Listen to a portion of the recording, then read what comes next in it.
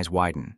Suit, Dehoa suddenly threw a punch, using only his normal physical strength, but before it landed, he heard crackling sounds and raging waves in the air. Instantly, a huge beam of light shot straight down, and at the point of Dehoa's fist, a force erupted with terrifying power. After a few warm-up movements, Dehoa Wang stretched his limbs and muttered to himself with a relaxed look, feeling quite good and confident that he could quickly adapt to his body enhanced by the moonlight and darkness. At this point, his gaze gradually turned more dangerous as he looked ahead, fully aware that he was a key player in the Moon Suppression Forest event. Long Took will definitely take me for questioning, but I have too many secrets I can't reveal, and under professional interrogation, making up stories is very easy to slip up.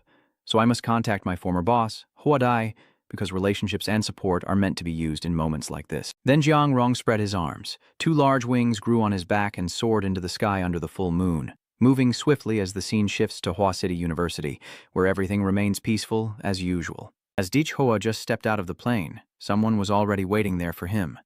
Dich Hoa looked up in surprise at this person, as if he had never seen him before. "Hello, Dich Hoa. I am the principal of Hoa University, Thekin Van." "Hello, President Thai, you are the idol of all of us at Hoa University. Seeing is believing."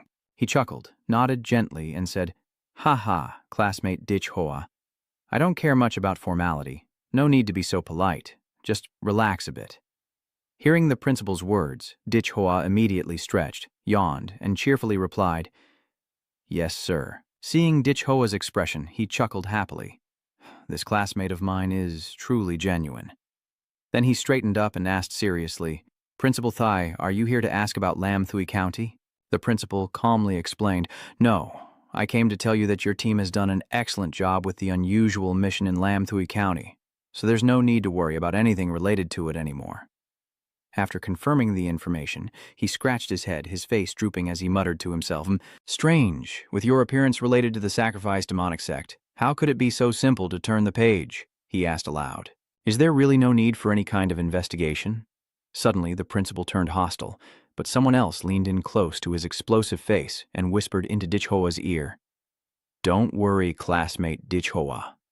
Trust Hoa Dai. Let our superiors handle the aftermath of the abnormal events in Lam Thui district. I know what you're worried about. Rest assured, I respect the personal privacy of the genius, but in future announcements of school-wide missions, the unusual incident in Lam Thui district will be kept anonymous. Only your squad's completion of a Level 4 mission will be announced, naturally because Level 5 missions usually require a professor's guidance. For first-year students like you to be directly informed of completing a Level 5 mission is truly astonishing." Hearing this, I turned pale and clenched my lips. In just a few seconds, the principal returned to his usual gentle demeanor. He nodded and said with a smile, "As for the rewards, Dai Hoa will cover the Level 5 mission standard for you." After hearing these words, Dai Hoa tried to hold back his emotions, outwardly nodding repeatedly, but inside he was filled with suspicion. This treatment is truly so good it feels like a dream. Could this fox spirit have found out I cheated? The next day, in the principal's lounge, Dich Hoa sat back comfortably, looking at his phone and saying, "The crazy doctor finally sent me the pictures from the battle in Lam Thui County to see who's more powerful, Thun Long or Nguyet Yem." On the phone screen, the news Dich Hoa is viewing reports a catastrophic disaster in Lam Thui district, where a massive explosion of unknown cause has destroyed the entire area. He reads this and then recalls, "If I remember correctly, Lam Thui district is hilly terrain, right? Why has it suddenly turned into a giant claw now?" The lower part of the news report states that, according to reporters, a massive and catastrophic explosion with unknown causes occurred last night in Lam Thui district within our country's territory. The explosion's power was terrifying, not only wiping out the entire Toh district with hundreds of thousands of people from the map, but also leaving an unfathomably deep crater right there. It is preliminarily confirmed that probably no one among the residents escaped this disaster. After reading this line, even the translator must feel terrified. Remember Bai Lassi's words, "Have you been hit by the moon yet?"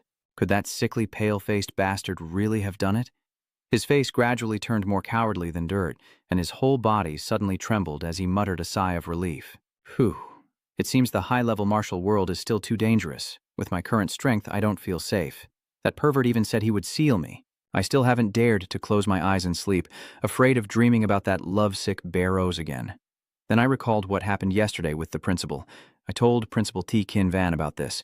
He said Than Long has a way to seal the curse mark on people, and told me to wait here for Than Long today. and also to seek advice from the second most prominent figure in this martial arts world. As he mentioned that, a foot stepped in through the door. "You're here, Than." But as soon as Than Long stepped in, Hoa hadn't finished speaking and had to stop. Seeing his condition, it was clearly severe damage. He appeared before Hoa with no more deadly aura than yesterday, exhaling cold, smoky breath, his hair hanging over his large fur coat, his body wrapped entirely in white bandages without leaving a single spot. "Than Long, Senior, Than Long, you don't look well at all, do you?" Than Long, who was 3 times taller than him, stood in front of Hoa and began recounting the fight with the moon god yesterday, warning him, "Don't overdo it. I really was hit by the lunar energy from that starry trickster, but in the end I still won. That pregnant demon only exchanged a few moves with me. Her battered body was already cracking and disintegrating."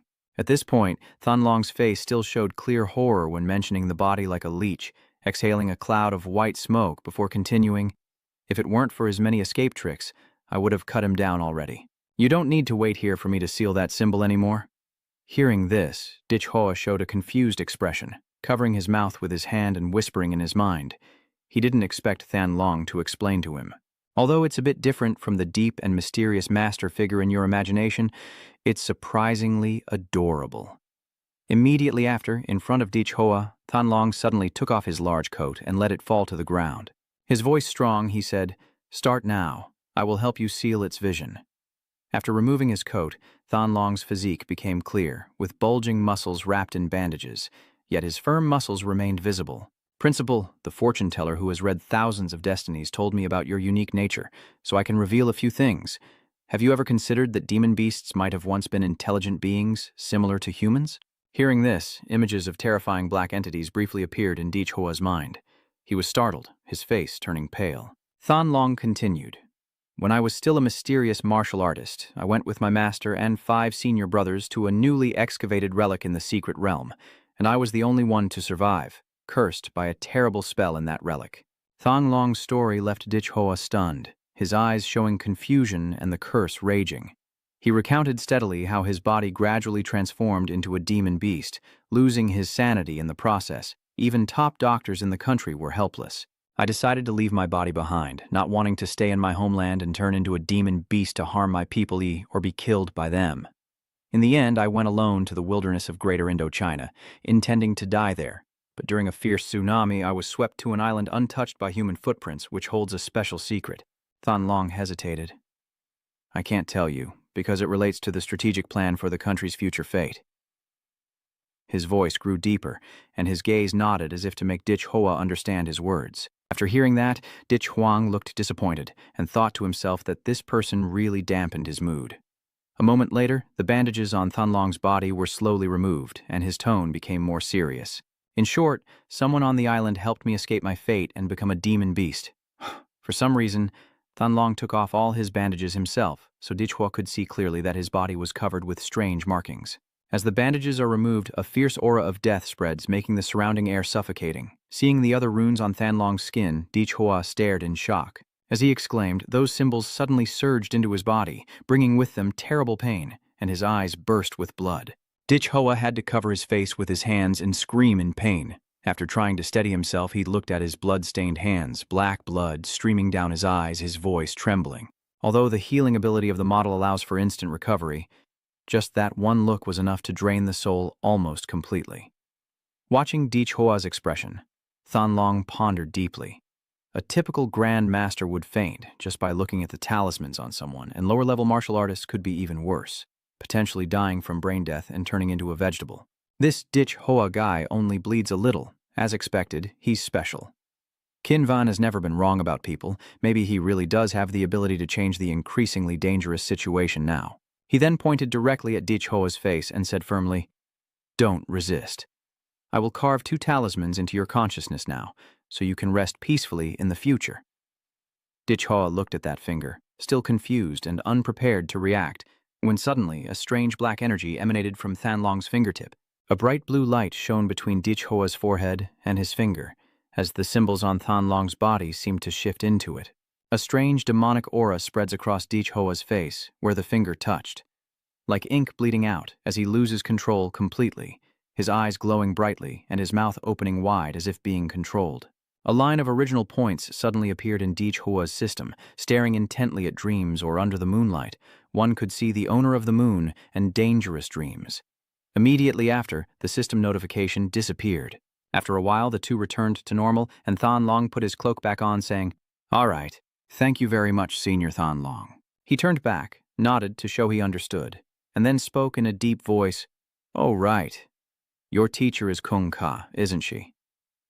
Hearing this, Hua suddenly remembered the old woman Kung Ka and her deadly warning. Hua, it seems I used to be the boss at Hoa University, bullying quite a few people.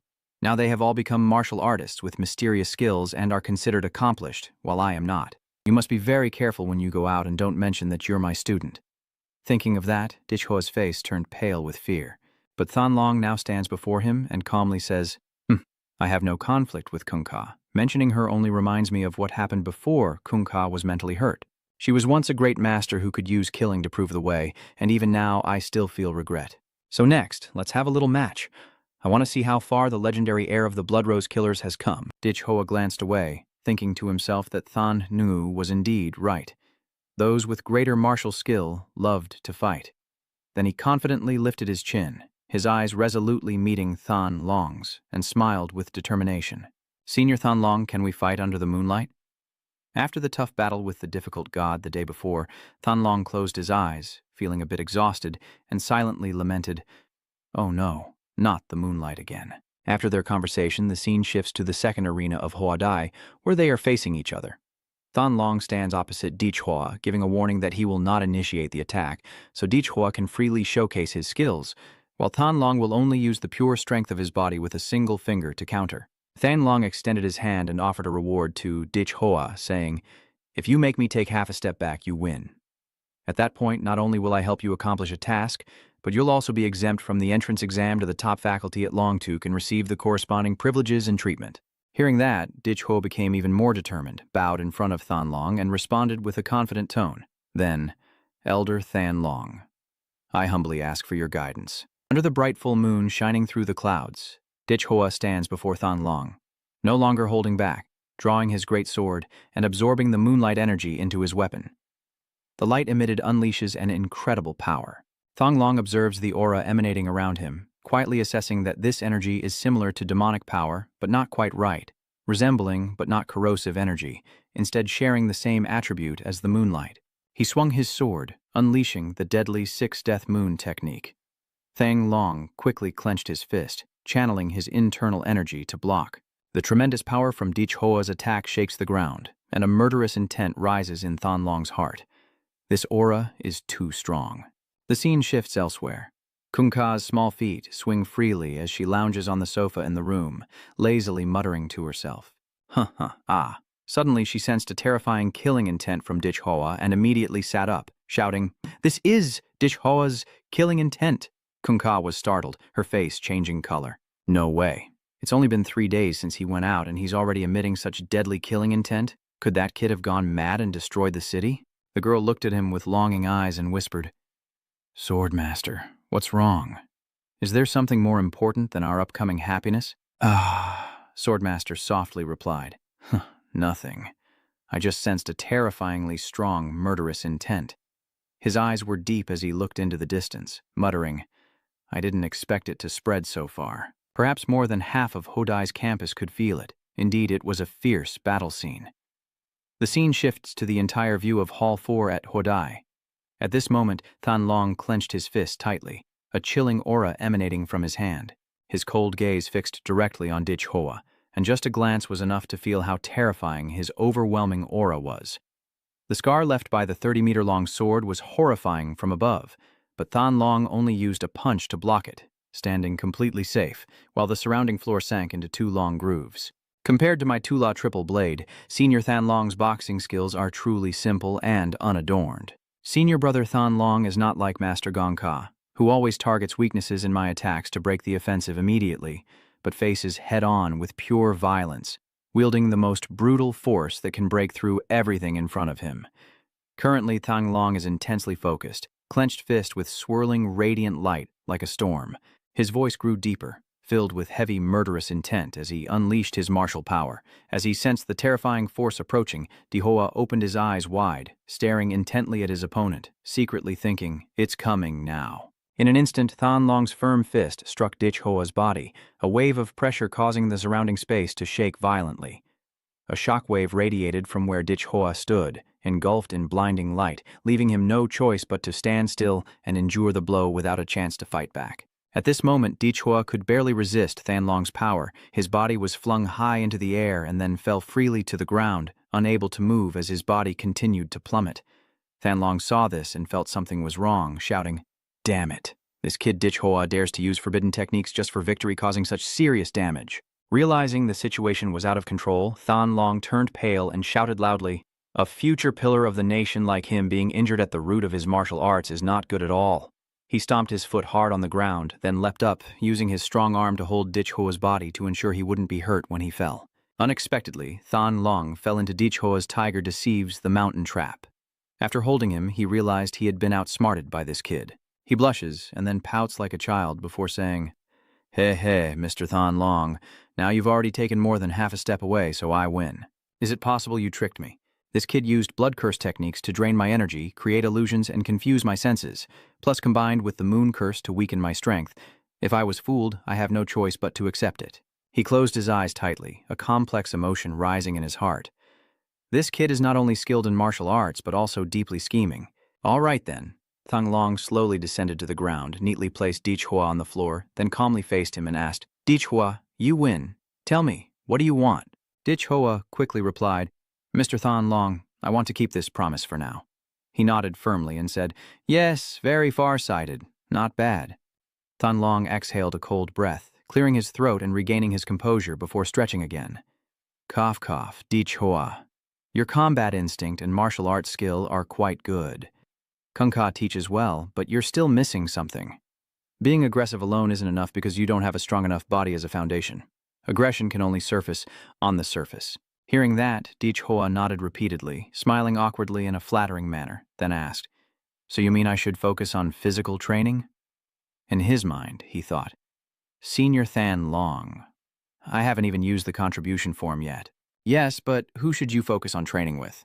A solid foundation of the body must be built firmly, and it cannot go astray. Having a truly strong physical mentor to guide you at this moment is extremely important." Hearing this, Dihoa excitedly flexed his arm and cheerfully said to the senior, "I understand now. Than Long Sr. Tomorrow I will go to the academy director to learn physical cultivation from him for special training to see that attitude." Than Long's heart was anxious because he couldn't get through to him, so he asked, "Will you take me as your master?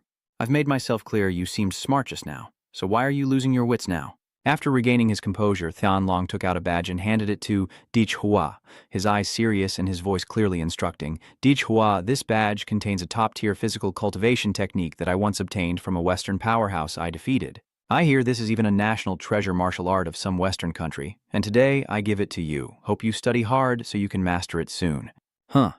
This cultivation technique is extremely difficult to master because the Western space martial arts do not accept people from the Eastern country. In the past, I had to wait until I reached the realm of the Grandmaster to forcibly conquer space-time with my martial power before receiving the inheritance. Now passing it on to Dihoa, I am sure he will face many difficulties. By then, he would definitely come back to ask me for guidance, as if indirectly acknowledging me as his master and officially accepting the title would be complete.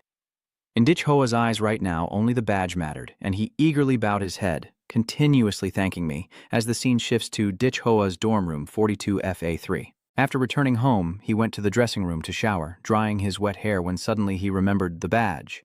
He took it out, looked at it, and muttered to himself, "Just remembered. Over half a year since the Emperor, I've been hiding underground with my master. I haven't stayed in this dormitory many times. Does this martial art require practicing meditation to train while sleeping?" Suddenly, the doorbell rings from outside. Curious, Dihoa turns back, wondering who could be arriving at this hour. I'm still shirtless, walking out to open the door, asking as I go, "Who is it?" It's so late. Outside is someone he once met, Ouyang-ja, with pink hair, a cold expression, and a large gold necklace around his neck. Seeing Dihoa, he nodded and asked, "Dihoa, can I come in?" Dihoa hesitated for a few seconds before realizing it was you, Aoduang-tra. "Come in." He opened the door and invited him in, still maintaining a natural appearance on the outside, but wondering inwardly what he wanted to find him for. Could he really want to drag me into the club again? At this moment, Ao Duong-trak's face suddenly changed, his expression becoming strange, trembling all over, with eyes flashing an incomprehensible mysterious light. Then, when Dich Hoa just returned, Ao Duong-trak suddenly knelt down right in front of him, tears streaming down his face, shouting in the doorway. Dich, there were many people outside earlier, but now that we're inside, I kneel and beg you, please become the leader of the Long Blood Society. So it turns out the issue this time is related to the Long Blood Society. Dich Hoa clearly said he didn't want to get involved, but Ao Duong-trak is still stubborn. He frowned and looked at him, asking in a deep voice, Ao Duong-trak, it's been a long time. Why have you changed so much? Where is your spirited ambition and your desire to share the world with local students from Hoa-do? Why has it turned out like this now? Moreover, how did you know I was back at the dormitory? Tears streaming down his face, Ao Duong-trak still clinging to the only cloth to cover Dich Hoa's private parts, crying and stammering as he told the story that a member of the Long Blood Society had accidentally seen Dich Hoa return. Hearing this, Dich Hoa's eyes suddenly turned cold, his voice deepening. Do you use secret cameras to monitor? He grabbed Ao Duong-trak's head, pulled him into another room, and while dragging him, tensed his muscles, saying briefly, You come with me to train a bit. Ao Duong-trak panic-stricken, only begging Mr. Dich to listen to his explanation. We didn't install it in your room, only in the corridor. It was out of necessity. Within less than a minute, Ao Duong-trak was sprawled on the floor, unable to stand up. Dich Hoa flexed his limbs, looked at him and asked, Tell me, why did you choose me as the president? What trouble is your organization in? Ao Yang-che's face was swollen, bruised all over, with blood streaming from his eyes, nose, and mouth, looking extremely miserable and speaking unclearly. Seeing this, Dich Hoa sighed softly, took out a pill from his pocket, and handed it to him, speaking calmly. That was a bit harsh. Take the Hoa Huyet Dan and then talk properly. After taking the pill, Ao Duong-trak quickly recovered, sat up straight, and explained everything clearly. Brother Dich, our organization is about to collapse. Please help us. At Hoa University, students can establish social clubs and organizations, but unless they achieve special merits, the school will not provide funding for their activities. When the Long Blood Society was first founded, the special summer training camp in the imperial capital for first-year reserves had not yet concluded. At that time, this emerging organization had almost no rivals and received a lot of sponsorship from external martial arts groups. Under my leadership, the Blood Dragon Society opened many preferential channels with commercial banks, created benefits for members, and attracted more students to join. 2. The rapid growth in member numbers also boosted Long Huyet Hoi's commercial value, attracting more resources and sponsorships, which in turn drew in new members, a healthy cycle of development. Suddenly, Ao Duong-trak's face showed worry as he spoke. But along with its growth, the Long Huyet Hoi was gradually being suppressed by the student association established by locals from Hoa-do. Under the command of the sword ranking, they launched successive attacks causing Long Blood Society to fail multiple times, its commercial value plummeting. Investors gradually withdrew. Welfare channels closed one after another. Internal members saw the situation as unstable and sought to leave, while outsiders no one wanted to join a declining organization. In the end, the Long Blood Society was in a dire situation and could barely survive. After hearing the whole story, Dich Hoa stroked his chin thoughtfully and looked at Ao Duong-trak with a somewhat disappointed expression, saying, Yeah, I get it. You lost to that sword class guy, right? Wu Yang-jan kneels before Dich Hoa, clearly explaining the difficulties his group is facing and expressing the desire to suppress Han Kiem-trang. Of course, they could also choose to rely on senior students, but there are unspoken rules and grudges between factions that can only be resolved internally. If today they seek help from stronger seniors to suppress Han Kiem-trang, tomorrow Han Kiem-trang will dare to lead local forces from Hoa-do to overturn Long Huyet Hoi. Then he used all his pride to bow his face close and keep kowtowing, begging Dich Hoa to save Long Huyet Hoi, because only Dich Hoa from their class was the most suitable candidate. It seems Dich Hoa is also considering helping this guy. He pretends to be aloof, turns his head to think, then says, Is that possible? Dich Hoa's words made Ao Duong-trak as happy as if he had found gold, so he immediately jumped up, grabbed Dich Hoa's hand, and beamed with joy. Did you agree? On behalf of all my colleagues in the Blood Dragon Society, but Dich Hoa still kept coldly interrupting me before I could finish. Then, his gaze gradually turned serious as he looked at Wu Yang-ja in front of him, and straightforwardly said that I should be the president. Or rather, you came to me to serve and protect the Long Blood Society, so let's stop wasting time and get to the point. What do you want me to do next? Under Dich Hoa's intense questioning, Uyangja no longer concealed anything. He clearly explained his intention, the plan to recover Dacia, which was revealed to me by a teacher I know. Of course, since this isn't a secret, there's nothing against the rules, Dich Hoa eagerly interjected. Stop talking nonsense and get to the point. Uyangja revealed that the plan to retake Daxia is actually to summon martial artists from across the country, fighting in 12 cities and surrounding areas fully occupied by monsters, and universities nationwide will also participate in this recovery plan. Our senior students must step up to the front lines, and although our top male students don't need to operate in the dangerous frontline areas, at least we should take responsibility for the surrounding regions of the occupied cities. This year's final exam and the class president election will also be held as part of this recovery plan. Then he gratefully looked at Hoa and continued. So in this recovery plan, Long Huyet Hoi, we fully follow your orders, and you must score the highest. But then Dich Hoa Lia stared fiercely and menacingly at Aoduang Trach and said a chilling sentence. These things are easy to say, but you still have one more thing to do first. This attitude makes Uyangja feel very worried, and he stammers while sweating profusely. Is there still something else? So the thing Dich Hoa wanted to ask him for was to handle the surveillance cameras on the ceiling. He stood below, watching over the elevator for him. Aoduang Trach casually crossed his arms and pointed, "Quickly remove that camera for me." After finishing, Aoduang Trach left in a good mood, still waving goodbye to Dich Hoa. The godlike Dich Hoa called after him, "Aoduang Trach, you've done me a great favor. I have confirmed that as long as you achieve success, you will have a chance to withdraw the sample. And the higher the achievement, the greater the probability of obtaining a high-level sample." After Aoduang Trach left, Dich Hoa revealed his true nature, smiling with his signature smirk, muttering to himself with full scheming. In terms of business, Aoduang Trach is considered a talent. If we can help him clear all obstacles with his abilities, raising the scale of the Long Blood Society to a new level is still possible. If we can truly make the Long Blood Society powerful and become the #1 organization in Hoa Dai, the reward for the divine sample will definitely be greater than the one I received in the college entrance exam in Anthan, as well as in Sintiu City. I must be firm with both hands.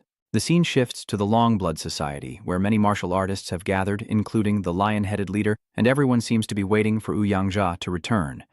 One martial artist, impatient after waiting too long, asks, "Diem Chin Hung, has Uyangja not arrived yet? Too slow?" Diem Chin Hung wondered to himself, this kid, Tan Tran, while Long Huyet Society was thriving, still calls Aoduang Trach boss and vice boss, showing respect. Now, he not only calls him by his name, but also acts provocatively. It seems like he's not here with good intentions today. Then he turned to Tan Tran and loudly answered for everyone to hear. Vice President is really going to pick up the Hall Master of the Blood Dragon Society today. It will be here soon. Damn it, could it really be him? Then he immediately stood up and turned to Diem Chin Hung to confirm. Diem Chin Hung, you're not going to place your hope in Dich Hoa, are you? You should see the true strength of Sword Pavilion CA. Once locked in, no one can compete with him. When it's time to let go, just let go. Aoduang Trach no longer has a chance to turn the tide. After all, he's already gained enough from the Long Blood Society, and retreating at the right moment is the smart move. And Lam Vutu over here also chimes in, adding fuel to the fire. That's right, placing hope in outsiders is completely pointless. A wise bird chooses its tree, and the moment Long Huyet Hoi has decided is just a fleeting spark. Efforts to zhuzhai it are futile and will only be crushed by the tide of history. The two oppose the leaders of Long Huyet Hoi's ideas. Diem Chin Hung glanced quickly and saw he was annoyed, then grumbled and asked, "What do you want to do?" Then the long-haired Tan Tran opened his mouth wide again, continued to yap, and tried to persuade everyone. Everyone, I believe you all know about the Chu family in the imperial capital. The true martial arts family of Daha and Chu Kai, the direct descendant of the Chu family, has already agreed to give us a good place to go. According to young Master Chu's words, isn't it better to stay in this half-dead Long Blood Society and wait to be dealt with by Sword Pavilion Ka? Hearing his words, everyone started to see the sense and agree with this idea. Many people started to speak up noisily. That's right. Do you really believe that Dich Hoa, who hasn't appeared for half a year, can face the provocations from the imperial capital without showing up? That's right, no one can save the Blood Society anymore. Everyone has fought hard for the Blood Demon Society before. Now that it's fallen, they have nothing to owe. Joining for a better future doesn't seem wrong, right? That's right, that's right. Tan Tran is secretly smirking with satisfaction.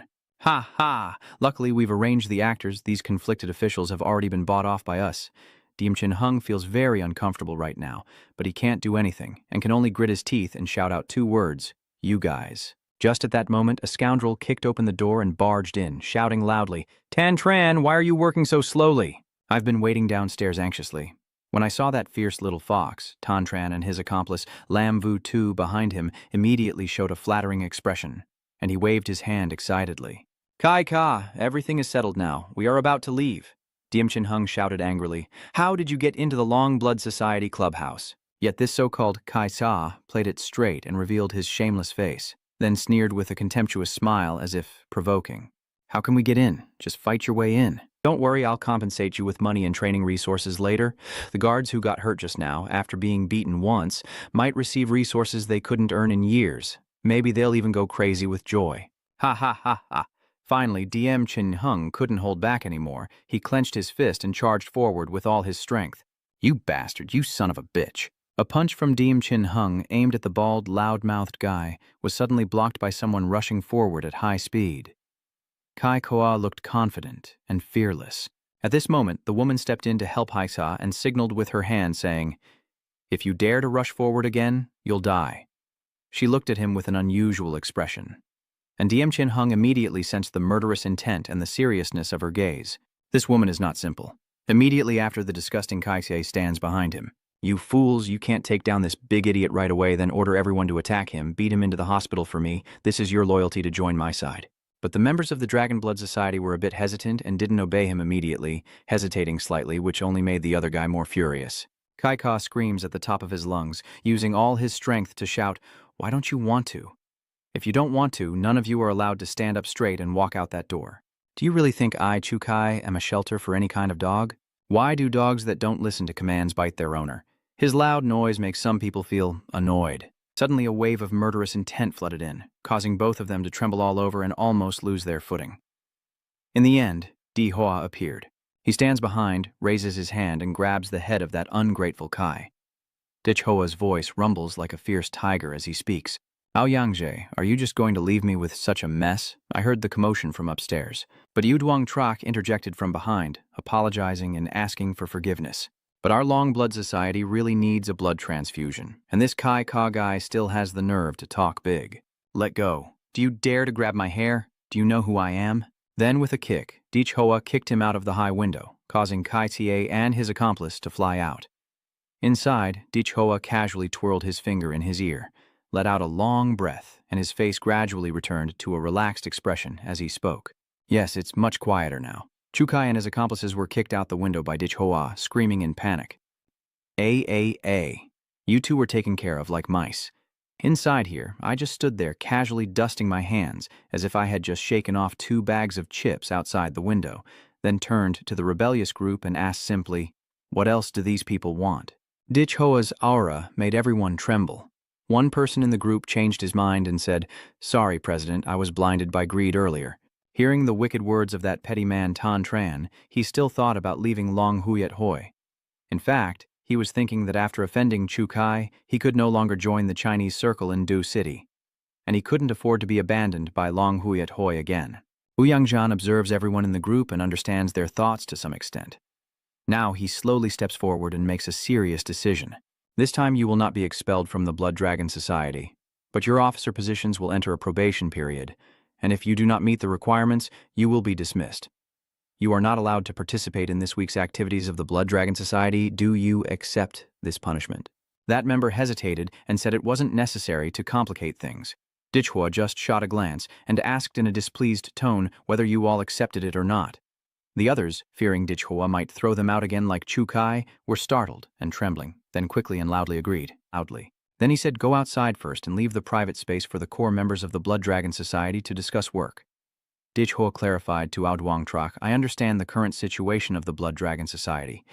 Basically, it's short of money and investment, right?" "Yes, so the major retreat in a month is the best chance for us to reveal ourselves."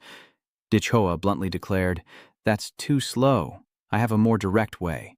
At this moment, he revealed a satisfied smile and said, "Ever since I returned to the Empire, I've always heard the name of that sword sect. I directly challenged the source of Long Blood Society's decline, fought him, and winning that fight should settle everything, right?" Hearing this, everyone in Longblood Society fell silent, unable to speak, all on edge and pondering. Ao Duong Trash just casually mentioned it, but the Sword Pagoda had already announced they would close for seclusion and breakthrough to the martial master realm this morning. Dich Huang felt a bit shaken and stubbornly wondered, so there's no way to challenge him to a fight. Thinking to himself, if I want to attract investment by showcasing my strength, I don't necessarily have to target opponents only within this first phase. I need to come up with a different plan now. Dich Hoa hesitated for a moment and then said, if attracting investment is just about creating a spectacle, then I challenge the top experts in the entire school. Can the spectacle be any bigger? At this point, he realized he had it in his heart and immediately asked aloud, how much do you know about the first department of Long Tuoc? When it comes to this, Diem Chin Hung enthusiastically explained that Long Tuoc is our strongest martial organization in Daha, and the first department is the strongest academic division within Long Tuoc. Are you really eager to get in there? Yen Ching Hung turned around openly and said, of course. The first department is the Club of the Strong. The head of the department is the second strongest in the country, the Azure Dragon. Only a few graduates from the Imperial University each year are recruited into the first department, probably no more than 3 fingers. And it is the place that all martial artists of Hoa Dai aspire to. Dich Hoa smiled to himself and said, I understand what to do now. Let the Long Hayat Hoi's intelligence team operate and spread the news externally. Immediately, Dich Hoa stood up straight, pointing to the sky enthusiastically. You seem to have found a way to unlock this ruined Longblood Society. I am Dich Hoa, president of the Longblood Society and a top-tier Long Tuoc expert, challenging all martial artists below the Grand Master level of Hoa Dai. What do you say? Do you think the tricks are big enough? They can definitely attract all the investors. But contrary to his enthusiasm, the core members of the Blood Dragon Society were still having trouble accepting it. They looked at him confused and bewildered. Then Diem Chin Hung tried to bring up the issue, saying, Mr. Dich, are you the top expert of the first department? That can't be right, not to mention your abilities. You haven't even graduated, so how could you participate in the Long Marquise's recruitment exam? Dich Hoa confidently replied, I don't take exams. The details can't be disclosed, but I was directly appointed to the official staff. Hearing this, Diem Chin Hung was speechless, looking stunned, while Ao Duong Trach was anxious to confirm. Are you joking, Mr. Dich? This can't be a joke, but Mr. Dich Hoa is in a very good mood. I'm not joking. I took the position last night. The paperwork should be ready in 2 days. Then Diem Chin Hung, looking exhausted, spoke out. So I challenged the entire student body under the great martial artist. Now Dich Hoa begins to string together his moves. An ordinary martial artist would simply crush his opponent, while a genius might take some time. Unfortunately, if he wants to fight a slightly stronger grand martial artist, he will most likely have to reveal his key move, time freezing. But the ability to freeze time is an informational advantage. Revealing this key trump card isn't worth risking to attract investment. Otherwise, I would have directly challenged the entire Imperial University. And now Wu Yangjia begins to place his trust in Dai Hua, secretly thinking that although it feels a bit extraordinary, since it's Dai Hua, he will believe in him. Wu Yangjia is anxious.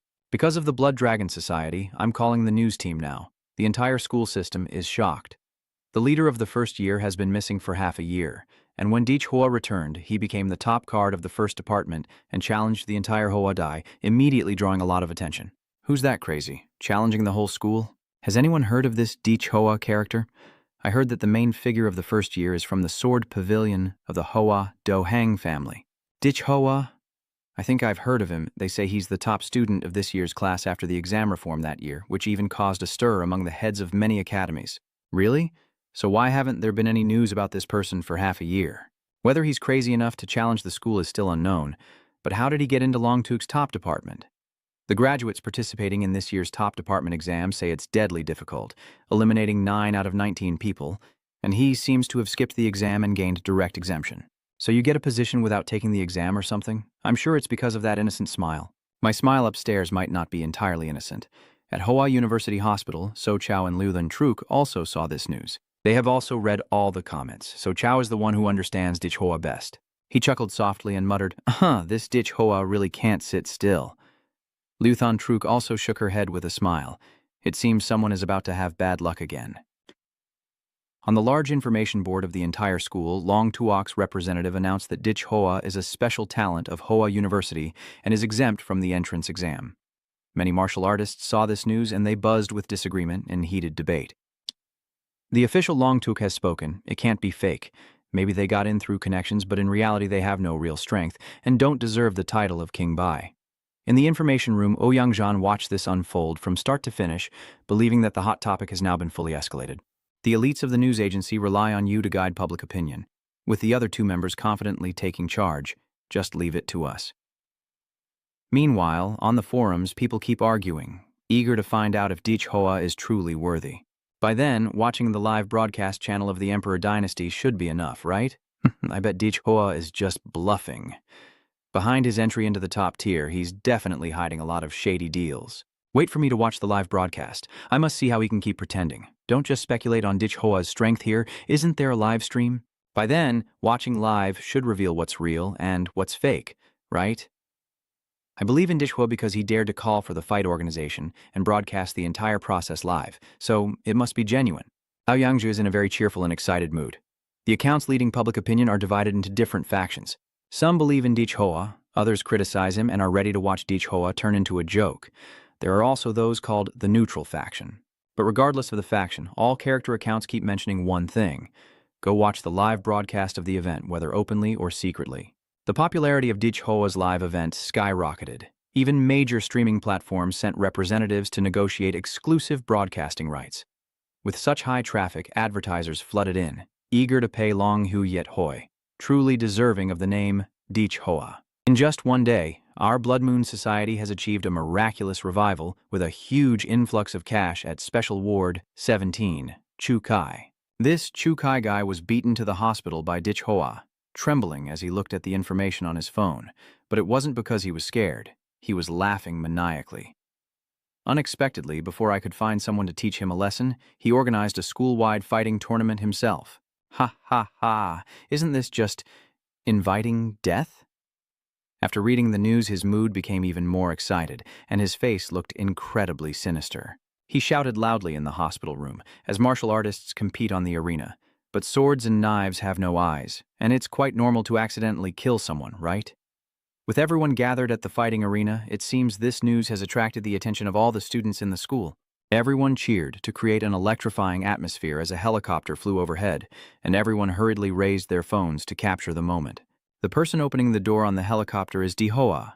He stands confidently, opening the helicopter door with one hand and looking down. Attention everyone, the highly anticipated Flower Arena match is now officially underway. Next, please welcome tonight's main character, Dichhoa. Immediately, Dichhoa jumps from the plane door and soars down like a missile. He charges forward at full speed, only seeing a streak of light rushing toward him as Dichhoa brings that terrifying aura down onto the arena. Boom! He lands on the arena like a massive explosion, erupting with blue flames of his Godzilla-like aura and thick black smoke spreading everywhere. As the smoke clears to reveal Dichhoa standing tall with a deadly aura at the ceiling's peak, instantaneously the forum erupts with comments. This is the coolest, most handsome appearance I've seen this year.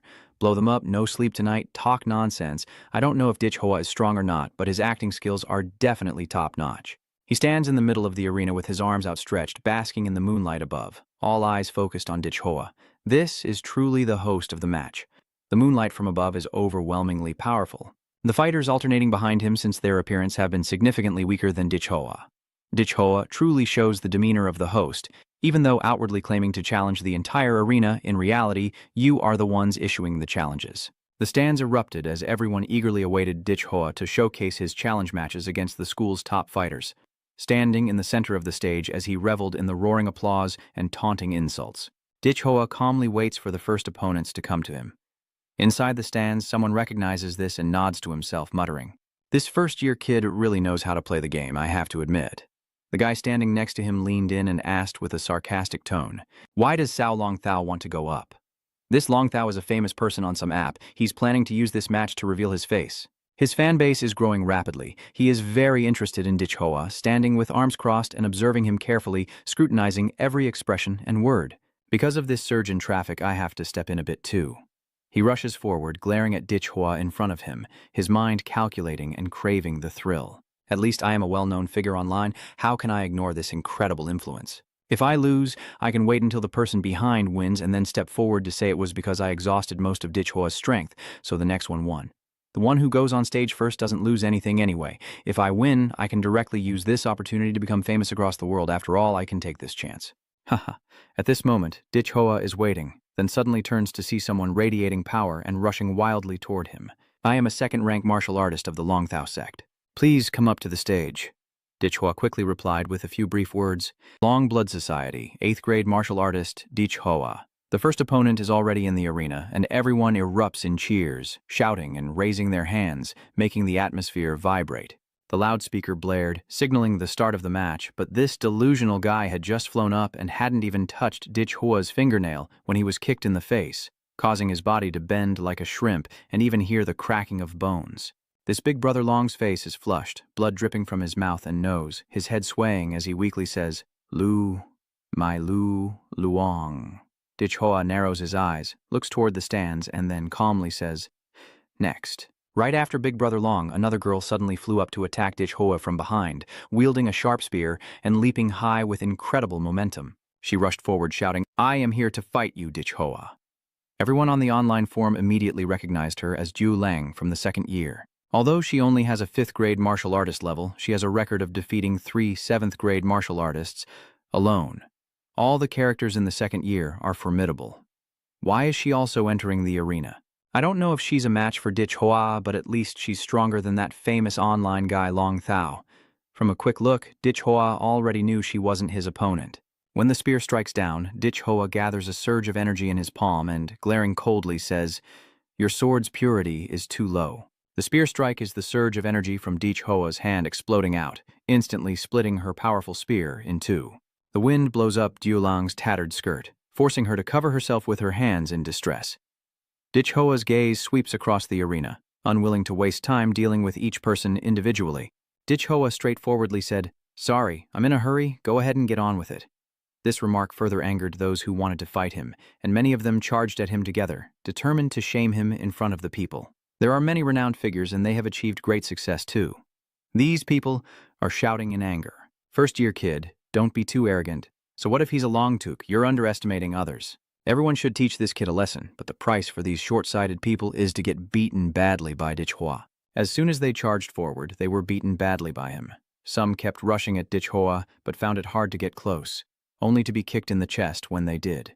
Even their most powerful weapons were shattered by Dichhua's nuclear energy, which shot straight up from the center of the arena into the sky. While below, the audience focused intently on the fight, shouting so loudly that the entire area trembled.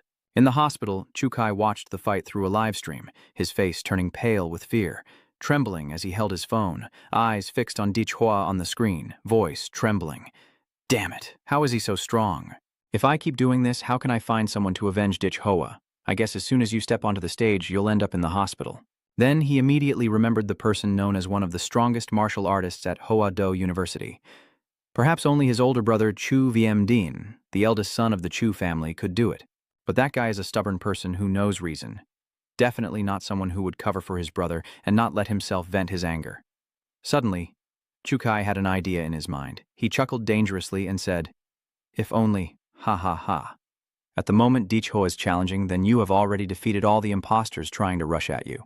These people are beaten so badly they can't even run, their bodies curled up in a pitiful manner, blood covering the arena floor. Below, bricks and stones are shattered, and Dichhua raises his hand with a faint smoke emanating from it.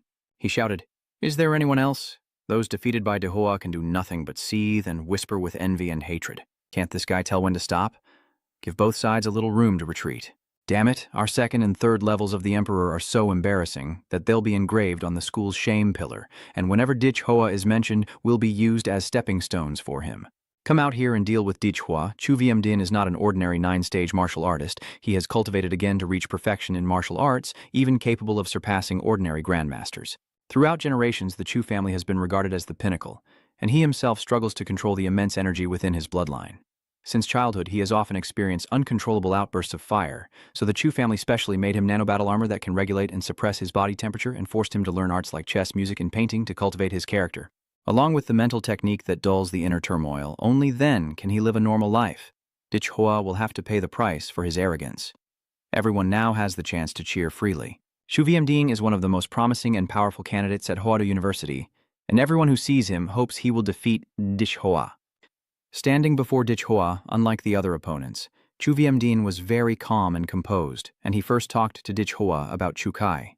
My younger brother Chu Kai has come to your village before, causing trouble for you all, and we will compensate for any damages caused. Dich Hoa asked in surprise. So you're the brother of that loudmouth? That's right. Dich Hoa turned his neck and replied somewhat awkwardly. I see you're not a violent person. If it's not for revenge against that loudmouth Chu Kai, then what is your reason for challenging me this time? Chu Viamdin nodded slightly and said, I truly am not doing this for Chu Kai, that shameful younger brother, but for the reputation of the Chu family. Dich Hoa, although this was my brother's fault, you shouldn't tarnish the reputation of the Chu family. Are you trying to tarnish the reputation of the Chu family? Ha, what a familiar script, and as expected, the villain will add fuel to the fire and falsely accuse. Never mind. Then Chu Viamdin, annoyed, walks up to Dich Hoa and in a firm voice says, I want you to kneel and apologize to our Chu family in front of all the teachers and students. You want me to apologize? Then you have to be brave enough. The two of them looked at each other, their eyes full of hostility. The opponent has now started to focus on the battle, as it seems he has been touched on his pride, making this fight truly serious. It's not just a contest between martial artists in the school, but a matter of restoring Chu Jia's honor. The two stand facing each other.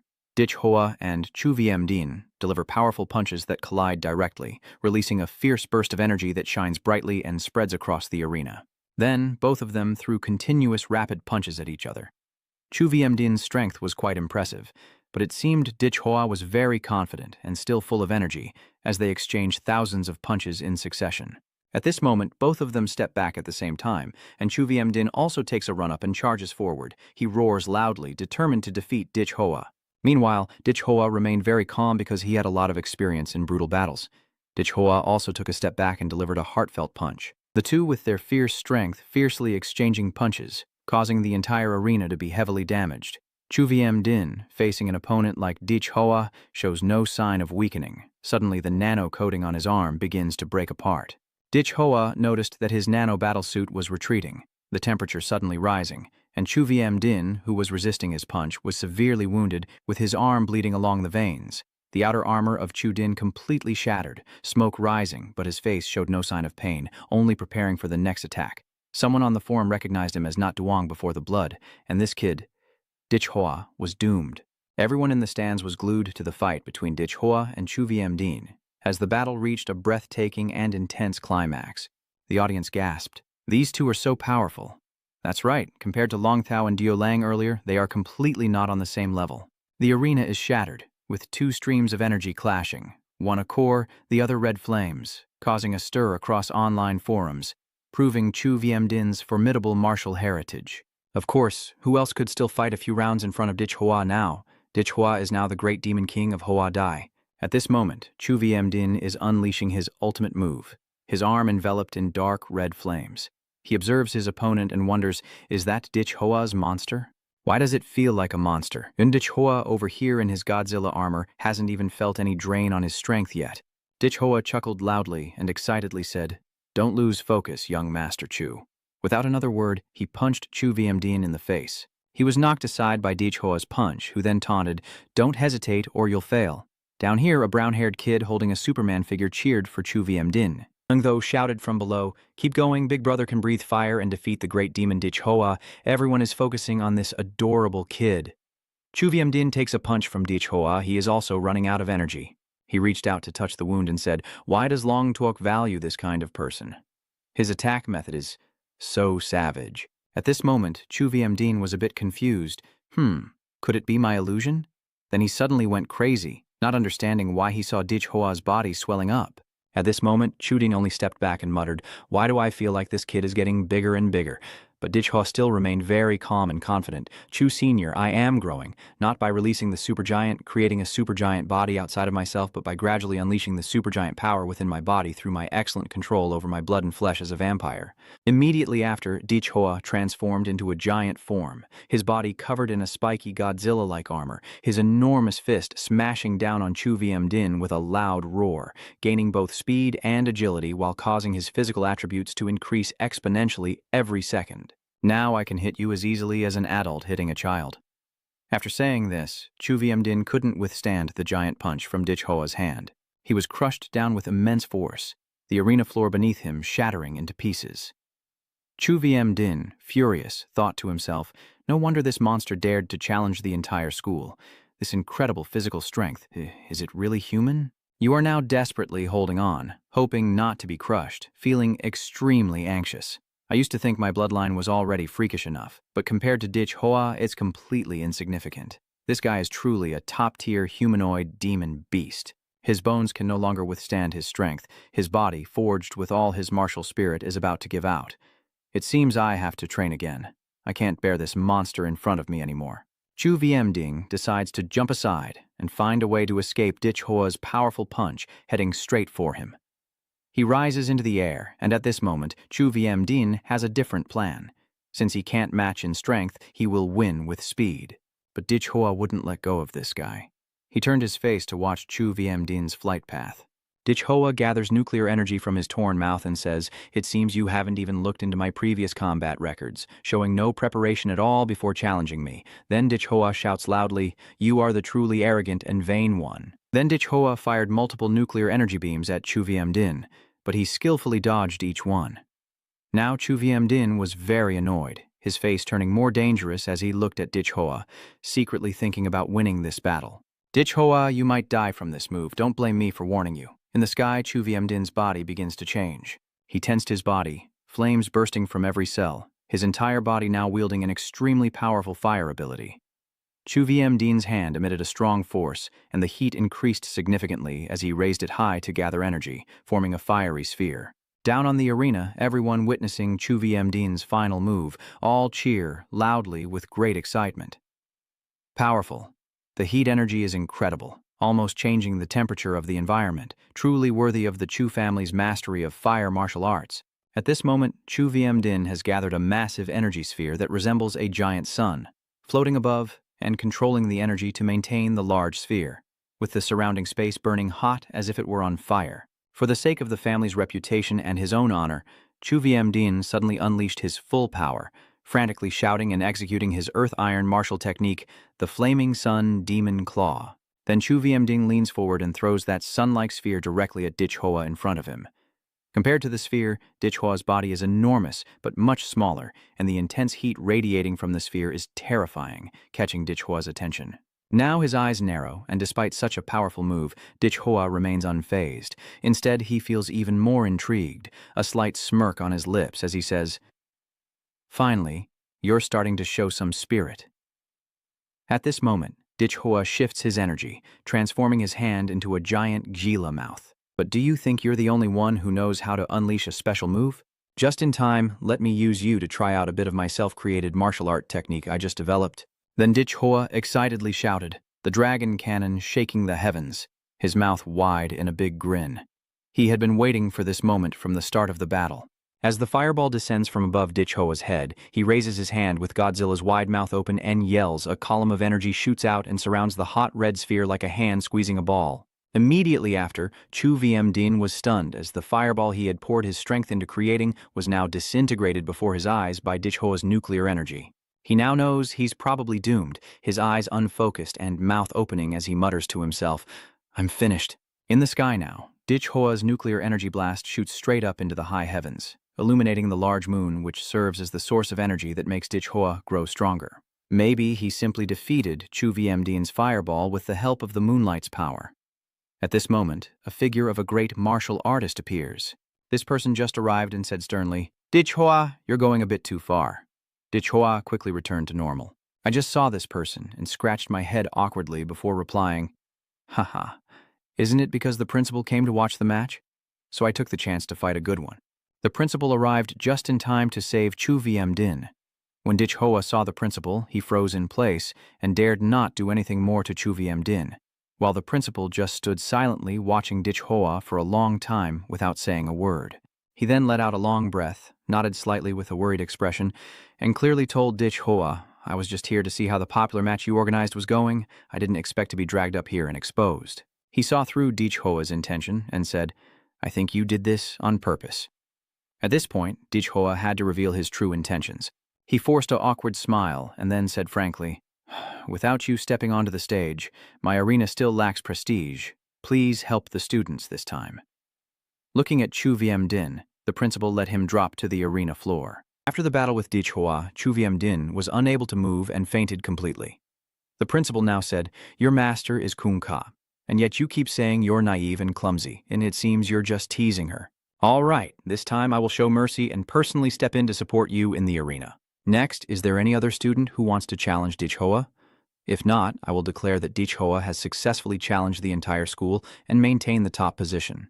There are also many people down here who want to fight to regain their honor and give Dichhoa a lesson, but they are afraid they can't win. These people start pushing each other. Hey, you challenged Dichhoa instead of me? I'd be torn apart by a nuclear blast. No, no, no. Did you see the huge wave of energy just now? You will be completely disintegrated, not even a trace left. Then let's continue fighting Luan Fian with Dichhoa to wear him down. You go next." After the announcement echoed throughout the arena, no one dared to fight Dichhoa anymore. The principal had no choice but to declare the result. "If that's the case, I declare that Dichhoa has won this round of the competition." Immediately, a loud command echoes through the grand arena, sealing Dichhoa's victory. With his cultivation as a martial artist, challenging the entire school's masters alone, no one dares to face him. And after this, Dichhoa's name will forever be praised at the imperial court and become a legend. Dichhoa arrogantly stands once again, declaring himself the strongest. He punches his hand into the air, showing his strength and confidence. And after the declaration of Dichhoa's victory, he is no different from holding the championship of the entire Hodu University. This story has attracted the attention of many people everywhere, witnessing a rising star of Hoadai and even all of humanity. This is our top student from Enthang. Honestly, I've never felt so exhilarated telling others that I am from N-City, the hottest search topic on the internet. Ranked first, Dichhoa martial artist defeating all the masters at Hoadai. Monday, new student first Dichhoa. Tuesday, the principal of Hoadai personally declared Dichhoa a legend of Hoadai, with all top 10 related to Dichhoa. Some people even claim to know him personally. Damn it, I've known since I was a kid that Dichhoa is a dragon among men. I am Dichhoa's uncle. To learn more about him, please follow me. The warrior saint of the nation is injured and in seclusion, and many people are rejoicing because a new savior has appeared. Grandmaster Protector of the nation. Dukan Min's life and death remain uncertain. 12 cities have fallen. At this moment, Dichhoa's appearance is truly a blessing from heaven for our great country. At Hanthan, #1 high school, Dichhoa's homeroom teacher even set up a big stage for all the students to watch. The atmosphere here is also lively. Dichhoa did very well. Dichhoa did not disgrace our Hanthan #1 high school. Dichhoa, I knew I wasn't mistaken about you. Your homeroom teacher is proud. You all need to study hard for me. Trying to become the next Dichhoa, the entire hall erupts in cheers. Dichhoa is in a corner, and Vongdong-a-chan, the spoiled brat who used to bully Dichhoa, is also here. She doesn't quite like this. Scanning through news posts, many netizens are curious. Why did Principal Emperor Thi Kinvan have to step in and declare Dichhoa the winner? Why does a personal activity need the backing of the principal? What exactly is the relationship between Dichhoa and Thi Kinvan, or, in other words, who is backing Dichhoa? Because of Thi Kinvan's actions, the name Dichhoa has caught the attention of numerous organizations and forces. This student is probably not as simple as his file suggests, being an orphan. The Long Tuok organization also quickly issued an official statement, revealing that Dichhoa's identity is connected to a top-secret matter of Long Tuok. Please immediately stop the rumors targeting him, or Long Tuok will take coercive measures. At the Blood Dragon Society, the atmosphere is lively like a festival, everyone shouting to their lungs because Dichhoa has brought great honor to the society. Well done. Let the little minions of Tantran regret it. As the Blood Moon Society rises again, the happiest people are Demon Lord Diem Chin Hung and Aoyang Trash. The two of them celebrated loudly, then suddenly remembered, where is our greatest contributor, President Dichhoa? Diem Chin Hung just said he had something to do and hurriedly left. At Dormitory 42 FA3 in Dichhoa's room, he currently doesn't care much about how much attention he's attracting. Master, the golden NVU hidden in Chung has been retrieved, Dichhoa asked. Is there a way to open it? Dr. Crazy replied seriously. I have a way to open it. After all, while I am alive, I am one of the main engineers working on the Golden Gene project. However, this container is equipped with an electronic transmitter, so once opened, it will be tracked by an electronic signal. The Thunderbird headquarters will follow the signal to hunt you down. Hearing this, Dichhoa wondered again. Is there a way to block this signal? The crazy doctor said there is. I have now started collecting materials to build a shielding room. How long will it take to complete? Dichhoa asked immediately. The crazy doctor said half a month would be enough, but decoding the complex mathematical cipher embedded in the whole would also take at least half a month. He praised and entrusted, so do it quickly. Of course, the most important thing is to ensure your own safety. Bip. The The call ends. Hoa presses the power button on the remote. He thought he had just checked the crazy doctor's memories. I didn't expect that in the past Prometheus had a close partnership with the divine figure of the celestial realm. In the past, Prometheus secretly nurtured a demon fetus using his vast resources for the divine form of the heavenly kingdom. But just as the fetus was nearly fully grown, Prometheus betrayed the divine form of the heavenly kingdom. Those crazy scientists secretly added many materials during the incubation of the demon fetus, and when the demon's form was finally revealed, especially its weakness, Prometheus succeeded in capturing the first living demon in human history. Then, Prometheus cut the living demon into many parts according to their organs for experimentation. One living demon with a life level far surpassing all creatures on the blue planet was used as material. Prometheus in the field of biological science is like an F1 driver flooring the accelerator wildly. The Paradise Garden Plan ultimately produced many research results based on the demon body. For example, the Paradise Plan that shakes the heavens and the earth. In this plan, Prometheus's madmen intend to create a mortal god with their own hands. This artificial god is not only meant to protect Lamtin from secret invasions and demonic gods from other worlds, but also to dismantle Lamtin's existing national systems and unify all humanity, with this divine mind surpassing any organization or collective to distribute all of Lamtin's resources in pursuit of absolute justice, transforming Lamtin into a mythological paradise. And there are some plans for fire-based genetic modification to change the genes of all humanity, making a leap in the evolution of the species, which is also the precursor to Lezier Diao's Golden Gene Project. He still sits firmly on the sofa. Hoa focused on the gene lock incident and sensed something was off. Prometheus's waters are too deep because earlier I accidentally mentioned the gene keyword, which might have been misunderstood as related to Prometheus. I have a gut feeling that sooner or later I will be drawn into the vortex related to Prometheus. At this point, Hoa finally remembers the badge, realizing he was busy helping Aoduang Trak and hasn't had time to study the badge given to him by Senior Thanlong. Now that he has some free time, he's preparing to practice his spiritual cultivation during sleep. Then Hoa placed the family crest under his pillow and began his sleep cultivation, entering the martial space. When he opened his eyes, icy rain hit his face, shattering into droplets. He stood up and realized he was wearing a battered knight's armor, lying among a pile of corpses. Hoa muttered in surprise. It seems a fierce battle just took place here, and he quickly noticed something strange nearby. There are still numerous burn marks on the ground from the fire, and even the cold drizzle cannot extinguish them. Hoa observed the body of a soldier lying nearby, noticing some claw marks that did not belong to a human. The ground is covered with huge puddles of mud, but from above it's clear these are footprints of some giant creature. There are also countless scorched marks still burning on the surface, and even the cold drizzle cannot extinguish them. He notices the rain has stopped, but still struggles to remove the torn armor from his body, wondering if the Westerners can truly fight freely in such heavy armor. By the way, I found a well-preserved heavy sword belonging to a knight among the corpses. I can just take this iron sword. Huang Nghyun Gao is alone in the battlefield, and in this martial space he can't fully unleash his true strength, so he can only pick up the weapons of these people to use first. The time is almost up. The owner of the martial arts arena, like the Quest NPC, should be arriving soon, right? Sure enough, the sound of galloping horses echoed from afar, and soon two tall steeds pulled an exquisitely crafted carriage. The masked tall man riding the carriage pulls hard on the reins as he approaches Hoa. The curtain covering one eye on the right side, short hair, he sticks his head out and snorts before pulling the curtain back sharply. Then the coachman directly kicks the horse to turn away and head in a different direction, ignoring him.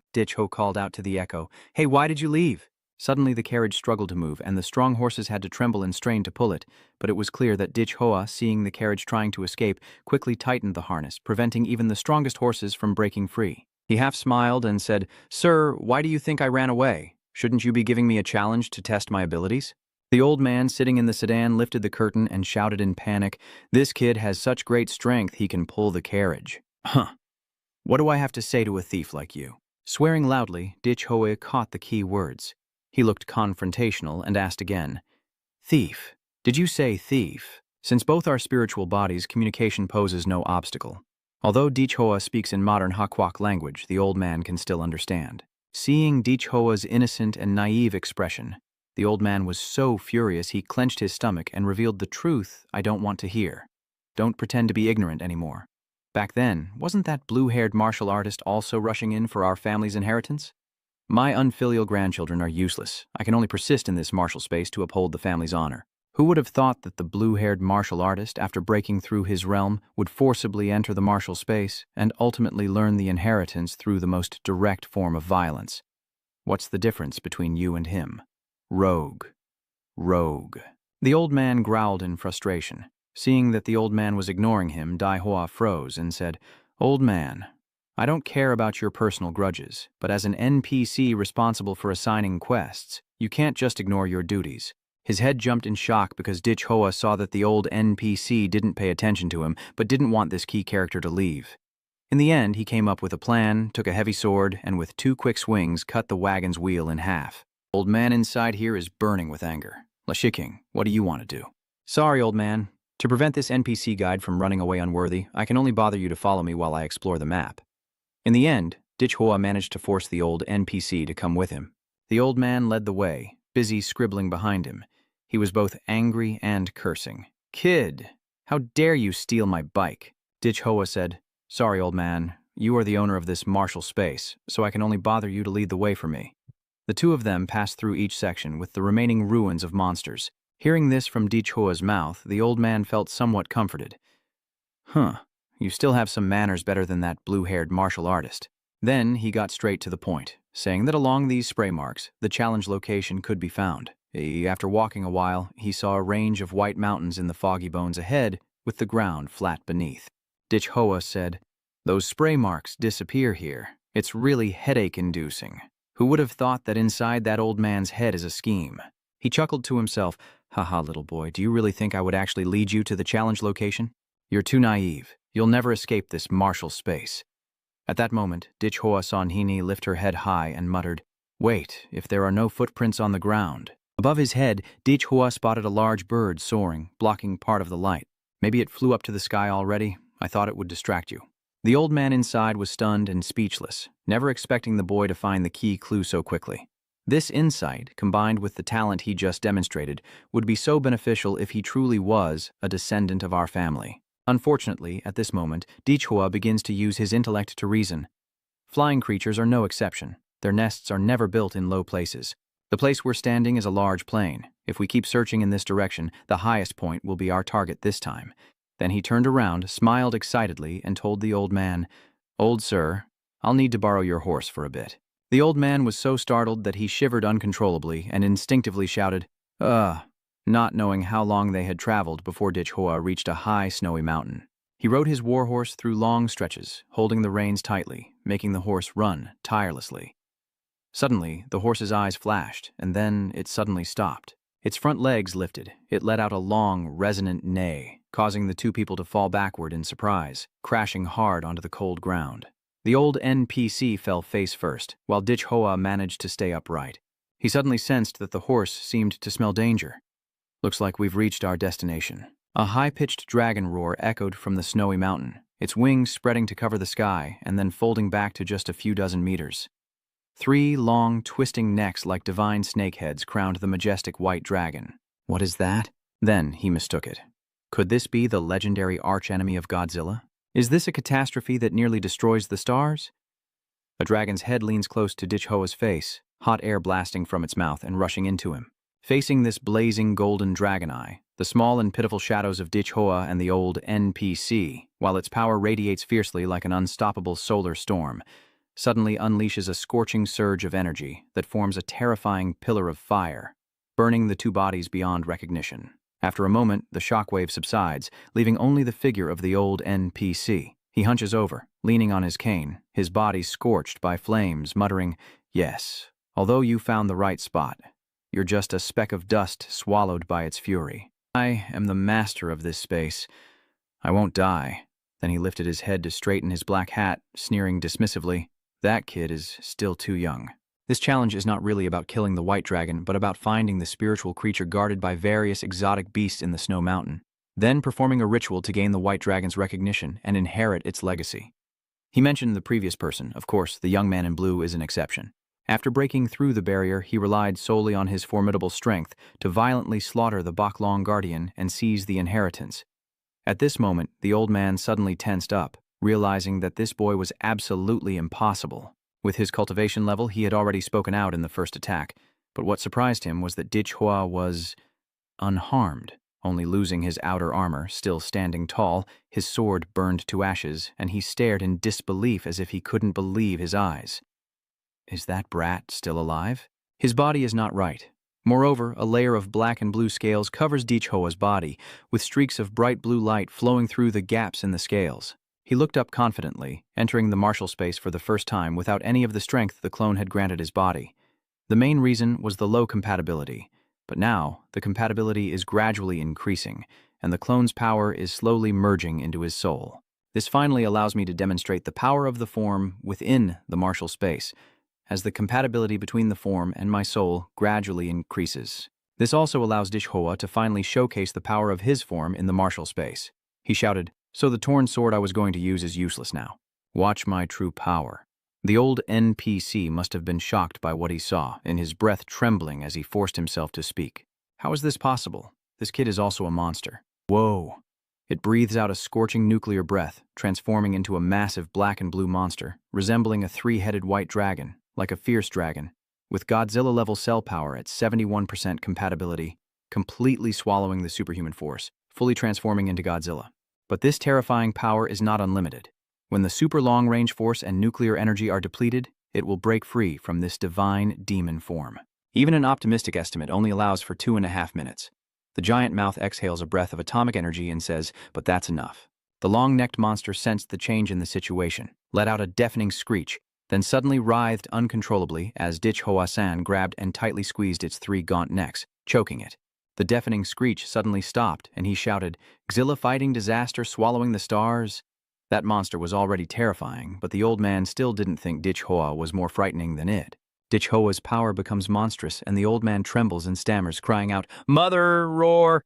With each step, Dichoa's body rapidly grew much taller, causing the heavens and earth to shake, rocks to shatter into pieces, and the old man to be thrown up like a ball. Meanwhile, the body of the three-headed white dragon was violently dragged, now powerless to resist, and let out a few pitiful cries. He forcefully slammed the creature into the icy mountain, causing the earth to crack and shake, dust spreading everywhere. Dichoa's fury had reached its peak. He roared angrily, "Let's recreate this epic battle in the martial space." The three long necks of the white dragon spun around and softened like 4 bamboo shoots, with lightning and dragon fire already prepared. It finally realized that fighting the black beast face-to-face on the ground was not a wise choice, so it wanted to flap its wings and fly up, but how could Dichoa let it have its way? He roared, "Do you want to bully me? Do you think I can't fly?" Dichoa was also ready to respond. The blue atomic energy shield on Godzilla's back began to glow from the tail, gradually moving up to the top of the head. Only this vast martial space can allow Dichoa to unleash himself without restraint. He roars fiercely, taking a deep breath to gather the raging energy, preparing for a breakthrough breath. The power that Dichoa has never unleashed before, he roars, "Don't forget, I can also attack from afar."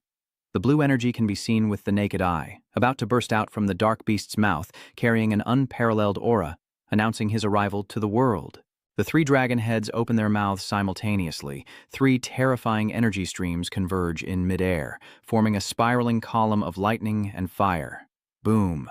The brilliant blue beam clashes with the lightning fire column, and at the collision point of these two powerful energies, a dark red energy sphere begins to swell before exploding in the center, unleashing its power across the entire space. A brilliant blue beam of light erupts and clashes with the lightning fire beam.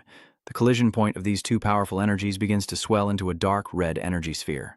Godzilla's energy expenditure is already terrifying. After unleashing the atomic vomit, Dichoa's ability to sustain Godzilla's body quickly shortens the process. Therefore, Dichoa won't foolishly just counter this guy. After all, he has many forms and not just one move, and suddenly countless giant bone spines burst out from Godzilla's belly. He roared as he charged at Godzilla, with nuclear energy as intense as a raging Ijai storm radiating fiercely. Everything pierced straight into the body of the three-headed white dragon. The three-headed white dragon is focusing on countering the wave without any defense prepared, not even tensing its muscles, as a large amount of hot dragon blood and white scales spray out everywhere. The lightning and fire columns also vanished suddenly, due to this surprise attack, accompanied by the clang of metal and the roaring of the white dragon facing off against the fiery chaos. The white dragon was beaten to a pulp by Dichoa, hanging in the air like a land crab caught on a fishing hook. He looked at that battered body and slightly smiled. Now only 3 heads remain.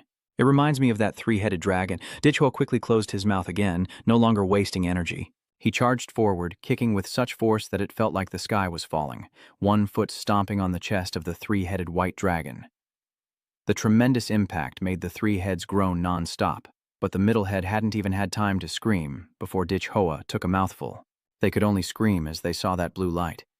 Ditch Hoa said in a deep, hoarse voice, "I'm afraid even the three heads can't hold on anymore." Then the atomic explosion energy accumulates again, roaring as it violently pours into the eyes, nose, and mouth of the dragon's head, flowing down the esophagus and trachea. In front, only the flesh of the central head can be seen torn into pieces like a plasma bomb explosion, with bright blue lightning erupting inside the three-headed white dragon before bursting into a rain of blood, as nuclear energy melts the entire head and neck, attacking the superhuman biological organs and creating lightning in the chest of the three-headed white dragon.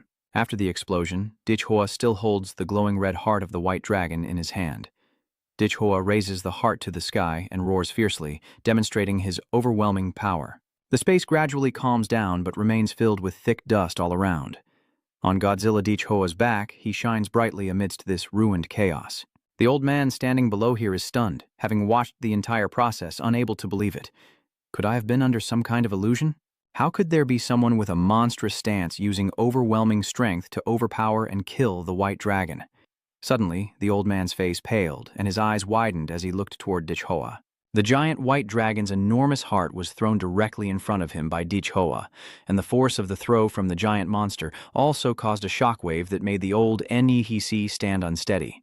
The giant Ditch Hoa begins to shrink rapidly until a bare-chested young man appears, who excitedly shouts, "This is amazing. Controlling a beastly body and charging in is definitely the best. Old master, after slaying this dragon, I now know where the inheritance of this space martial art is, so I won't bother you anymore."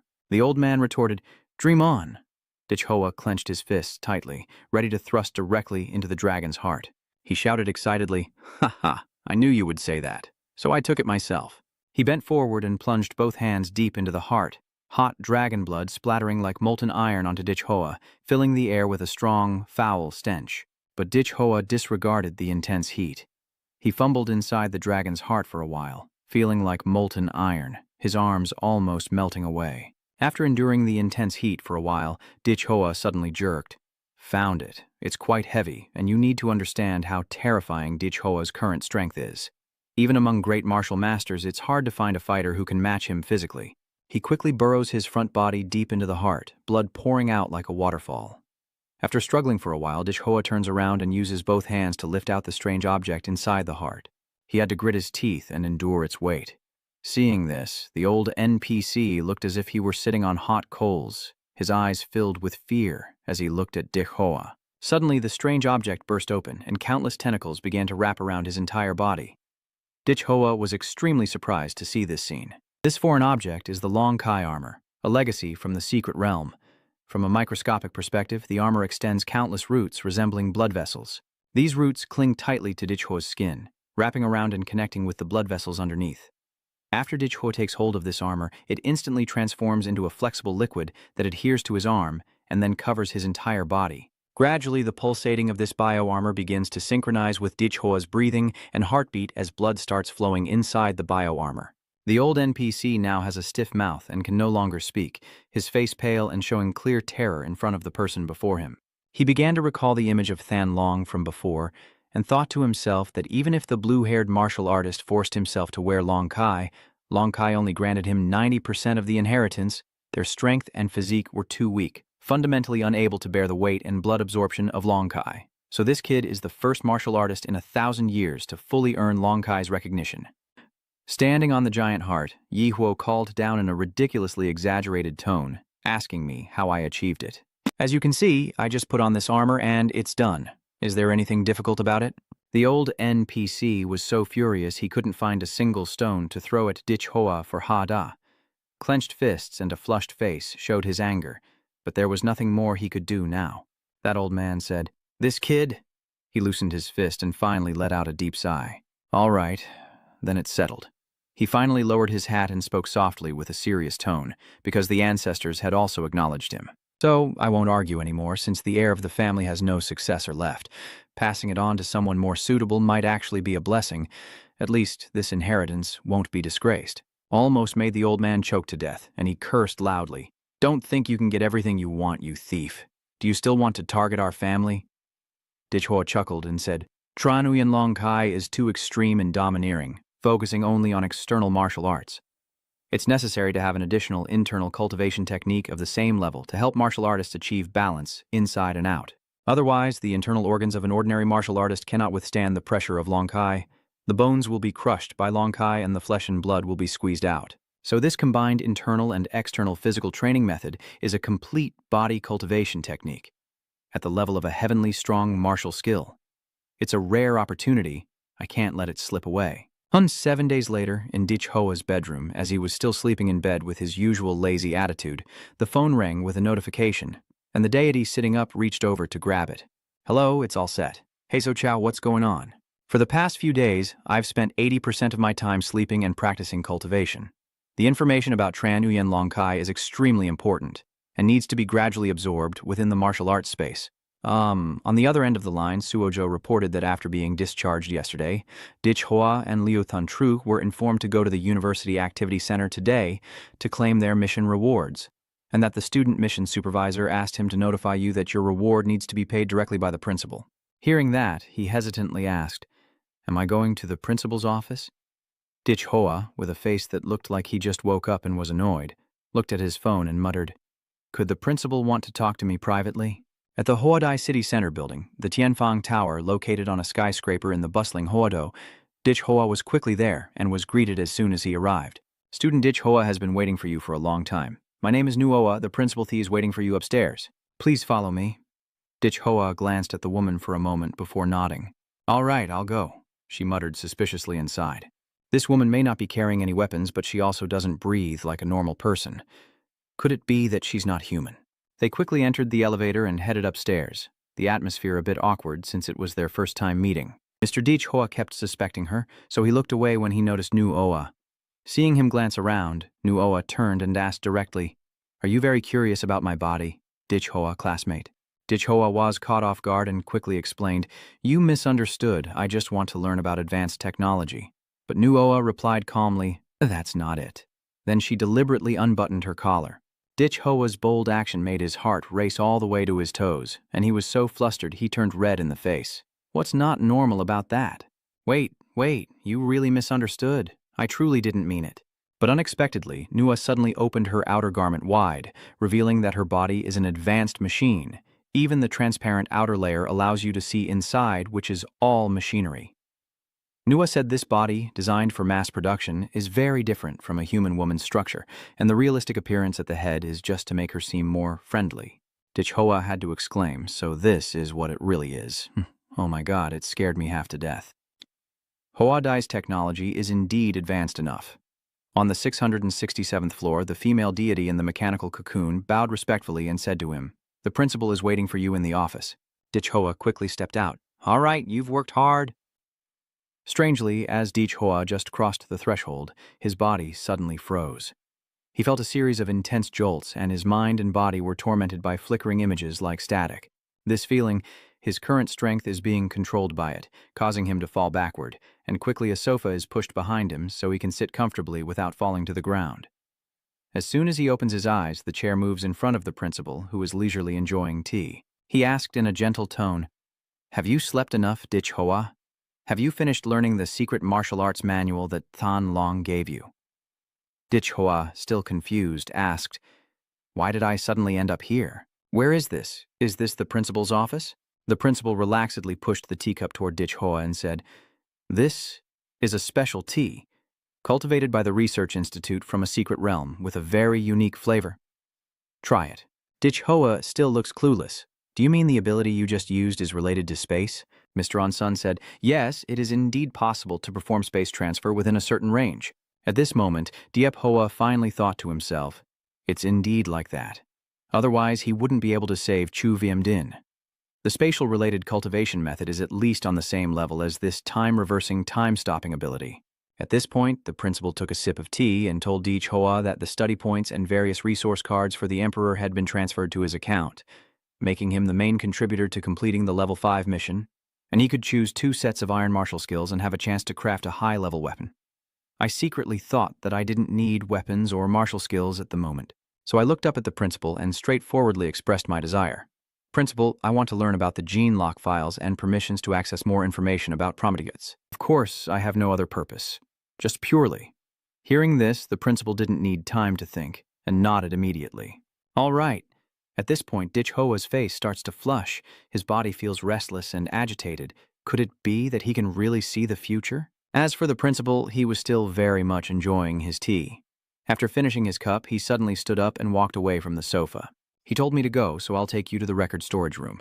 Dich Hoa was a bit confused. So now, haven't I finished my tea yet? Soon the principal headed to the right, opening a door to a large room and saying that after reviewing the files, it wouldn't be too late to have a drink. Dich Hoa followed, approaching to look inside. The vice principal wanted to show him something that left him speechless. Ah, girl, what is this? Then he screamed in horror. What the hell is this? What kind of creature's brain is this? And it's only half of it. In that room, there was a large test tube, like a building pillar, containing a strange brain with many tentacles. This thing was used and kept very carefully. The principal replied, "This is the main computer device of the female deity. It is her body." Dich Hoa was still very confused. So the goddess is like that. The staff member was also created by AI. The principal added that this half-brain belonged to Prometheus decades ago. Hearing this, Dich Hoa's mouth froze, and he silently thought Prometheus, the divine and alien plan. In other words, this half-brain once belonged to the first demon overlord in human history to be captured, the truly extraordinary being which Prometheus divided into parts. Prometheus, at its peak, was truly insane and powerful. No wonder they dared to plan the Garden of Eden, dared to kill gods, unify the planet, and distribute all humanity. There's nothing they wouldn't dare. At this point, the principal operated this advanced machine in front of him again. He reads the command from Manhua. Immediately, a Y voice responds, "Yes, sir, I am here." He stands in front of the control panel and continues to request data from the machine.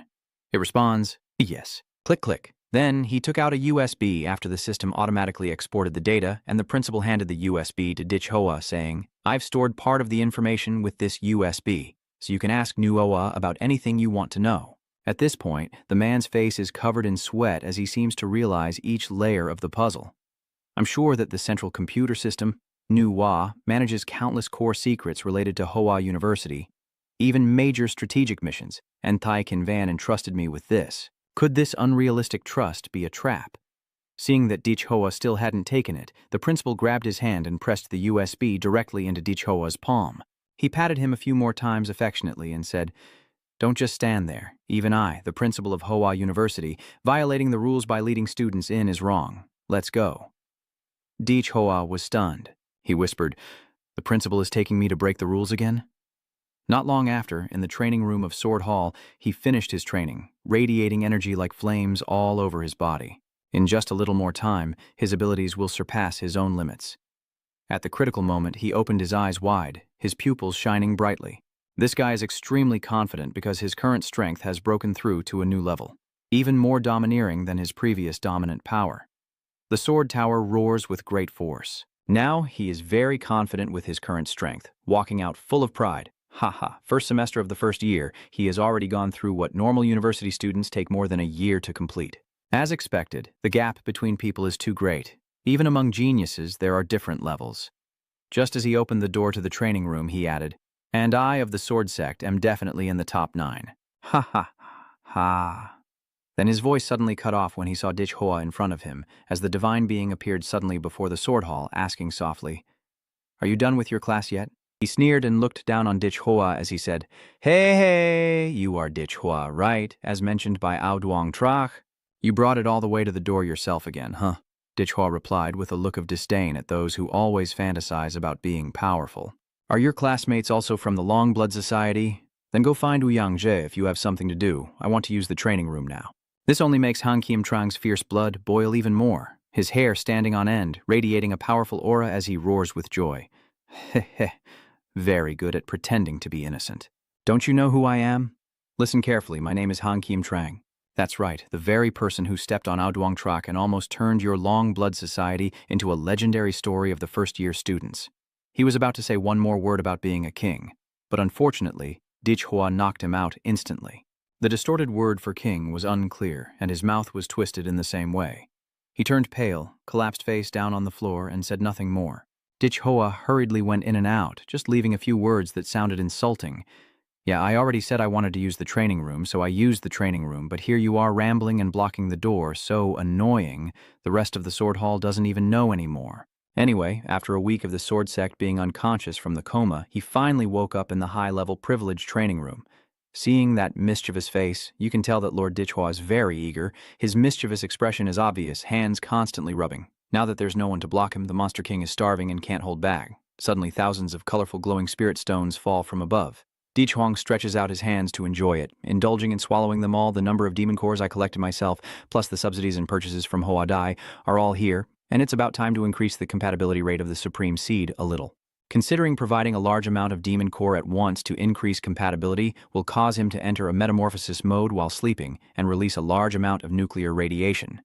He is currently very pleased and has specially asked the female servant AI to open the most secure cultivation room for him. Hello, sir. This is the little girl. Since I got the female AI, Hodai feels like our home. I just do whatever I want and have her unlock the privileges directly, without any formal procedures. His tone clearly shows excitement. When others have privileges, I feel furious. When I have privileges, oh, how wonderful it feels. I told the goddess to activate the energy shielding function of the cultivation room. I want to start now. The female AI system reports, yes, master, insufficient, insufficient, insufficient. As the level increases, no matter how much he eats, the system still reports insufficient. He was puzzled, still not enough. The higher the compatibility, the harder it is to increase, with the quantity and even the quality requirements of demon cores needed growing exponentially. This is also a flaw of high-tier models. That is a prolonged period of maturity, and an enormous amount of resources needed, making it impossible for the received model to transform into combat power in time, which will seriously delay its own growth cycle. That's also why we still have to strive to learn martial arts. This super system is truly something. The alert on the screen detected a high-energy fluctuation signal, blocking the level information that the projection was emitting and adjusting the energy spike to the maximum. Even if it's hacking, it has to be smart hacking. After all, that Hotch guy will die or lose anyway, right? At this moment, the clock on the wall shows 3:35:44, and Dich Hua's entire body is now wrapped in a large cocoon.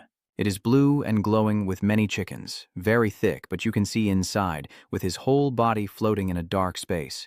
His face still harbors a huge ambition behind the tough cocoon, and Dich Hua screams fiercely. Waiting for the crystal coffin to open will be the day the Monster King appears.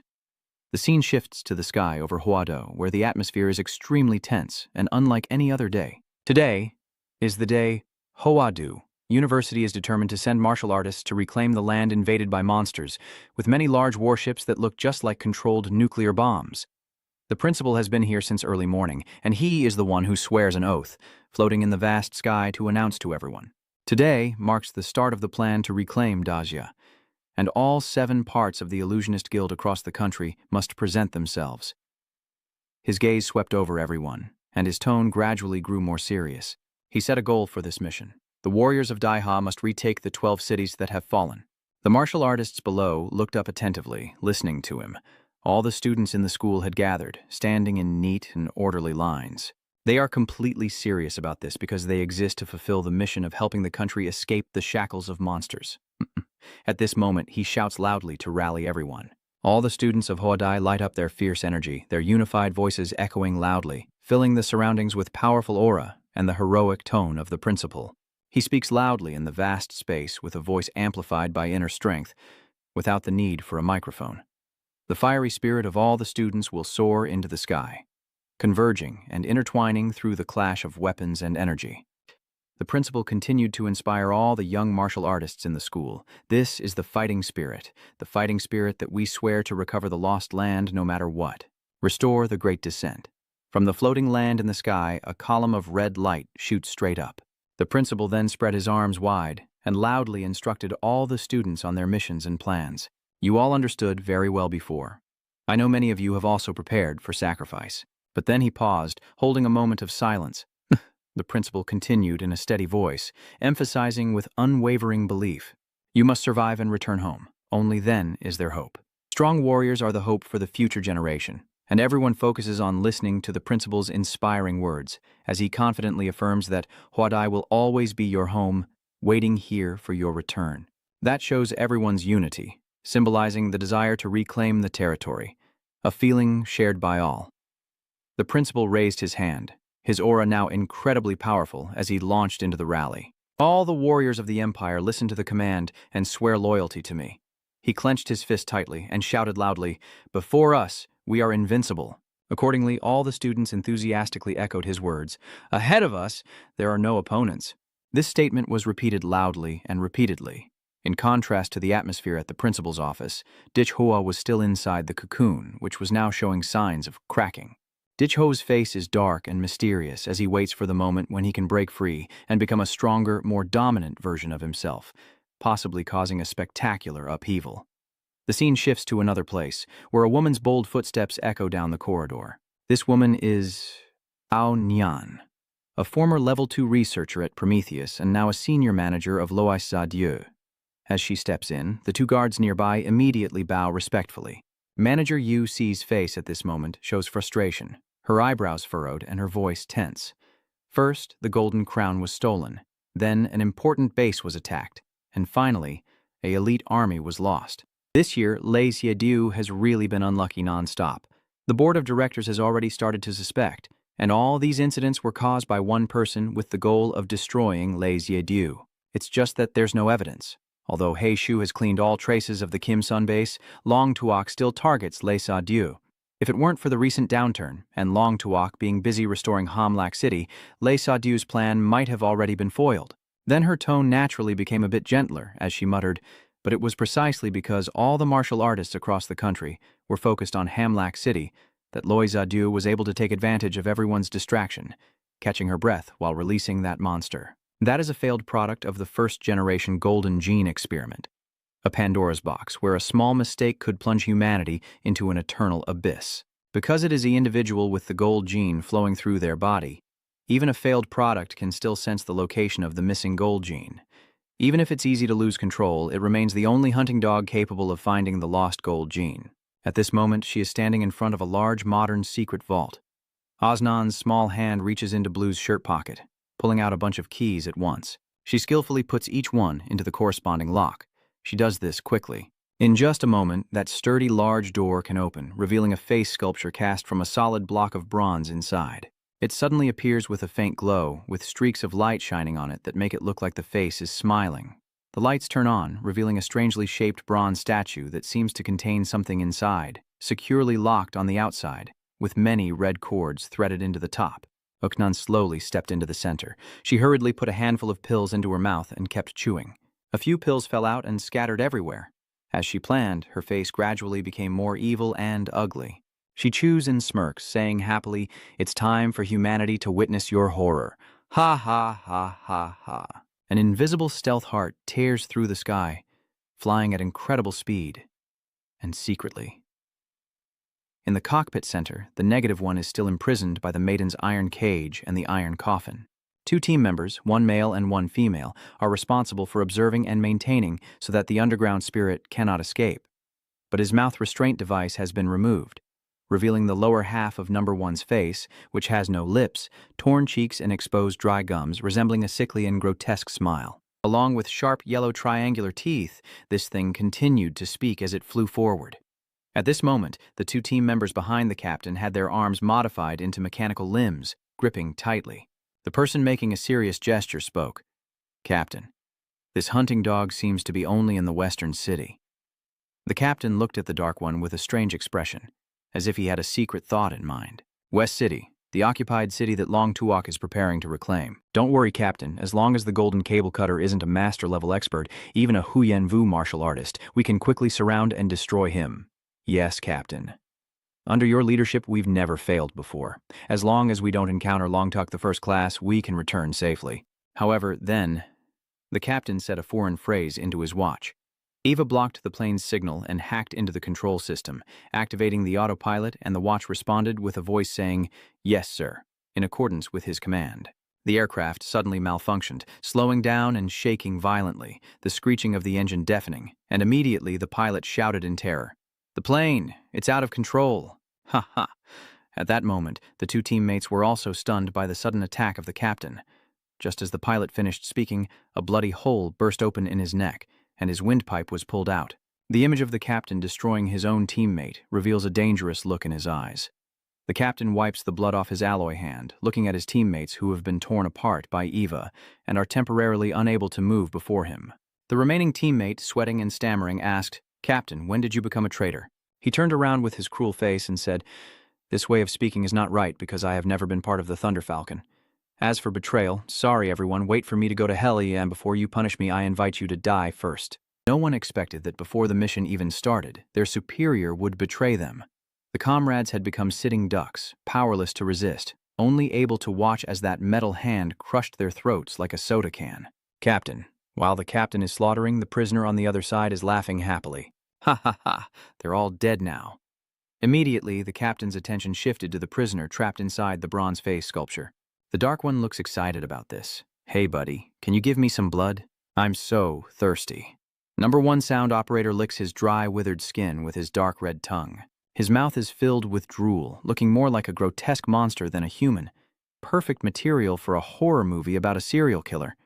The captain grabs a teammate's heart, looks at the hot organ in his hand, and says, "All the members here are Grand Master Martial Artists, so enjoy their hearts to the fullest." Then he shoved it into the negative number 1's mouth. This guy shouted, "Hunting dog, you are free now." The juicy, water-filled heart is crushed and swallowed. Negative 1 still licks his lips regretfully, as if savoring the sweetness inside. It demands more. "Let me have it all." Hearing this, he nodded and chuckled. "I am also a Special Forces soldier of Beibei-dong, and now I'm here feeding the dog. Your words don't sound like those of a loyal person at all." Looking at the bodies of his fallen comrades lying in disarray, the man with a hoarse, longing voice asked, "What do you want me to do?" The team leader, while activating the cockpit release button, replied straightforwardly, "You don't need to do anything special. Just vent your anger freely on this land of Hakwak." Now the Great Attack begins to reclaim their lost cities, and their revival is something that Bak-Bak-Dan does not want to see. The captain opens the cabin door, a strong wind rushes in, but it cannot shake this man even slightly. He said, "I should go now too, or else I might get torn apart before you come out. Leave these corpses of the great martial master for you to have your first meal after being released." He threw the extinguished cigar from above and jumped down himself, where another stealth fighter was waiting to ying him. According to Laserbeaty's rules, negative 1 is forbidden from eating and drinking. If he consumes energy, this iron coffin will no longer be able to contain him. The pale face of negative 1 begins to turn pink again as the iron coffin, tightly sealed around him, starts to make its first rumbling sound after decades. "Ha ha. So you used to be a hunting dog for treasures, and now you're a mad dog running loose and biting everyone? You're really underestimated, huh? You want to tear everyone apart." Swallowed into its belly, the steel nails on the vibrating cage shook violently. Then all flew out like bullets, still covered in brains. The nails ricocheted inside the plane, finally hitting the key points of the iron coffin in a rhythmic pattern. The airtight iron coffin begins to crack from internal and external attacks, revealing a withered and deformed demon emerging from the steel-encased tomb as the plane carrying him heads toward the western city. Its true form revealed as a terrifying monster, with a huge body and limbs that look dry and shriveled but harder than stone. It excitedly said aloud, "I want to make up for the golden gene first, achieve a true transformation, and then become a god. I want to see who still dares to call me a dog by then." The scene shifts to Western City, where numerous flying crafts carrying various martial artist teams head towards the fallen Western City. Among them, the largest aircraft carrier-class battleship representing the Empire. All the martial artist teams heading to Western City received orders from the Imperial battleship at this moment. "Please withdraw from the blast zone quickly. Our battleship is about to launch a firepower assault. Through widespread bombing, the tide beasts of the entire city will be attracted. When the surrounding forces are emptied, a vanguard squad led by a martial arts master will be sent deep into the enemy's vital points to decapitate the Lord." Countless missiles rain down from the battleship, turning into a meteor shower that sweeps over the fallen, defeated city ahead. No one notices a hidden stealth bomb passing through the nearby clouds, heading straight into the western city's core. And above TM Keech's cloud, a huge shadow suddenly reflected, a monster with 6 enormous eyes tearing through the clouds, its claws ripping into the fighter jet as if it had successfully caught its prey. The monster tore through the jet's roof with its claws, but inside there was no one, only a large pool of blood. Suddenly sensing a terrifying power nearby, it turned around in shock. Just as the monster hesitated, the ghostly figure with a full-bodied form, emerging from a mummified state, appeared above the monster's head. It laughs wickedly. "Ha ha ha ha. its triangular black and yellow fish teeth grinding inside its torn, diseased lips. Heh. Changing the prey's taste, it jerked its hand back, clenched its fingers tightly, creating a dagger-like weapon. In the next moment, its left hand stabbed fiercely into the back of the strange bird's neck, black blood pouring out endlessly, splashing onto the face of the negative one, as the arm transformed into countless black and red tentacles, like snakes, spreading into the bird's limbs and core like deep-rooted roots. The monster bird didn't even have time to cry out before its body was drained completely, leaving only a carcass behind. Now, floating in the air is the blackened corpse of the lightning bird, covered entirely by those foul tentacles. A pair of large black wings of a demon bird species spread out from number one's back as he emerges from the armor of the thunderbird, and the entire sky erupts with overwhelming power. The crackling sound from the electric fire spreading through the cracks of the first negative number's invasion filled the space. The first negative number, turned away from the sun, spread his arms wide, having successfully escaped death in a new form. His loose brain has also been carefully protected. His current body is a perfect combination of the Thunderbird monster and his own withered body, featuring large wings and a flexible human body. Underneath the skin, countless living creatures are writhing. He looks down at the western city beneath his feet, 6 new eyes rotating on his face. This is a bank of rich ecological envy. My injured body can be perfectly restored here. This is the best buffet restaurant ever. Ha ha. In West City, the area is filled with constant gunfire and explosions. The situation is very tense. A stealth fighter is hit in midair, with flames and smoke pouring out of its belly. It plummets from above with unstoppable speed, crashing into the ground and causing a massive explosion. The nearby buildings also collapsed and caused a tremendous shockwave, with dust and smoke billowing wildly, and the earth cracking apart, immediately drawing the attention of a ground martial arts squad. The old martial artist in front of us drew his sword from his back and warned, "Liu, sister, there's a destroyed plane over there caused by a monster. Let's go save the people." The female martial artist with pink hair ran quickly over and shouted, "Xiaochang, wait a moment. That monster destroyed the plane and might still be lurking nearby." Then Xiaochang turned to his guide with a hopeful look and said, "Liu, you're a great martial artist, and we're still in the outskirts of Western City, so no monster here can compare to you." The other team member also agreed, saying, "Yes, Sister Liu, Xiaochang is right. If we're afraid to rush into the outskirts of the Western City, then don't even think about going into the heart of the city." Hearing this, Sister Liu with pink hair nodded softly. "Hey, all right, be sure to be careful." With the strength of the martial artist, they quickly covered a kilometer and reached the fallen airplane. But here, the monsters attracted by the plane crash have all turned into shattered corpses on the ground. Because the demon cores of these monsters were not destroyed, their broken bodies still tremble slightly. Suddenly, the group of martial artists encountered the man who had carried out this brutal massacre, sitting with his back to them on the ground, chewing on something. Xiaozhang and his team had to stop, not daring to step forward. He looks pale and stammers. He has already dealt with all the monsters attracted by the plane crash himself. And then there is Liu, an experienced veteran who immediately recognized that this person was an unbalanced martial artist, taking advantage of the chaos to blend in. Liu seriously surveyed the demonic beast wreckage on the ground, each beast torn apart brutally and deliberately left alive. It seems that the opponent is not fighting with a killing instinct, but rather with a mindset of abuse and playfulness. At this moment, the face of the one sitting and gnawing on raw meat also notices someone nearby. He turned his face away, then suddenly rotated his head 180 degrees, his body twice as large as an ordinary person, with 6 eyes arranged facing each other, blood and filth from demonic beasts dripping from his mouth. That bloodthirsty grin revealed to Lady Liu, and he laughed loudly, saying, "I've got a prey on the hook. Just one look is enough to make Lady Liu experience 1,000 terrifying battles." She knew this was definitely not something she could handle, but it was already too late. Countless black, red, and white tentacles burst from the ground, converging and intertwining in the sky to form a semicircular prison. Using the windblade technique, Xiaozhang roared angrily and swung his sword horizontally at the inner wall of the prison. It was the pale purple tentacles of that terrifying creature, but the sensation he felt was like striking a mud puddle, and his sword sank deep into the black and red wall, unable to be pulled out. Xiaozhang was startled, feeling confused inside like chopping into mud. Why is it so soft? A giant human face suddenly protruded from the black and red wall.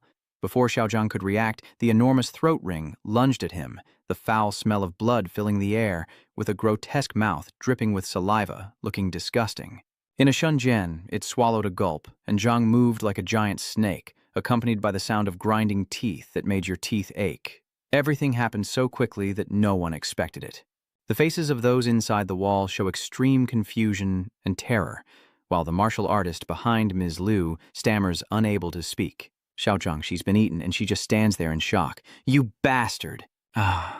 Lao let out a roar, and her powerful weapon erupted around her. She knew that if she couldn't take down the mastermind, she wouldn't survive to escape, so she poured all her strength into eliminating this obstacle. -1 remains calm as he watches the approaching delicacy, his excitement evident as he sticks out his long, slender tongue to lick his nose, while his left hand transforms into a black and red long sword. The Windblade technique Qifeng Tram, his face darkening with murderous intent, 6 glowing eyes glaring fiercely at Liu as Liu sensed the powerful strike about to hit her, her eyes flashing as she matched his attack speed. -1 launches an attack with the wind-cutting technique, and Liu quickly leans back, the cold wind brushing her face. Although she dodged the attack with her extensive experience, her expression remained extremely surprised. To maintain the distance with #1, Liu spun around several times to move away. She looked up at this terrifying sight with curiosity. How can the move this martial artist just used be exactly the same as Tiao Truong's? Tiao Truong grew up under her observation, training and sparring countless times. Martial arts techniques may be similar, but why are the fighting habits of these martial artists so identical? Liu Xiaozhang, I am still alive. Tiao Truong's voice echoed from all directions. Liu looked up, her pupils shrinking in fear. Now she can no longer distinguish Liu from the others. The faint voice calling out gradually becomes clearer. Liu turned around with a start, the first time she saw something so bizarre. She only saw the entire prison wall covered in black and red tentacles. They all transformed into distorted, anguished faces of Xiaozhang, contorting and pressing against each other, their bloodshot eyes glaring at Sister Liu. Help me, Miss Liu, I'm suffering so much, save me, I'm in so much pain. I'm about to die. Liu Jai Liu, save me. Liu's face is covered in sweat and soaked through. This little pink-haired girl's mouth can no longer close. Ms. Liu stammered, unable to finish her words.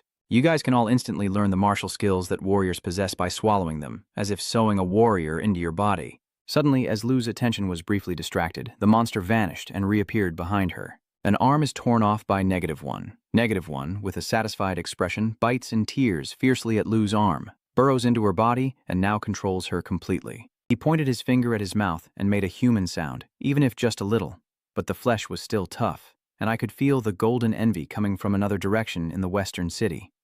As his face and body twisted, his face and figure transformed into Liu's appearance, and he said while sneaking into other small squads of martial artists, waiting for everyone to become familiar, then suddenly starting to eat people. Their expressions would definitely be very interesting, and on this battlefield you could still sense many powerful life forms. That must be a Grandmaster-level martial artist and a Lord-level beast, if I could swallow and refine this level of gene. Who in the world dares to command me like a dog? #1 steps forward toward the ruined city ahead, the shadow beneath his feet like countless tentacles swaying. I have escaped the chains and ascended to become a demon. Heh. With that, he charged forward swiftly. Meanwhile, a giant skeletal beast with horns appeared in the battlefield, and the fighting forces immediately detected it and reported, Captain, a level lord beast has entered from behind. Don't panic. Someone shouted loudly, and a flash of a white horse's shadow appeared across the screen. A giant 8-legged white skeleton horse neighed loudly, enduring countless missile bombardments, breaking through the fire barriers, charging into the ground army of tanks and beginning a fierce destruction. On the horse, a person is sitting, holding a great spear high, charging into battle bravely on a war horse. Boom! Like a golden spear tearing through the sky, God's divine punishment light shoots down from the clouds. The face of the Earth Warrior appears beneath the glow of overwhelming power. Everyone only saw a bright light above, then dust from the collapsing giant object. It crashed down like the sky falling, the enormous bone dragon too large to dodge the destructive spell. The golden electromagnetic energy cannon pierced straight through it. From head to tail, the figure of this person and his white steed declared their dominance. Facing the endless tide of monsters like a tsunami, the firepower humans pride themselves on is no more than a candle in the storm, ready to be extinguished at any moment. The first to charge forward, clad in a dragon armor shining like snow, wielding a dragon-scale spear, riding a majestic white unicorn, is Tran Tien Vu, director of Hoa Dai Martial Arts Academy and leader of the Vanguard team for the Western City Recovery Plan. He said firmly, only by relying on agile and strong individual warriors to eliminate high-level demons can the demon army be scattered, thus leading our 5-person scout team of Hoa Dai to undertake this arduous task. Then, feeling uneasy, he added, "The area is too quiet now." Yu Kai-min, the president of Hoadai Student Union and a member of the Vanguard team, also spoke. "Teacher, our route is clear. It's the best path leading to the Demon Lord's lair that our Long Tuok reconnaissance squad has found." Tran Tianvu calmly replied, "The higher a martial artist's cultivation, the stronger a certain spiritual sense becomes, even to the point of seeing scenes of their death in dreams. So Kai-ming, you must trust a martial artist's intuition." Tran Tianvu ordered the team to stop and begin the alert, and everyone who had been rushing forward just now came to a complete halt, with no one doubting this at all. "Understood." Tran Tianvu dismounted from the ceiling, sat cross-legged with his spear, and closed his eyes. He raised 2 fingers to his forehead, focusing his energy. About 3 incense sticks later, Tran Tianvu opened his eyes and realized it was coming. Almost immediately, everyone felt the powerful aura approaching, as a golden stone fell from the sky, crashing down right in front of them, causing a massive shockwave, with dust and flames soaring dozens of meters into the air. Only when it stood up did everyone realize the opponent's true form. Standing 5 meters tall, its physiology closely resembled a one-horned dung beetle. A muscular body covered in golden armor, with thick and ornate gold plates and limbs as thick as pillars. Its small, terrifying blue eyes are topped with a smooth, sharp single horn that curves like a trunk. It crosses its arms arrogantly and says, "I clearly arranged a grand ceremony for you in front, so why are you stopping?" A deep voice like a thunderous bass echoes into everyone's ears. This demon beast is speaking human language. Tran Tianvu is too lazy to waste words on the demon beast. The sooner they defeat the overlord by a second, the more millions of survivors the front line will have. He shouted to confirm the target. Lord of Western City Kim Jiak Chung-tan and his entire team formed a battle array. At the Western City battlefield, the fierce chaos here is devastating, with collapsed buildings, black smoke billowing, and the ground torn apart by countless clashes and explosions. Earth-shattering martial arts, the Thunder Dragon Spear strikes. The sound of an explosion reverberates behind Tran Tianvu. His entire body shot out like a bullet from a gun, the silver dragon scale spear in his hand flashing white sparks in the air as it pierced straight into the lord before him. The golden-horned insect king smiled contemptuously with a humanized expression. "Humans are weak and foolish. This little trick can't hurt me." While the warhorse charges with energy claws, the monster stands with arms crossed, unhesitating. A giant stone mill-like fist clenched tightly, relying solely on brute strength without any technique. Kim Jiak Chung-tan slightly leaned forward, a mountain-shattering aura emanating in all directions, his deep voice echoing, "Let you see what it means to dominate with pure strength," tearing through the air with a single punch, creating a fierce shockwave like a crashing wave. That strike carried an unstoppable force, causing the space in front to tremble violently, as if anything caught in its path would be shattered into dust. Suddenly, Kim Jiak Chung-tan froze. "What is that?" Just as the lightning from the spear tip was about to hit the golden fist, a gaunt but muscular old man suddenly appeared beside the punch. He shouted loudly, the secret technique of earth attack, water ice piercing, crack, crack, crack. The 2 hands moved like flowing water, their shadowy figures twisting and changing direction rapidly, striking the pressure points on Kim Jiak Chung-tan's arms. Kim Jiak Chung-tan immediately felt a numbness in his arms, and the power of his punch was reduced by more than half, then accompanied by a flash of lightning from the silver spear, which pierced straight through the golden armor covering his fist. The little Kim Jiao Chongzun roared, its voice booming like metal grinding and exploding in the air. "Humans are cunning. They have indeed studied my traits to set up a tactical squad." Its whole body trembled with rage, the golden armor standing upright like sharp blades. The 2 golden wings spread out behind. The Kim Jiak Chung-tan sped up to full capacity, directly knocking away the silver lance. Then the remaining large hand like a meteor falling straight down, smashing into the thin old man. That hoarse voice boomed out, "Solve the old man first." A nearly 3-meter-tall martial artist in heavy steel-like armor, wielding a giant shield, roared loudly. He charged forward to block in front of Old Mu, his whole body like a living wall. Seeing that, Old Mu immediately retreated, stepping back to widen the gap, but let the other take the brunt of the previous attack's spearhead. Boom! Accompanied by a deafening explosion, the heavily armored warrior was slammed straight to the ground, his massive body almost pressed into the stone floor. Fresh blood even oozes from the cracks in the thick armor, staining the metal with red streaks. The large shield trembles violently, emitting a deafening screech, showing how powerful the impact was, like it could crush both the person and the armor into dust. Just as Kim Jiak Chung-tan was about to press forward, a man and a woman stepped in front of it. Kai Min, a half-step grandmaster, and his girlfriend, Bai Tian Tian, a Huyen Vu 9-section martial artist. They practice dual cultivation of martial skills, combining swords to unleash their true power in an instant. Master Kai Ming shouted. Tian Tian, you go. Bak Tian Tian responds, passing it to me. Bak Tian. Tian then spread her arms wide and shouted loudly, pushing her yin and yang energies to the limit. Dai Kai Ming leapt forward, his tiger-headed fist glowing with a roar, as their opposing forces intertwined like yin and yang in perfect harmony.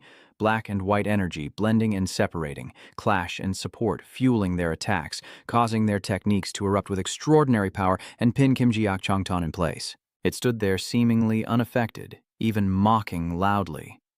What martial technique could seal my actions? As it unleashed its domain, suddenly the king of horned beetles sensed the aura from this move and involuntarily turned around with an expression of surprise. Standing in the middle of the battlefield, the massive figure of the king of the horned beetle looked around anxiously, surrounded by the corpses of fallen humans. This creature seemed furious. Could this place be what humans call a magnetic field?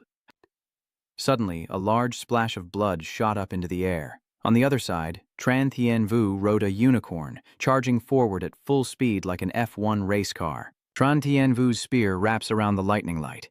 You and your horse unite to lead the charge against the Kimjiak Trung Ton. A general wielding a spear leads millions of soldiers made of lightning to attack it. Deploy the heavenly general Thunder Power Domain. The golden-horned insect ancestor looked up at the top of his head and exclaimed, "Your cultivation system among humans is truly worth learning from." The golden-horned insect ancestor roared, his body doubling in size, with the golden armor cracking to reveal glowing red veins like molten lava. Along with that, the rear wings flap forcefully, sending sharp waves of air sweeping across the battlefield. Each beat like thunder roaring. It gathers speed to launch itself, still full of excitement. Maybe the Emperor King is right. We should learn a bit from them. It turned into a streak of golden light moving at supersonic speed, directly striking the countless soldiers before it. Two opposing beams of light are about to clash violently. Boom! The collision of immense power causes the entire realm of consciousness to shatter. Thunder roars echo throughout the western city, and a lightning bolt even pierces from near the city center to beyond, turning everything in its path to nothingness. As everything came to a halt, a cold wind blew through the gloomy scene, and they still couldn't believe it. They asked each other, "Have we defeated the Lord yet? How can it be so easy? Causing serious injury, he has already achieved his goal?" Half of the body pierced by the Kimjiak Trung Ton protruded with visible flesh. Then a new shell grew over it. It still managed to speak. "Your human voices are very good. If it were an ordinary lord, it probably wouldn't withstand this damage." Suddenly, that body shot out a slender arm, the arm extending straight out, and it roared with a triumphant tone, continuing, "But unfortunately among the lords there is a gap, and I am higher than the rest." The group in front of him whispered in confusion, the old man squinting and inspecting carefully, wondering if this was a rare transformation. Even Tran Tien Vu was surprised when he saw what was before him, and so the 5-meter body began to crack until a smaller dark yellow form appeared, smaller but with an even more powerful aura, the king of the golden horn worm.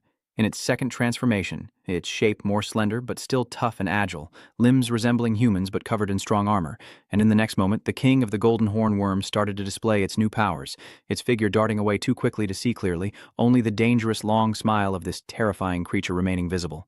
A strong gust of wind suddenly hit his face so fast he couldn't react at all. The creature laughed loudly and said, "Kill this old man, blocking the way first." Dai Kai Ming and Bai Tian Tian are closest to the old man, blocking his path. Yang adopts a defensive stance while the old man instinctively unleashes his full force. Booming. A vortex of energy shakes the sky and its fist wind sweeps across thousands of meters ahead.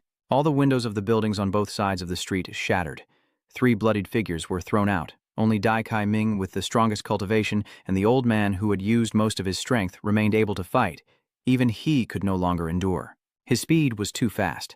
Bai Tian Tian, with weaker cultivation, broke her arm and was seriously wounded in the soul.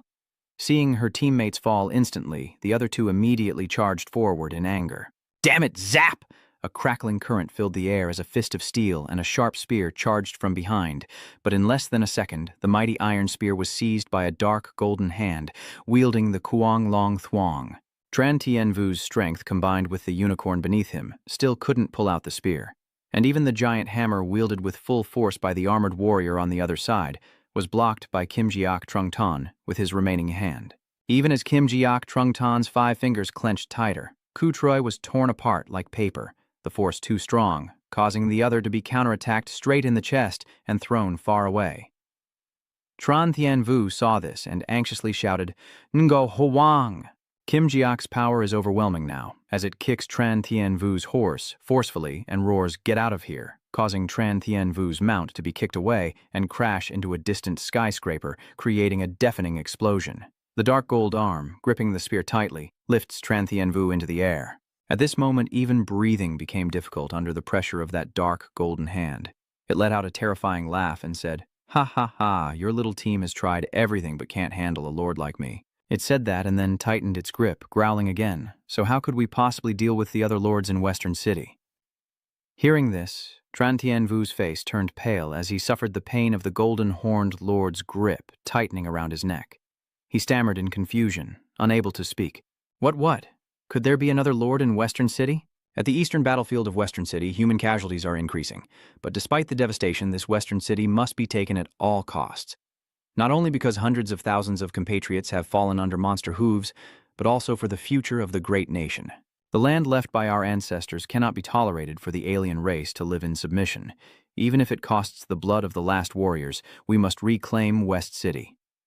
Inside the command battleship, a piercing alarm suddenly blared from the central computer, and a male technician shouted loudly, "Level 1 alert! Level 1 alert!" A giant biological energy reaction appears 1,000 meters underground and is rapidly surfacing.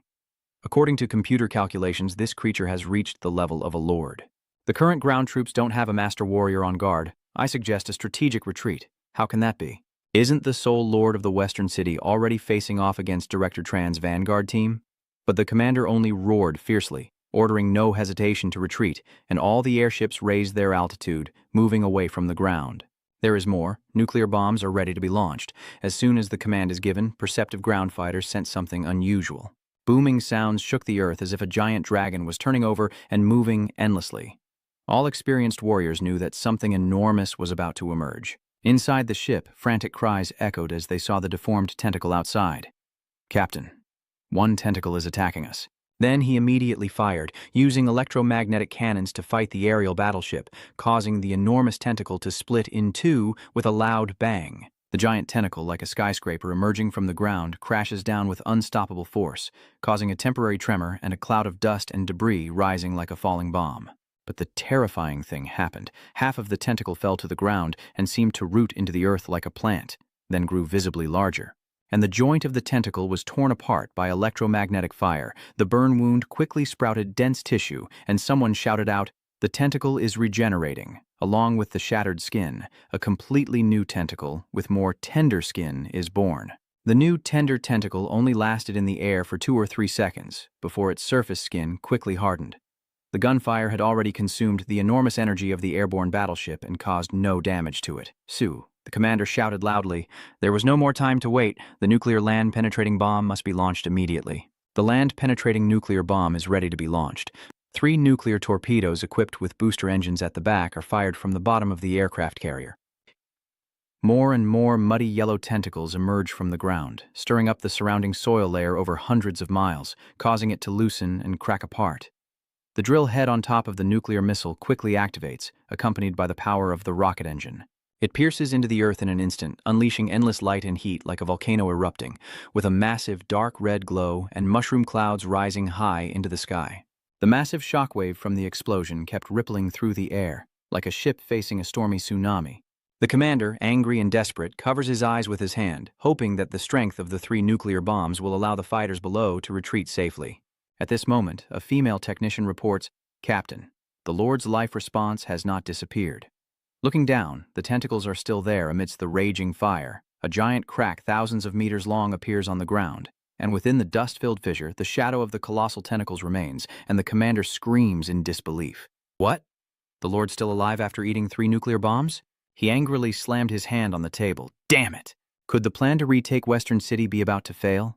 The battleship is shrouded in a tense atmosphere. Only the cry of the commander can be heard, and no one dares to speak. But in the next moment, the central computer was suddenly hacked by a higher authority. The voice of the Empress supercomputer of the Empire echoed. "Report, the central authority of the system has been seized. repeating, the central authority of the system has been seized. The commander looked up in surprise and muttered, "The authority has been taken over. Is it the female AI?" The female AI's voice continued to echo. "Thank you all martial artists of the Western City battlefield for your bloodshed. Now please hand over the battlefield to him." The commander suspiciously looked up. Him? Who is he? Above their heads, a superfast intercontinental ballistic missile streaks across the sky. Its blinding light is unknown in origin. At this moment, the commander notices something unusual and, in shock, says, "No, did the missile detect a life response?" His voice trembling, he said, "I can't believe it." What he saw truly widened his horizons. He continued speaking, even standing alone. A leisurely blue intercontinental missile from the Army of the Way appears in the vast sky.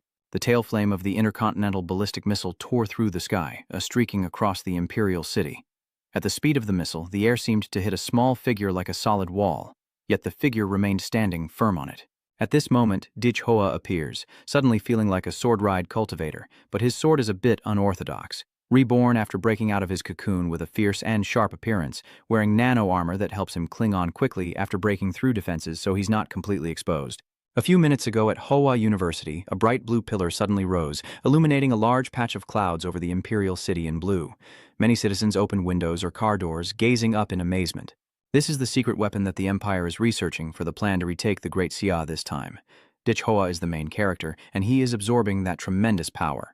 A servant girl holding a watch stepped forward and said, "Student Dich Hoa, congratulations on your breakthrough." She carefully put the watch on Dich Hoa herself, her tone gentle. "This is a special combat nano-armor prepared specifically for you by Long Tuhe." After Dich Hoa puts on the watch, countless black and blue nano-liquid beads burst out from it, quickly attaching to Dich Hoa and forming a nano-combat suit. "Su, Nu Oa, how long has the Western City Battlefront Army of Hoa Dai been in motion?" "It's been 5 hours since they left." Lord Dich Hoa was stunned again and started to panic. "Is it already that late?" "Then quickly give the order. Quickly arrange for me a supersonic fighter jet." "No, even a supersonic fighter jet is too slow." "Use an intercontinental ballistic missile. Its speed is faster." The goddess nodded. This time, Dich Hoa's 2 goals for coming to Western City are: first, see a crazy doctor to recover the golden gene. Second, fight the Lord to obtain the Lord-level demon core. Step into the final stage of transformation. The compatibility of the main template exceeds 90%. The monster cores at different levels will become ineffective. But even a level Lord Beast core can only provide a few % of compatibility points each, and you are currently relying entirely on vast resources to push it up to 99%. The reserve of Lord-level monster cores has been depleted, even causing the Hoa Dai market to come to a halt. But only 1% compatibility remains. No matter how much you push, it won't increase. Only higher-grade genes can achieve the final compatibility. Dich Hoa stands in front of the ready missile silo as a female voice echoes. "Classmate Dich Hoa, the intercontinental ballistic missile is about to launch." May Lord Vo Van Duong Long, the moment the simple green military missile soared out of the launcher. Back in the present, as the missile Dich Hoa ascended toward the battlefield, targeting the tentacle monster, he said from above, "I see this one now. Even 3 nuclear bombs wouldn't take you down. It seems the final 1% depends on you." He smirked and said with a hint of sarcasm, "So this tentacled monster of yours is called Earth Demon, right? Such a unimpressive name. Are you angry because I mocked you?" After this, the tip of the ballistic missile is close to piercing the monster's writhing tentacle nest. Before the intercontinental ballistic missile explodes, Dich Hoa jumps off it. He casually said, "Emperor's temper isn't small either." Godzilla secret technique, Heartlight sword slash. Dich Hoa's hands gather blue light, with crystal blue structures protruding from his knuckles. He took a running start and leapt high. Dich Hoa swung both hands, a blue light like a sword of light. 2 massive green beams of light, hundreds of meters long, shot out from Dich Hoa's fists, radiating overwhelming power. The tentacles surrounding the blue beam of light are easily sliced apart, even regenerating too slowly to keep up with the sword's cutting speed. A 1,000-meter-wide beam can cut through all the tentacles in an instant. Inside the command center, countless staff members cheer. "Is that the great master of Ho Sect coming to assist? We can now handle Western City. That's great. Tython has been saved." The martial units retreating on the ground also received news that a powerful expert has come to assist. Countless martial artists hold each other and cry with difficulty. The commander clenches his fist and says, "We will win." Godzilla's secret light core combat form is super. The outer shell of Godzilla on Dich Hoa's body begins to gradually disintegrate and shatter. After shattering, it revealed a blinding blue light inside. Dich Hoa shattered all the tentacles before his eyes. After descending thousands of meters from the surface, he finally saw the true form of the Earth Demon. It is a dark brown fleshy sphere with a volume of 300 meters, with all its tentacles growing from the surface of the flesh mass. He confidently said, "You hide really deep." The true form of the Earth Demon below felt an unprecedented, deadly sense. That dark brown spherical body begins to tense its muscles, causing the massive form to continuously condense and contract, greatly enhancing its defenses. In this state, even a nuclear bomb attack poses little threat to it. The defensive stance of the Earth Demon didn't faze Hoa in the slightest. To him, it was just a tougher target to break through. Just a sheep waiting to be slaughtered, with a mischievous smile stretching to the edge of the ears. Hoa charged forward with a monstrous strength, saying, "I will finish you in one breath." He shattered the air at a speed of several meters per second, transforming into a brilliant blue meteorite that shot straight into the body of the condensed Earth Demon, still 100 meters away. The Godzilla secret technique of brutal crushing stomp, endless atomic blue light burst out, illuminating the entire crack caused by the nuclear explosion. At this moment, all colors in the world fade away, leaving only this brilliant blue. This divine scene is etched deeply into the minds of every martial artist who witnesses it. Along with the destruction of this apex demon beast, Hoa officially enters the elite combat circle of Lamtian humans. Many witnesses from afar are left in awe of this terrifying power. Over there is the direction of the Western City. What exactly is happening there? It's blindingly bright. Intelligence reports say the Lord appeared in Western City. Maybe don't jump to conclusions. The great defeat is certain to win. West City, once the thriving center of the city, now all the buildings within a few square kilometers have been leveled. Ngo Huang now only has half a body left fighting on the battlefield, showing no signs of life. His entire body collapsed onto the ground.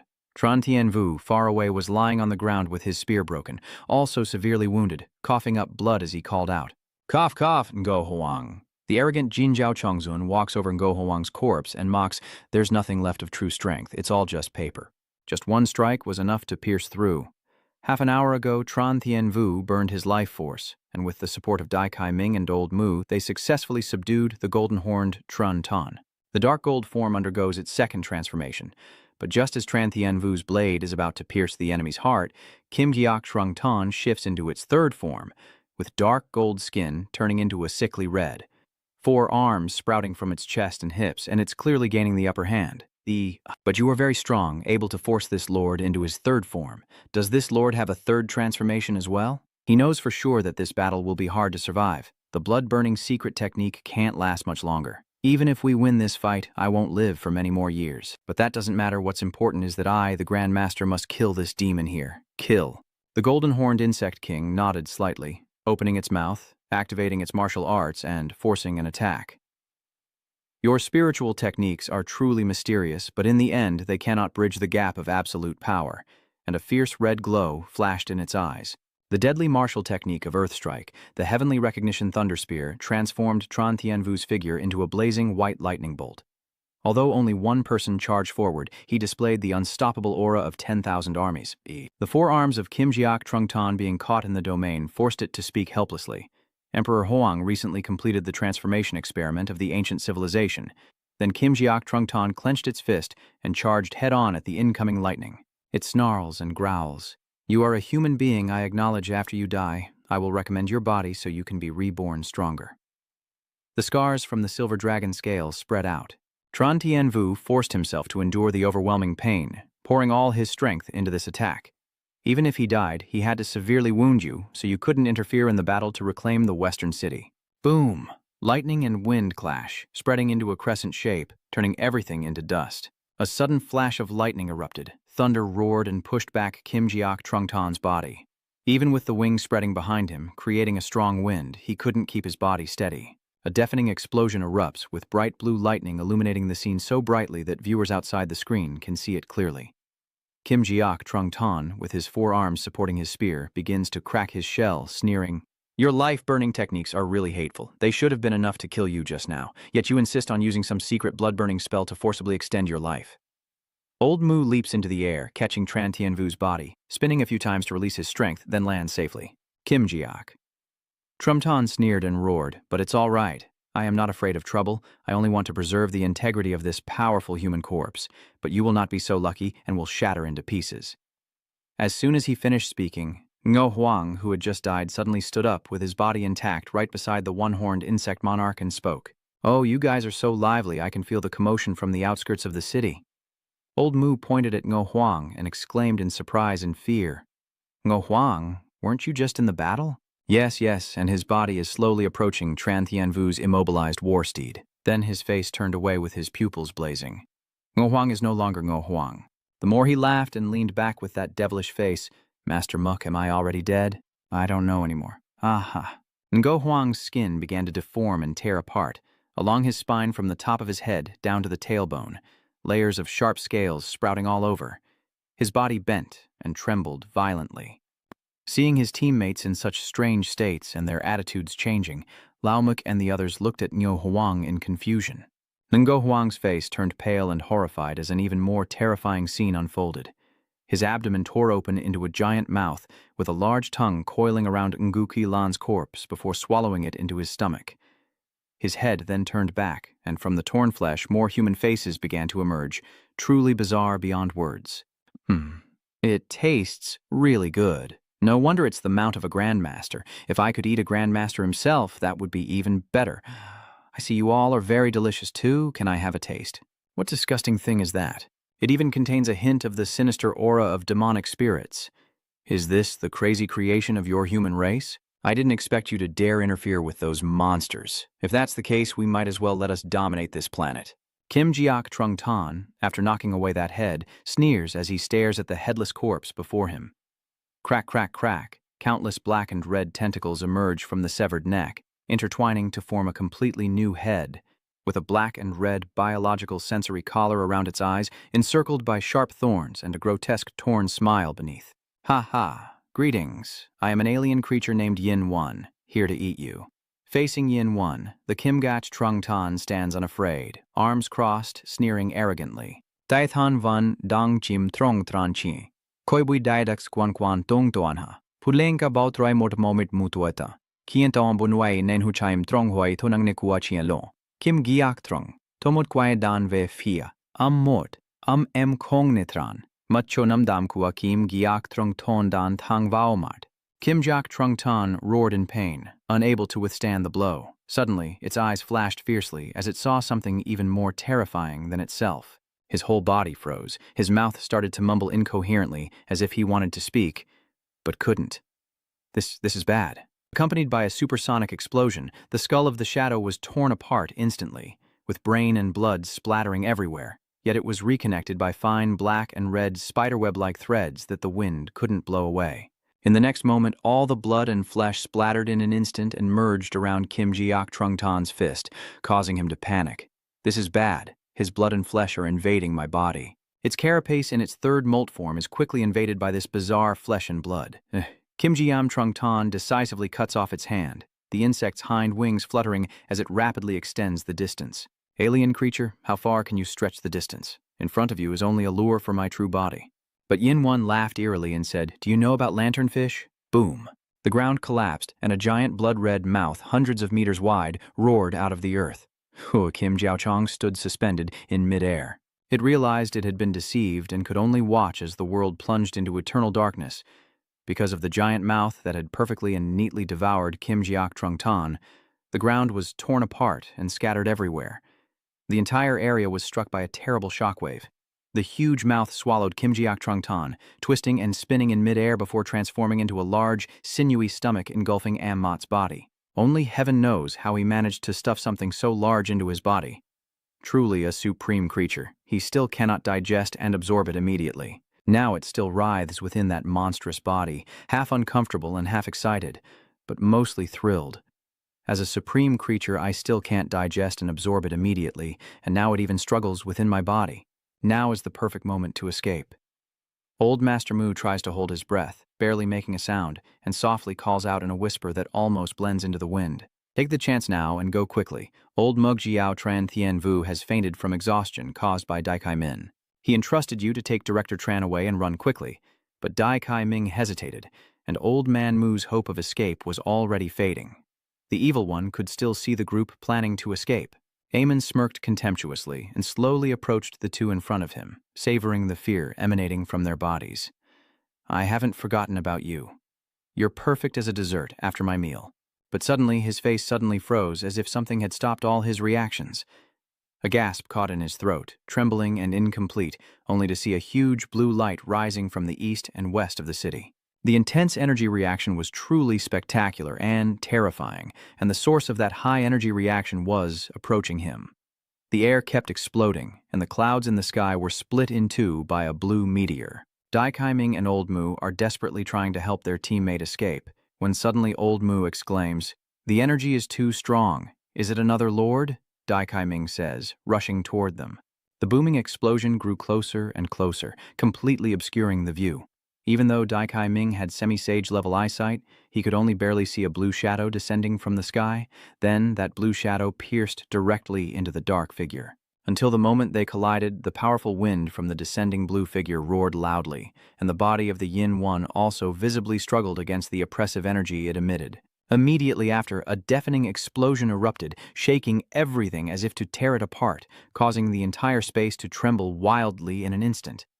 At this moment, Elder Mu raised his hands and directed his gaze forward. He sternly ordered Dai Kai-ming, who was struggling to withstand this overwhelming pressure, "Protect Director Tran well." Dai Kai-ming had no idea what monster was coming.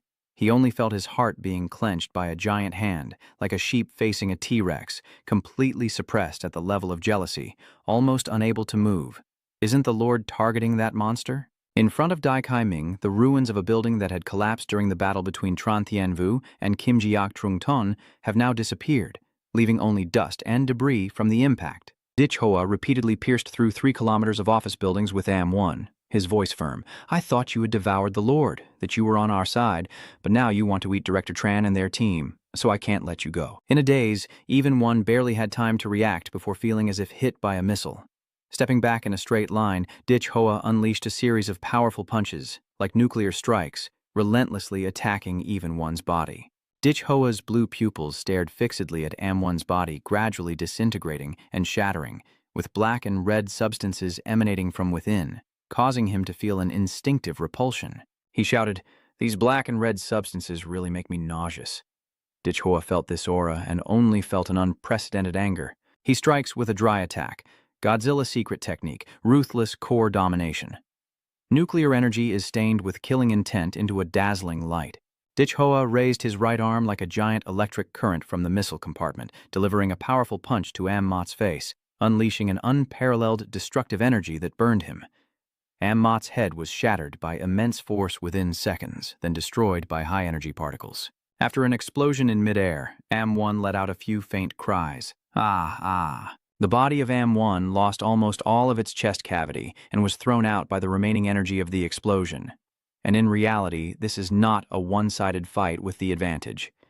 Dich Hoa will relentlessly pursue, like the Grim Reaper, demanding a life. Until I completely eliminate my opponent, I will smile disdainfully and say, "I won't let you die so easily." Dich Hoa, still unwilling to let go from the rough ground and tormented by many battles, kicks hard and soars into the sky. He grabs the battered body of AM1, who looks no different from a rag used to wipe his feet.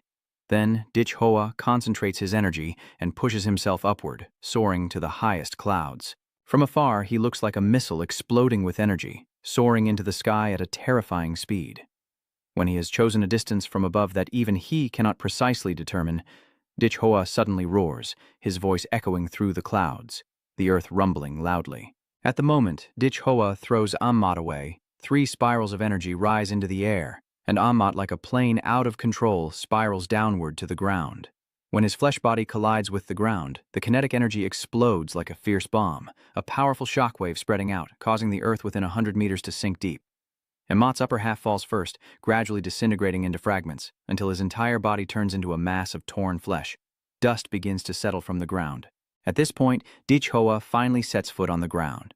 The system displays a message: Infinite Monster Model, Host, Dich Hoa, Model, Frenzy, Dimala, 100% compatibility. The Flaming Army form has been unlocked. Please use it with caution. Dich Hoa stands proudly in his brand new nano armor, looking incredibly cool, guys. Crack, crack, crack. Large patches of black and red liquid begin to gather, almost instantly weaving themselves into a human shape and writhing upward from the ground. These tentacle-like strands absorb and move according to a principle no one understands. Even after such a blow, it's not dead yet. writhing like a hungry leech, gradually regenerating, both healing and absorbing the nine-horned monster. Gradually, Amon's body takes shape, and it sarcastically remarks with a cocky tone, "Wow, that was a fierce attack. You made me dizzy. Since I was born, I have never been crushed like that before." Dich Hoa was also caught off guard at this moment, startled as he looked ahead. Yi Yi, with her twisted body, like a demon in a sacrificial ritual, crawling out of a pool of blood. But even now, Yi Yi still stood there in shock. The thunderous attack from Dich Hoa left him stunned. "Ha ha ha, but thank you. Your recent assault has actually sped up my digestion process. Now I have successfully seized the envy of that Lord-level demon beast. In response, I will let you stay awake and watch yourself being devoured bit by bit." The spot where Dich Hoa struck with a loud sound from high above crashes straight down to the ground, forming a large pond. It makes the admin recall the Swan Lake from before. Is the fight with that gorilla similar to this one? You keep fighting, but don't die. After Yinwan rises again in a new form and is completely unharmed, Dich Hoa responds coldly, "Don't bark there." Ah, smack! A crisp slap echoed as Dich Hoa blinked and appeared in front of Ammon, delivering a gentle yet furious kick to his face. His enormous power made him spin like a top, twirling dozens of times in the air and his body twisting into a spiral. Dich Hoa casually remarked, "That was a pretty good kick." As he was about to hit the ground, Dich Hoa delivered a powerful kick, knocking him into a skyscraper hundreds of meters away, with such force that a blinding light was visible at the impact point. At the sight of the building's collapse, countless black and red tentacles burst out, tossing aside steel and concrete fragments. Yin Wan stood up from a pile of rubble, laughing louder and speaking in a higher voice. He. Keep fighting, keep fighting." This time, facing Dich Hoa's attack, his body didn't explode. It's just broken bones and shattered fragments. It seems his body is continuously adapting to this force. He continued, "You can't kill me.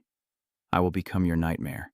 After saying that, his whole body went slack, and the massive corpse exploded into black and red fragments, spilling everywhere. The entire space was filled with the stench of blood as Amwon's body disintegrated into a massive black and red tidal wave that engulfed the entire building. Dich Hoa finished speaking, and the atomic energy rapidly gathered and expanded in his palm, growing to the size of a small house in the blink of an eye. You become even more excited when you see a stronger opponent.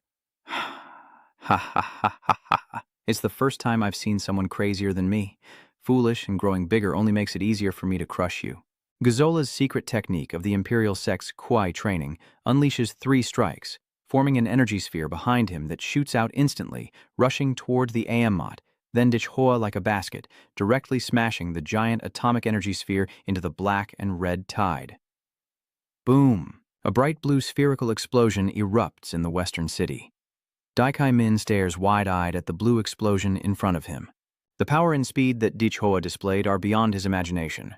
Who could this Grandmaster be? This speed and strength are hard to match even for a Grandmaster of Transformation. The monster earlier could easily decide Kai Min and Muk's lives against this power. Like a small flower in a storm, Old Moo's mouth was agape, and that blue energy fluctuation was entirely unfamiliar. Luckily, he is on our side. With such a powerhouse in the Western City battlefield, there's no need to worry. Blue atomic energy enveloped the entire building, thoroughly destroying all matter caught within it. Demonic beasts and martial artists compressed into a small ball and refined were vaporized by the atomic energy, like moths rushing into a nuclear fire. The dark purple body turned into a black and red tide, refusing to retreat from this raging energy explosion, but instead facing Dich Hoa head-on to the very end. I told you, it's useless. No matter how strong your attacks are, you can't kill me. I can divide infinitely. Divide. My organism's full potential is triggered. Your nuclear attacks keep tearing apart and destroying my body. At the same time, it also accelerates the disintegration process of my entire body, even making my disintegration rate surpass the diffusion speed of atomic energy. Ha ha ha. Dich Hoa sneered dismissively at this guy, thinking he hated him. What a disgusting guy. But the maximum tension of the Emperor's total form had given me a strong sense of blood energy.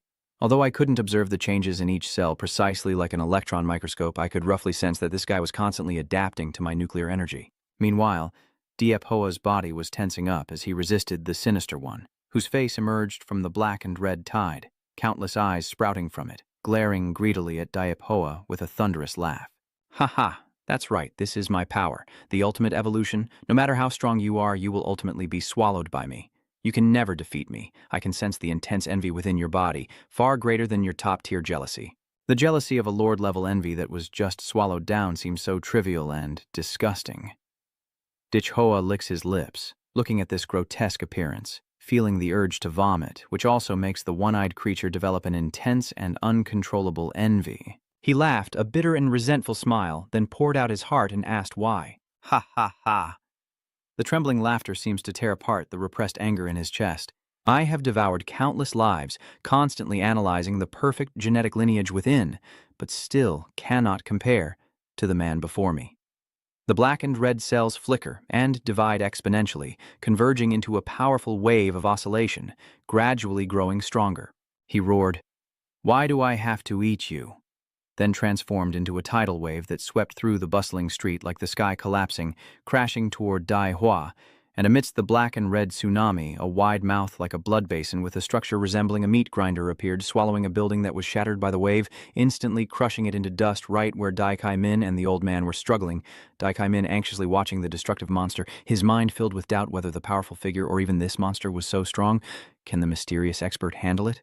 Based on its incredible regenerative and adaptive abilities, even a large nuclear bomb might not affect this monster. Unlike Dai Kai Min, who watches the battle from afar with worry, Dich Hoa faces this black and red tsunami directly. Remaining calm, he stepped forward boldly and said to his opponent, "You've just been a glutton all along." Tran Uyen Long Kai released one hand, clenched his fist tightly, and the joints creaked as a storm of fist energy surged. Blue lightning arcs immediately gather around him, blazing like awakening thunderbolts, causing the surrounding air to tremble intensely. The murderous intent concentrates on his right arm, forming a blood-red, armored phantom, as Dich Hoa channels his power and roars loudly, unleashing a devastating punch. Boom, boom, a giant blood-red illusion fist appears, bringing an overwhelming pressure that suffocates. Its size rivals the black and red tsunami, even seeming to swallow everything. In the roar that shakes the heavens and the earth, that fist strikes down, causing the surrounding space to twist and distort. Crack! The black and red tsunami was instantly torn apart and exploded from the middle as a punch split the sea, with his blue light pillar piercing deep into the inner substance. The black and red and warm aura gradually destroy each cell of Yin 1, causing him unbearable pain. Large fragments of the black and red tsunami scatter outward, chaotic streams of energy swirling as if to tear apart the space. He trembled, his throat tightening. Why? Why you? It was as if even he couldn't believe the scene unfolding before his eyes. The black and red membranes gradually gathered, writhing and transforming into various body parts, collecting together rather than spreading out like they are now. Everything gradually became calmer, and all attention focused on the transformation of AM1. In the end, the black and red matter reassembled into AM1, and he twisted his face to look at Dich Hoa. I thought I was gradually adapting to Dich Hoa's power, but I never expected that was far from his full strength. He roared, How can your power still increase?" Dich Hoa blinked and appeared behind the one, his voice like a devil's curse. "That's right. My power will forever be greater than yours." The overwhelming pressure makes AM1 sweat all over, and his tone becomes hoarse. Annoying. Yin 1 immediately activates the jealousy ability of a beast it has absorbed, causing the air within 100 meters to boil like water and unleashing a violent air jealousy power. Under the intense shockwave from the weapon, all the surrounding dust was thrown into the air and burst into thick clouds as if torn apart by an invisible force, causing the ground to tremble repeatedly. The next moment, they exploded like vacuum bombs, continuous and dense. With a deafening roar, a massive blast wave erupted, affecting areas up to 300 miles away, causing earthquakes everywhere and damage that could wipe out a mammoth in just 2 seconds. But amidst that incredible power, a golden demon sphere wrapped around Dich Hoa. Not a speck of dust had touched him in the recent explosion.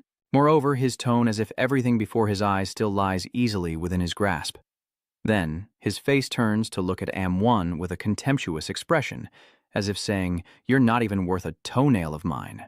The corner of his mouth lifts into a smile that makes the opponent shiver. "How can you be so sure? This is indeed my most prosperous time, right? The western city is still shrouded in smoke and chaos, and the Dark One sees Dich Hoa standing still like a mountain, roaring in hatred, with a powerful aura. Kana Mot suddenly lunges forward, punches Dich Hoa in the face, and points a deadly acid water finger. Dich Hoa dodges aside, and it continues its assault like a mountain of molten iron. determined not to give Dich Hoa a moment's rest. Mot strikes again, unleashing 5 lightning-fast electric whip attacks, but they seem to have no effect on the main character's expression. It is my own mouth that must say this while it is wide open, preparing for the next attack.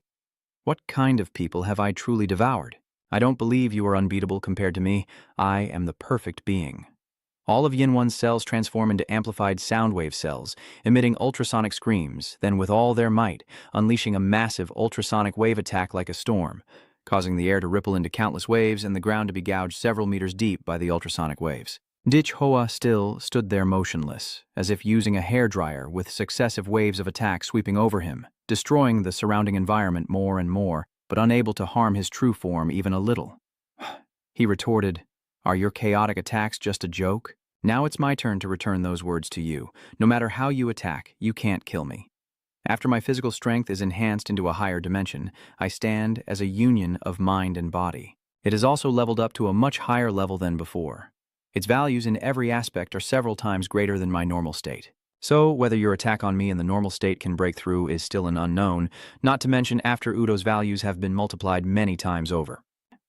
Saying that, the god sneered and continued mockingly, saying frankly that even if you stood there and fought all day, it would be hard to break through my defenses. At this moment, overwhelmed by Dich Hoa's overwhelming aura, Mot began to feel confused and question life itself. No, this can't be happening. Could it be that I really can't defeat him? Even as I keep growing stronger with each moment of endless speculation for a better revenge, Mot, who has always feared neither heaven nor earth, finally considers retreating at this moment. He stood in front of Dich Hoa in a daze, his body suddenly trembling despite his will not to. Dich Hoa approached him, sensing the thick smell of death, and he spoke. "But the gap in our strength is too great. Soon my entire body will become enormous in Titan form." Standing before Mot like a mountain, although Mot was growing stronger little by little, to Dich Hoa it was just like a tiny toenail. He stammered, trembling as he spoke. If I described the distance to him as 1,000 meters, then shortening it by 1 centimeter or 2 centimeters on this enormous scale is like nothing. Damn it, if I had more time to develop, to consume more strong enemies, to perfect my envy, I would eventually surpass the man in front of me. One's huge mouth full of sharp teeth kept opening and closing, his voice losing its sharpness. But now it was too late. At this moment he still regrets and is furious about the damn genetic incident caused by the sudden interruption of the golden gene's breath. If I had successfully completed the gene correction and reached a more perfect state before facing this monster, even if I can't fight back, I shouldn't be struggling this much. To keep this battle from escalating further and endangering Am-One's life, he hesitated, then forced himself to catch his breath and speak to Dich Hoa. "All right, I admit it. You are not inferior to a perfect creature like me. At this point, I can't find a way to kill you, but you also can't kill me. Maybe that's why I won't invade this city or the entire country anymore. I will go to other countries, such as the North Bak Dan Federation. This also aligns with your goal of restraining the power of other nations. In the end, the two of us can split Lam Tin in half. I will rule the North Bak Dan continent. You dominate the East and West continents, the strongest on the planet, and as long as you take a bit of their blood, I can help you develop toxins targeting their bodies to eliminate all heretics." In response, Dich Hoa raised one finger toward Mot, who jerked in surprise and asked, "What does that mean?"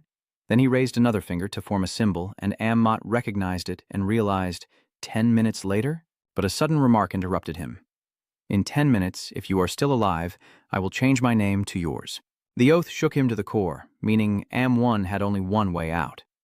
Straight down to the underworld. Seeing himself being cornered, Am-One angrily opened his mouth and shouted, "So just grab my hand directly." Dich Hoa coldly replied, "Whatever suits you." Yin-One leaned back, spreading his arms wide, a sickly smile revealing his teeth as if mocking Dich Hoa's fanciful imagination. "You're killing me? Are you joking?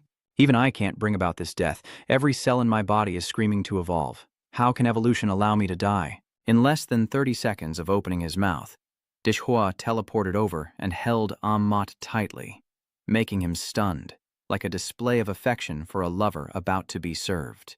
Dich Hoa softly whispered into Mot's ear, "You try and you'll see," as he slipped his remaining hand through Mot's armpit and clasped both hands tightly.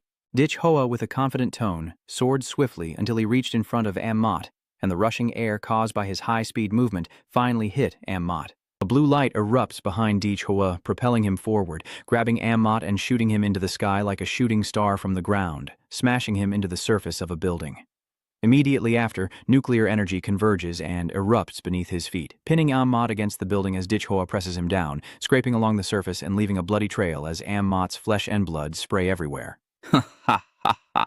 You can't kill me. You can't kill me. This attack doesn't hurt or itch at all, but soon he will regret everything he just said. Dich-Hoa let him soar straight into the clouds, with nuclear energy continuing beneath his feet. But very quickly, Dich-Hoa's speed surpassed that of the Super Blue fighter jet. He still keeps flying higher. What do you want to do? Yin-Wan sensed the air thinning and the temperature dropping, finally beginning to panic. Are you trying to throw me out of Lam Tin? At this point, Dich-Hoa has taken the Sound One to an altitude of over 50,000 meters, surpassing Lam Tin's ozone layer, yet it still keeps talking nonsense. The cosmic rays and the space environment are not absolute. They can't kill me. I will keep absorbing radiation and evolving in space until I kill everyone in Lam Tin.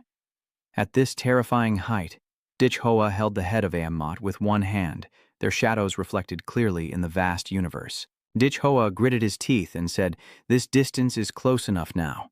No one can observe what I am about to do, nor will it cause destructive damage to West City." Then he pressed his face close to the top of the one and whispered, "At such a distance, you must have lost contact with those growing bodies, right?" The first one sweats profusely. When he hears the word derived creature, his confidence and immortality are shattered for the first time. How do you know? The main body of the Shadow One is not as invincible as he boasts, otherwise he wouldn't have been captured and imprisoned by the Thunder Ray bird before. He is indeed very difficult to kill, but every time he regenerates and recombines, he will consume life energy. As his life energy gradually diminishes, he will become weaker and weaker. In the recent battle with Dich-Hoa, he lost a total of 1/3 of his life energy, and his reserve energy alone could even match that of 3 ordinary lords. But his greatest reliance when facing Dich-Hoa is not his resurrection count, but the derivative creatures that escape from his body. From the initial head being shattered by the Kimbyak Trungton to the various body organizations being destroyed by Dich-Hoa later on, these body components, once separated from the main body, do not lose their activity, but enter a dormant state. He will activate the consciousness clone stored in that body part once his main body runs out of life energy, achieving a different kind of resurrection. Unfortunately, this consciousness separation ability is not yet fully developed and currently has distance limitations. At this moment, a blue flame flickers in his eyes. His voice is not loud, but enough to make him one tremble. "Do I know how? Because I am stronger than you?" He silently thought. Actually, it's based on the life force field. He senses the connection between the detached components and his own body, then through changes in the battlefield perceives the strength of the link and deduces that he and those components have a distance limit. "I truly am a genius. Then," he added another sentence in a sharp tone. "In other words, you now only have one life left," and one screams in terror. Now if it gets killed, it will die, and never see the sunlight again. Currently, Dich-Hoa and Ammot are flying together through the atmosphere, sharing their love. At this moment, Am1's face is as green as a banana leaf. It silently thinks that it has been recognized by him. "I can't die. If I do, I will never see the sunlight again." My bones and muscles swell into a terrifying beast breaking free from its cage, exploding in self-destruction as I shout into the void, "You can't catch every piece of me." Ha ha. As long as a piece of flesh and blood can reach the ground safely, I will survive. Dich-Hoa glared, his eyes blazing with fire in response. "Are you afraid? Is it the instinct to fear death?" Booming. M1 stared in horror at Dich-Hoa as he saw his body keep growing, transforming in the blink of an eye into a 10-meter-tall black and blue giant whose size was still increasing. And he himself was like a chick tightly grasped in the hand, the dense invisible weapon surrounding him like a wall of air, angry and shouting, "Damn it, can you still grow bigger?" Yin-Wan instinctively felt fear and shouted in horror at Dich-Hoa, but Dich-Hoa paid no attention to his pleas and curses, his large hands pinching Yin-Wan in the palm like catching a tiny mosquito. You raise your voice and say, "No need to catch every piece, just hold everything in the palm of your hand. You have no way to escape now." Dich-Hoa's body grew larger to make Ammot a tiny object within his hand. He held Ammot tightly and squeezed both arms strongly, then continuously rubbed his palms together, determined to torment Ammot to the end. "What do you want to do?" I finally squeezed him into a meatball. Yin-Yi continues to babble on. "Do you want to eat me?" "Are you a demon beast? How dare you think about eating your opponent, ignoring the nonsense words of Ammot?" Dich-Hoa swallowed him in one gulp, yet he kept shouting arrogantly, "Aren't you afraid I'll start devouring you from the inside?" "Yes." Dich-Hoa directly led him down to the stomach through the huge throat. He is now just a tiny rusted piece before the Titan's body, yet still confidently laughing louder. Ha ha ha ha ha ha ha. Foolish, I am the one finding a way out of despair. Gulping him down the throat is just the first step in the plan to destroy. As if preparing for something bigger, Dichhua floats in the vast space, aiming to turn himself into a furnace to completely refine it. Boom! The next step is the eruption of Flame Sovereign, as Dichhua's blue pupils begin to flash with a fierce red light. The blue light from the body gradually turns into a fiery red, the red light growing stronger until it almost becomes a second sun. The air within a few kilometers is stained with red. The surface temperature of Dichhua's body has reached 4,000 to 5,000 degrees Celsius, while the core inside is climbing into tens of thousands of degrees, continuously rising. It's important to note that the surface temperature of this star's sun is only about 5,600 degrees Celsius. Burned by the terrible heat, he begins to panic and scream. Where is this? How can any creature release temperatures at star level? My gene vault simply doesn't have any superhuman genes capable of adapting to a life-restricted zone like the sun. Huh. Boom. If Dichhua still remains in the western city, the terrifying heat of the Crimson Lotus state would destroy the entire western city and could potentially permanently alter the climate of the surrounding area. Inside Dichhua's body, a muffled groan signals to stop. Damn it, are you trying to refine me into a pill? I can't accept this, I can't accept this. Yinyi melts in pain, burns, and struggles within Dichhua's stomach, trying his best to replicate cells that can adapt to this terrible heat, but failing completely. I am clearly the most perfect being, just give me time to become a god. His voice gradually faded, never expecting that he would actually be thrown into the sun, along with Dichhua releasing a blazing red lotus-shaped shockwave from inside his body. The red lotus-shaped shockwave spread out in a circle for hundreds of kilometers. The nuclear fission light it produced was visible even from outside the planet, and everything returned to silence. 10 minutes ago, Dai Kai Ming and the old monk witnessed Dichhua launch like a missile, soaring straight into the sky and disappearing over the horizon. At the same time, they received a radio signal from the airship above. This is the Western City Combat Zone headquarters. The Vanguard Squadron has received your message. Please respond. Frontline Squad, please respond. I am Dai Kai Ming from the Vanguard Squad, and have successfully received the message from the headquarters. Dai Kai Ming, the Beast Summoner of the Western City Battle Zone, has been completely wiped out, and we are currently conducting a thorough sweep. The headquarters has confirmed that all the Lords of Western City are dead. Please report your situation. Dai Kai Ming reports. Clearly, the other side has received the information. I see the general situation is now understood by the headquarters. He emphasized that without the mysterious powerhouse, our plan to retake Western City would be difficult to carry out. If the identity of this mysterious expert is not a secret, please tell me for sure. I want to thank them in person at their home. The headquarters reported back. He's right there in your university. Dai Kai Ming was surprised. Is there a director or a special professor at Owa University? I've never heard of them before. Then he wondered, I, as the president of Hoadai Student Union, have basically met all the teachers and professors of Hoadai, but no one has fought and displayed such a bright blue, destructive light. The headquarters explained that he is currently not a teacher or professor, still in the student phase. This statement further astonished Dai Kai Ming. Which martial arts master of the fourth-year class are these students truly inheriting? I've never heard of students in the same class breaking through to the Grand Master level before me. Has the headquarters confirmed this? He is 3 classes below you and your junior brother. Dai Kai Ming was stunned.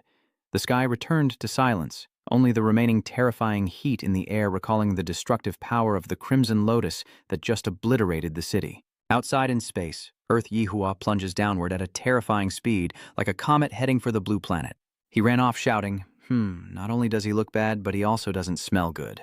The intense heat from the Flame Lord has burned through the nano-combat armor. Now it's time to see what you're capable of. Please, Yin said, then Dichhua opened his mouth wide, revealing his naked human body through the charred remains. Logically, Dichhua should be wearing the nano-watch that the female emperor prepared for him now, so he's no longer naked. Swish! The tentacle-like appendages from Dichhua's mouth emerge and gradually grow larger, quickly covered by a moving black and red biological armor. Dichhua marvels that the high-level vampire bloodline combined with the evolutionary power of the progenitor can both refine his yin and absorb his genetic abilities. And along with his will, this biological armor is shaped into a bodysuit and then biologically dyed. By inheriting the black and red biological material from that guy, it seems this thing can not only mimic clothing but also heal my body from the injuries sustained during the Inferno form. It's not just about recovery, but optimization. feeling like you can freely shape a person in a game. After absorbing the black and red biological material, Dich Hoa's body is comprehensively optimized, heat-resistant, capable of storing and transmitting superior energy with lighter yet stronger bones, enhanced nerves, and faster reactions. Dich Hoa stands in the sky, appearing unchanged on the outside, but his microscopic structure has undergone earth-shattering changes.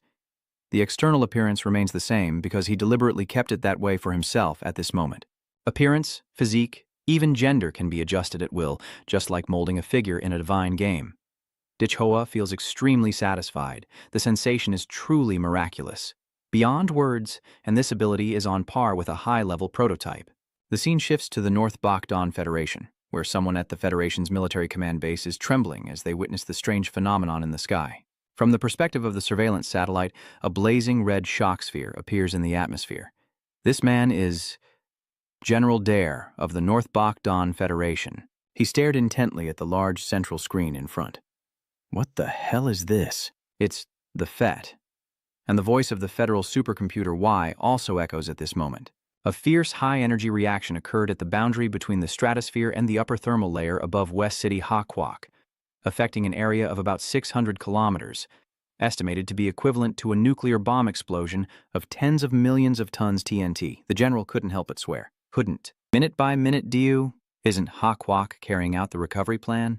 What is this high-energy explosion all about? A technician asked. General Eva detected life activity at the explosion center. He asked again. Life activity? Even a top-tier Grand Master would be turned to dust by this level of explosion. Zoom in on the satellite image for me. I want to see what Hakwak is up to. Along with the enlarged image on the central screen, a young man in a leather jacket appears, looking up at the sky as if he can see through the infinite distance to face the satellite outside Earth. The general's face turned pale and he exclaimed, "It's a young boy in charge!" But soon the young man's lips on the large screen moved slightly, as if saying something. "Admiral, he's speaking in the language of the South, meaning he's spying on your father." At the North Baidan Federation Military Command Base, Mr. Shen Yi's face appears on the screen with a friendly gesture from his middle finger. Admiral Dewar stared fixedly at the large central screen ahead. "No way. Our satellite is in orbit outside Earth. How could he have detected us?" Quickly identify his face. Could it be that the fourth Grandmaster has appeared? They were bewildered by his glowing eyes. What is he planning to do? The people of the Federation broke out in sweat and made noise. Someone reported, "Sir, Vitin has detected a rapidly converging energy source." From the perspective of the surveillance satellite, a bright blue shockwave appears in the atmosphere and flashes across the large screen. In less than a second, the satellite explodes. Dich Hoa, after destroying the North White Forest satellite, said, "You North White Forest kids, blow up your satellites first and see if you still dare to spy on us." The Emperor's model has reached its maximum level, and the range of the life field has expanded to its maximum, enough to cover the entire globe. Moreover, not only can I sense the breath of carbon-based creatures, but signals from machines and other special frequencies are also within my range of perception. Now that Western City has been reclaimed, I suddenly have an idea. Could I step into those S-class restricted zones with my current level of life force? "It's worth a try," he shouted, and the magnetic field expanded. At this moment, he also looked up at the sky, as if peering through the infinite distance to face the satellite outside Earth. An invisible sensing field spread out from Dich Hoa at its center. Dich Hoa's domain has quickly covered the entire province and continues to expand at an extremely fast rate, with countless chaotic information flooding into the brain. The red and black biological matter automatically helps Dich Hoa organize useful information and eliminate sensory data. The liquid form gradually constructs a 3D model map in front of Dich Hoa. Currently, Dich Hoa is very satisfied. The black and red biological matter of Yin 1 combined with the life field has created a complete regional distribution map. The distribution of cities in Great Sha can be accurately and clearly mapped out.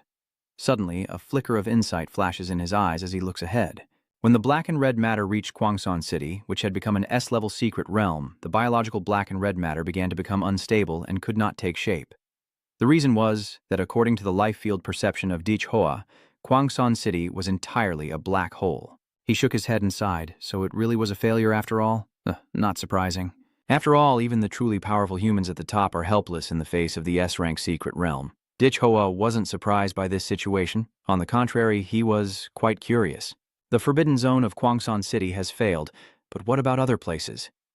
Dich Hoa is now very strong, but he has not yet reached the peak of this high martial spirit world.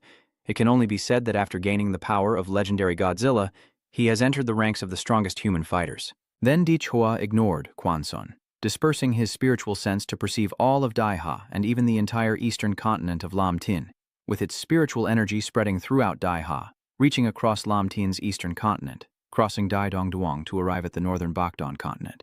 Then, North Han Duong and the entire eternal ice continent in Antarctica of Lam Tin were all explored and mapped out.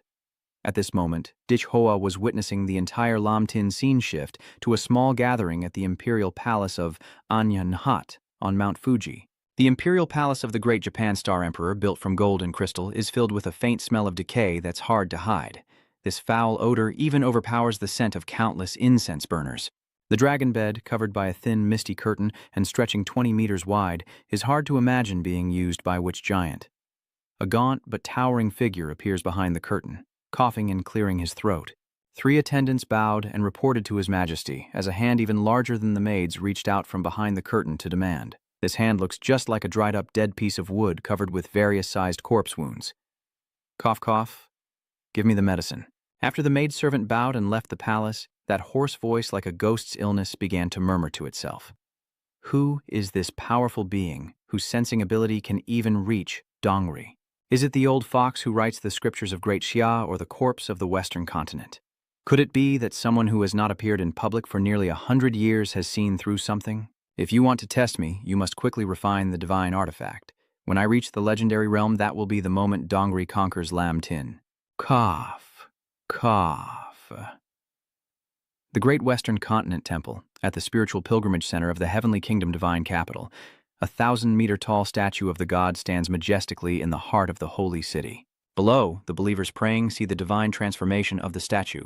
Look, the statue is manifesting its divine power, the true God has descended, the prophecy is real, the faith is genuine. Those foolish mortals who do not believe in the faith will ultimately be cast into the bottomless abyss.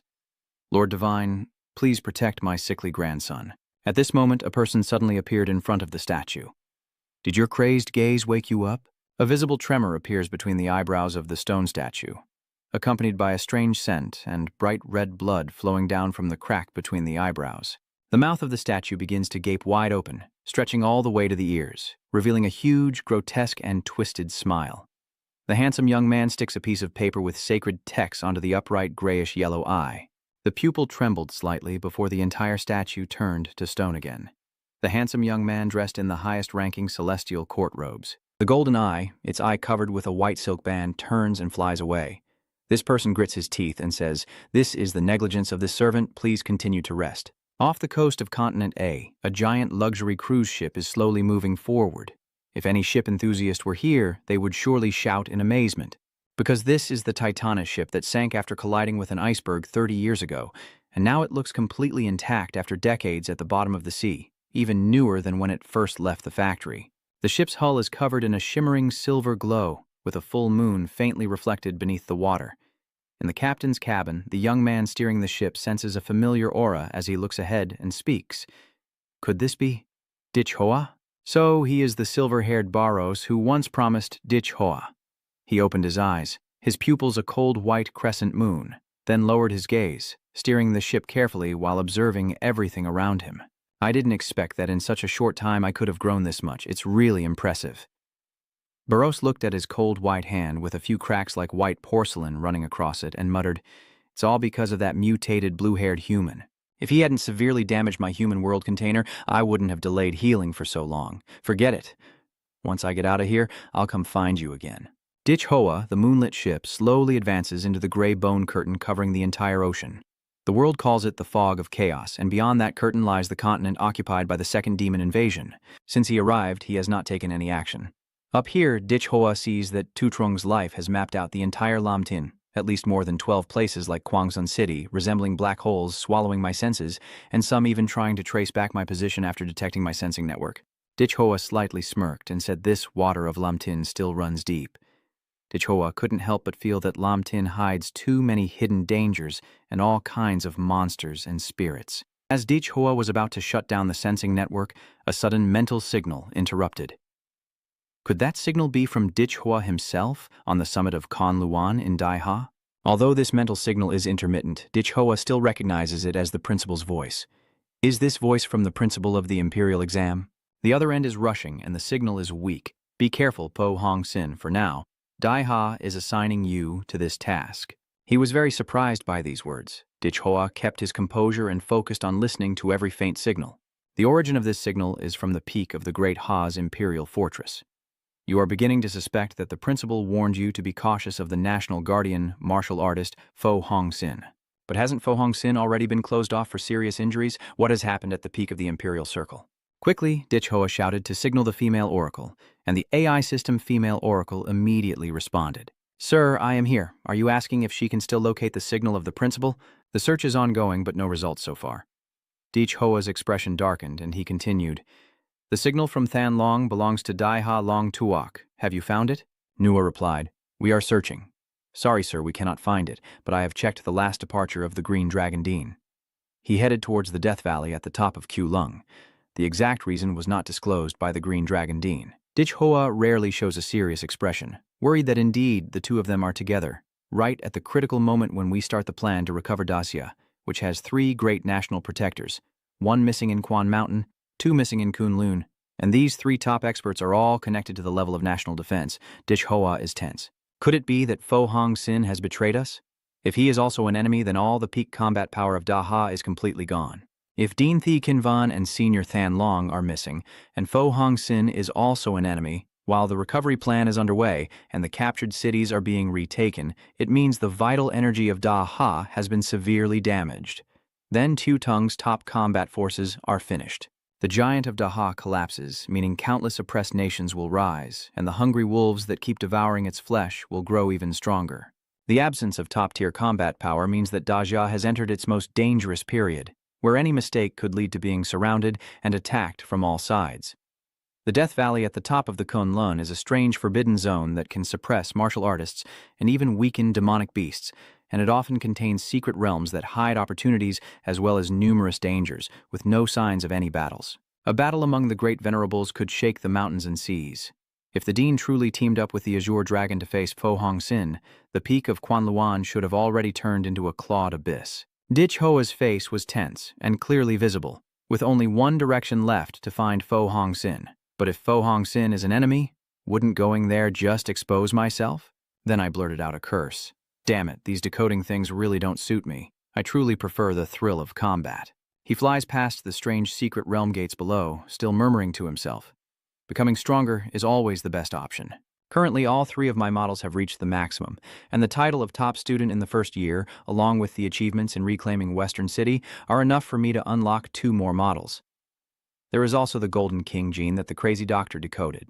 The rare gene hidden within holds immense potential for transformation and enhancement beyond the ordinary. If the great nation truly no longer has protectors, he gently closes his eyes, takes a deep breath, as if suppressing heavy thoughts within. Then he boosted his power, rushing forward at an even faster speed and shouting excitedly in midair, and I will declare victory. A certain commercial building in Western City, its structure riddled with 2 large holes with cracked and leaking walls, yet somehow still holding on firmly, not collapsing amidst the ruins. Dich Hoa descends slowly into the ruined building, with black and red tentacles still not fully disappeared, gradually retracting into his body. As he just entered, he casually spoke out in a cold, loud voice, glancing around and judging based on his bloodline sense. That bloodline person must be here, hiding well, maybe avoiding something. Suddenly, the wall above burst open, cracks spreading like a web, and a powerful beam of light shot straight through the structure, illuminating everything with an imposing presence. It was like a meteor tearing through the sky and crashing to the ground. That is the fire of translation. In just a fleeting moment, he changed direction in midair and landed straight on the ground with a fierce aura that caused the surrounding space to tremble slightly. As he stood up straight, a massive figure appeared. A strange creature, like a giant worm with a wide-open mouth full of thick, grayish teeth. Around that disgusting mouth, many chubby hands grew out. For Dich Hoa right now, this kind of monster is just a white tissue to wipe his nose. With hands shining with blue light, Dich Hoa stared at them intently. The deadly intent to kill him burst out fiercely, as a powerful surge of energy spiraled and roared forward, carrying a cold killing aura straight toward the creature. A deadly strike split the monster into 2 parts. The head was covered in thick skin and sprawled across the ground, while the rest was a splash of blue-green blood. The size of the beast was enough to imagine the huge amount of blood spraying out. Now, everything was gradually calming down, and suddenly, something was emerging from the mass of slimy fluids. Hoa approaches and says, "I told you I couldn't find you because you were hiding inside the monster's stomach so you wouldn't be discovered?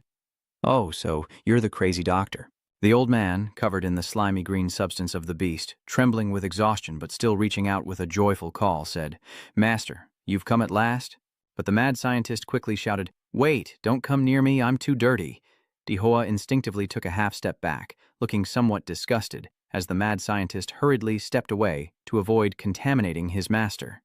Hoa showed clear disgust, pinched his nose, and with a cold gaze asked the crazy doctor, "What happened?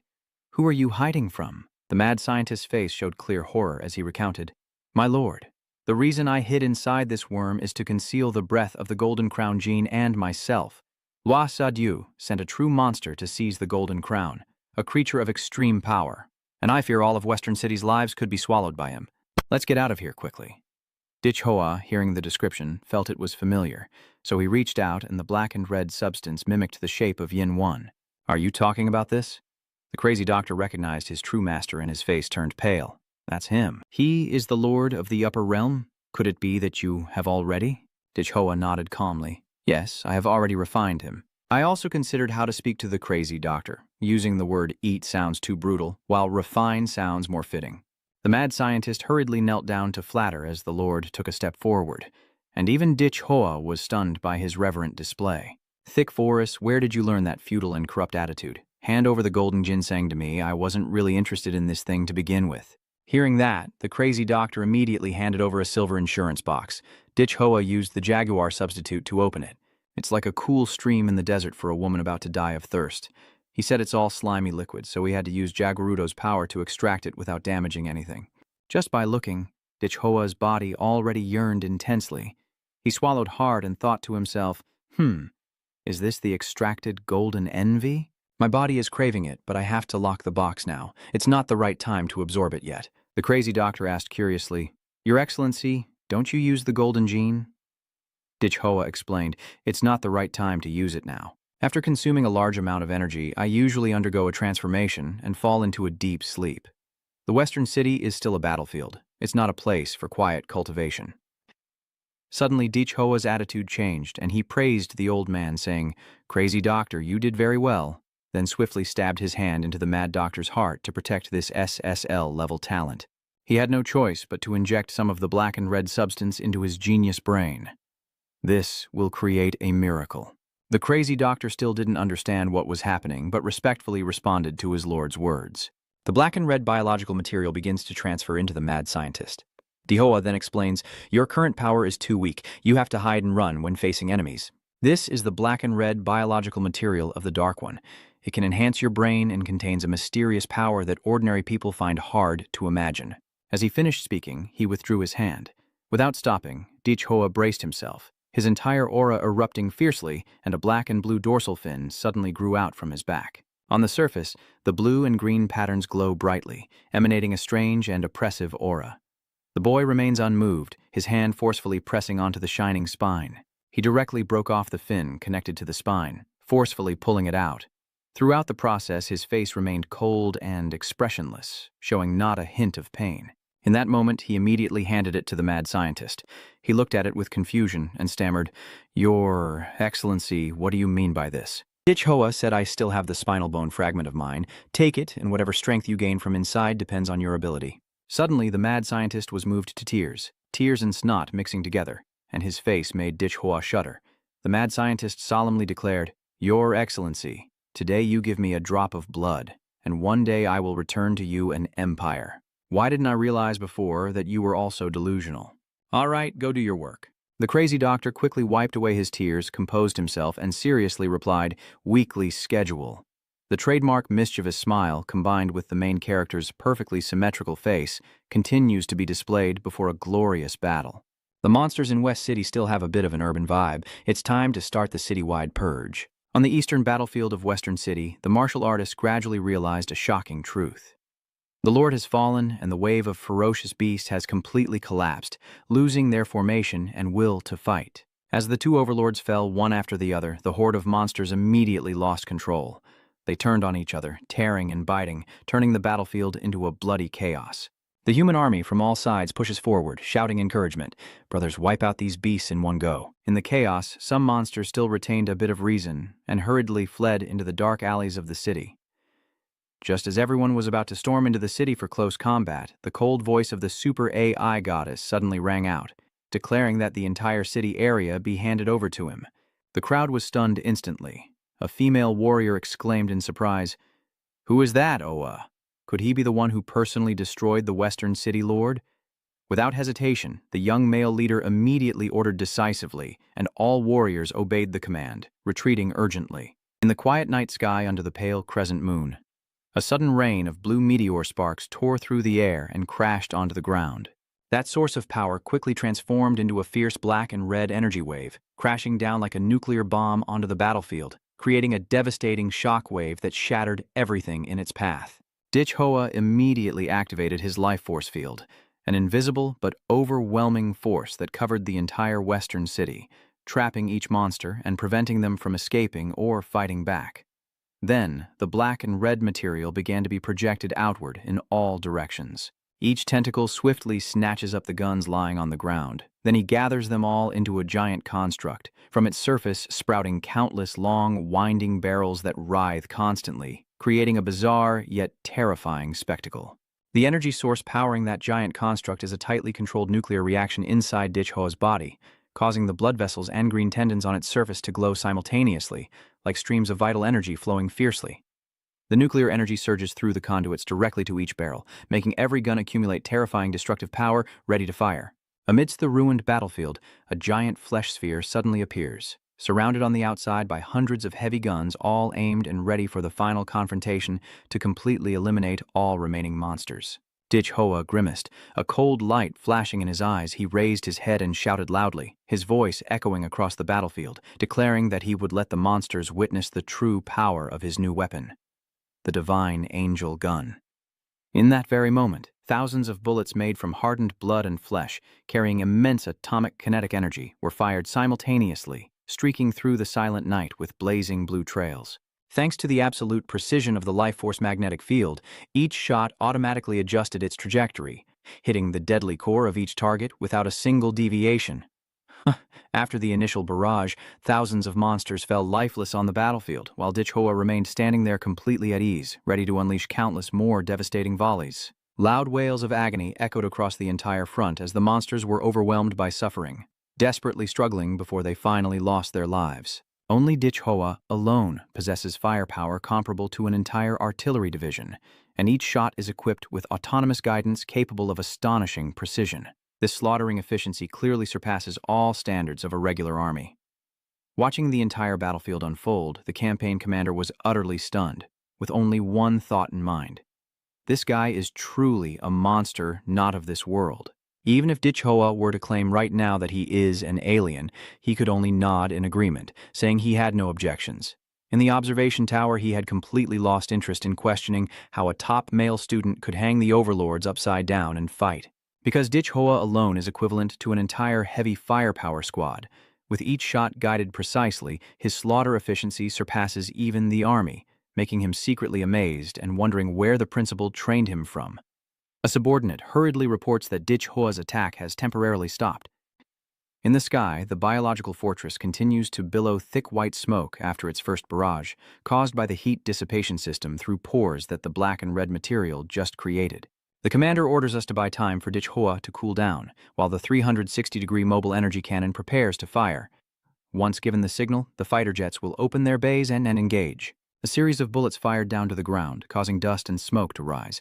This time, it's the captain's contact, and the continuous gunfire makes the remaining boss-level monsters in the city tremble. Usually, they are not afraid of human firearms. Are they furious and damn it? Have human weapons become more advanced?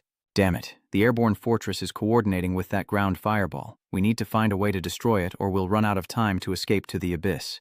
A winged demon lord begins to push forward. Then you lead the charge and go first. We will follow behind. The lords fell silent. Everyone knew they had to take down the fortress, but no one wanted to be the first to sacrifice themselves. As they hesitated and pushed each other, the second wave of the plague was about to fire. Boom, boom, boom. The sound echoing like thunder. The sky over Western City was dyed with blazing blue flames. This is the Damlet's sword, hanging above the monsters. They shout, the cannonball has started its second barrage. Low-level monsters simply cannot resist. Dich Hoa doesn't care about rebuilding after the war. As a warrior, he only knows that without this suppressive firepower, countless fighters would have to die in dangerous street battles. The strongholds of the Lord level are given special attention. The monsters are in a rush and must deal with it quickly, or the beast tide will be completely wiped out. Even their underground lairs have been uprooted. Even when they hide deep underground, the earth-penetrating missiles Dich Hoa built can easily find and destroy them completely. It's stopped now. The cannonball has stopped again. After 2 cleanup efforts, the streets of Western City are filled with torn flesh and quickly turn to dust as the core is destroyed, releasing a lot of white smoke from the meat mass. At this moment, the final demon lords can no longer hold back. Kill it while that damn thing just finished firing and is regrouping. We must rush in and destroy it. If we don't destroy that thing, no monster will survive to return alive. A beast messenger reports that the Western City stronghold has been taken over by humans, and we must seize the opportunity. On the surveillance screen, the signal shows more than 20 lords gathering, roaring and launching deadly attacks towards the airborne fortress. On the ground, the warrior army is terrified as the lords strike simultaneously. The team leader immediately ordered, "We're in trouble. Quickly support that cannonball. We must not let those lords seize it. Brothers, even if we die, hold on until the next fire barrage from the fortress begins. Don't even think about crossing our bodies." The team leader, though weaker, led the fighters with unwavering courage as the monster lords charged forward at terrifying speed. But at that very moment, with a loud crack, the flesh fortress of Dich Hoa suddenly opened. Everyone had no time to react, only catching a glimpse of a blue light tearing through the skin of the beast in front of them. A hundreds-meter-long blue atomic light sword suddenly falls from the top of the fortress, and the chieftains leading the charge vanish in an instant. The martial artists haven't even had a chance to act yet. Oh, is it over? Even the captain was confused and told us to disband. Those level lord monsters have all ascended to heaven. Damn it, all our efforts were wasted. If it keeps up like this, we'll just be background scenery. Dich Hoa, standing coldly above, looked down and said, "Did you really think I only knew how to stand still and shoot?" The recapture of Western City has become a settled matter. Dich Hoa's hands, combined with the black and red Dich, spread out into enormous wings. Dich Hoa revealed a rarely seen serious expression and looked out at the last demon beast lair before confidently declaring, "After tonight, there will be no more monsters in Western City as the first rays of dawn shine brightly upon the land, dispelling the final darkness." The airborne fortress transformed into a flowing stream of black and red liquid that seeped back into Dich Hoa's body. He confirmed that no monsters remained alive in Taethon. From this moment on, Taethon confidently announces to the entire continent that it has been successfully reclaimed. At that moment, a faint smile appeared at the corner of Dich Hoa's mouth. Ha ha. The system panel hasn't appeared in a long time, but it finally sent a message. The achievement is unlocked, and the savior of Western City gets a chance to draw a sample template, hinting that the host is involved in a large-scale activity. Contributing over 50% allows for an achievement fusion, and the reward will definitely include at least one high-grade sample draw. You look at it with satisfaction. This script looks familiar. Isn't this the gacha-style reroll from those domestic games in the previous life? It would be great if they changed it to monster summoning. Lower than B-rank monsters are no longer valuable, so after completing all the retrieval achievements, saving up for a big summon makes the most sense. At least, an A-rank monster on par with Godzilla would be truly exciting. News of Western City's quick victory quickly spread across the country. The recovery operation by Dacia began with a victory, reclaiming 3 cities in just one day. The first city, Leon City, was led by the 1st Department of Longtuo. The second city, Lam City, was reclaimed mainly by Tado martial artists. The third city, West City, was recovered under the leadership of Dean Hoa Dai Tran Thien Vu. Our warriors of Daha will continue reclaiming the cities invaded by monsters, but Dich Hoa's identity remains a secret. The command center only mentioned the name Grandmaster Tran Thien Vu because Dich Hoa's strength isn't too astonishing. A first-year student with peak Grandmaster cultivation who can crush a Grandmaster would cause a worldwide shock. In a corner, Liu Qingchu observes this information, half believing, half doubting. Could it really be Dean Tran Sao who is retrieving West City? In the army, everyone signs a confidentiality agreement, but 2 people still guessed the truth. Liu Qingchun and Suzhou. What are you joking about? That blue light can only belong to someone else. The scene shifts to the headquarters where the plan to recover Daiha is underway. The commander is tightening security to ensure information about Di Hoa remains confidential and establishing Di Hoa's identity at the highest security level. Anyway, this is an earth-shattering event that will attract attention from many sides. The department is in a hurry. Minister Dich Hoa has returned to the command center to see the chief with a serious look. Boss, I have something to ask of you. As soon as he heard Dich Hoa's voice, he tensed up and got goosebumps all over his body. A commanding general should bow his head respectfully before a student. Don't. You're the one in charge of me, that's all. So I might as well ask directly, when will the official recognition for my first-year top student title at Hoa University be granted to me? The commander is sweating bullets. He stammers, "You're already stronger than the director, so why still covet that student top scorer title? Don't your classmates find it embarrassing?" Getting the top scorer certificate requires confirmation from the student union of Hoa University, which usually takes about a month, but seeing Dich Hoa's face darken, he quickly tried to smooth things over. However, your case is very special. I don't think any first-year student would dare to question your top scorer position. Moreover, the president of the Hoa University Student Union is also here and can certify you on the spot. As he spoke, he broke out in a sweat, looking as if he had just run 10 kilometers. "Are you the student council president? Where is he?" At this moment, someone opened the door and entered. He looked very familiar, and that person was Dai Kai Ming. When he entered the room and saw Dich Hoa's youthful face, he took a deep breath. Dich Hoa turned around and asked, "Are you the student union president?" "I am." Without warning, this divine figure suddenly moved quickly toward Dich Hoa. He rushed forward, dangerously close to Dich Hoa's face, making the man feel awkward and unable to introduce himself properly. A second later, Dai Koi Min put on an idol-like expression towards Dich Hoa, with a triumphant look even more than when he defeated the monster. "Senior, thank you for saving all of us. On behalf of my master, I sincerely thank you."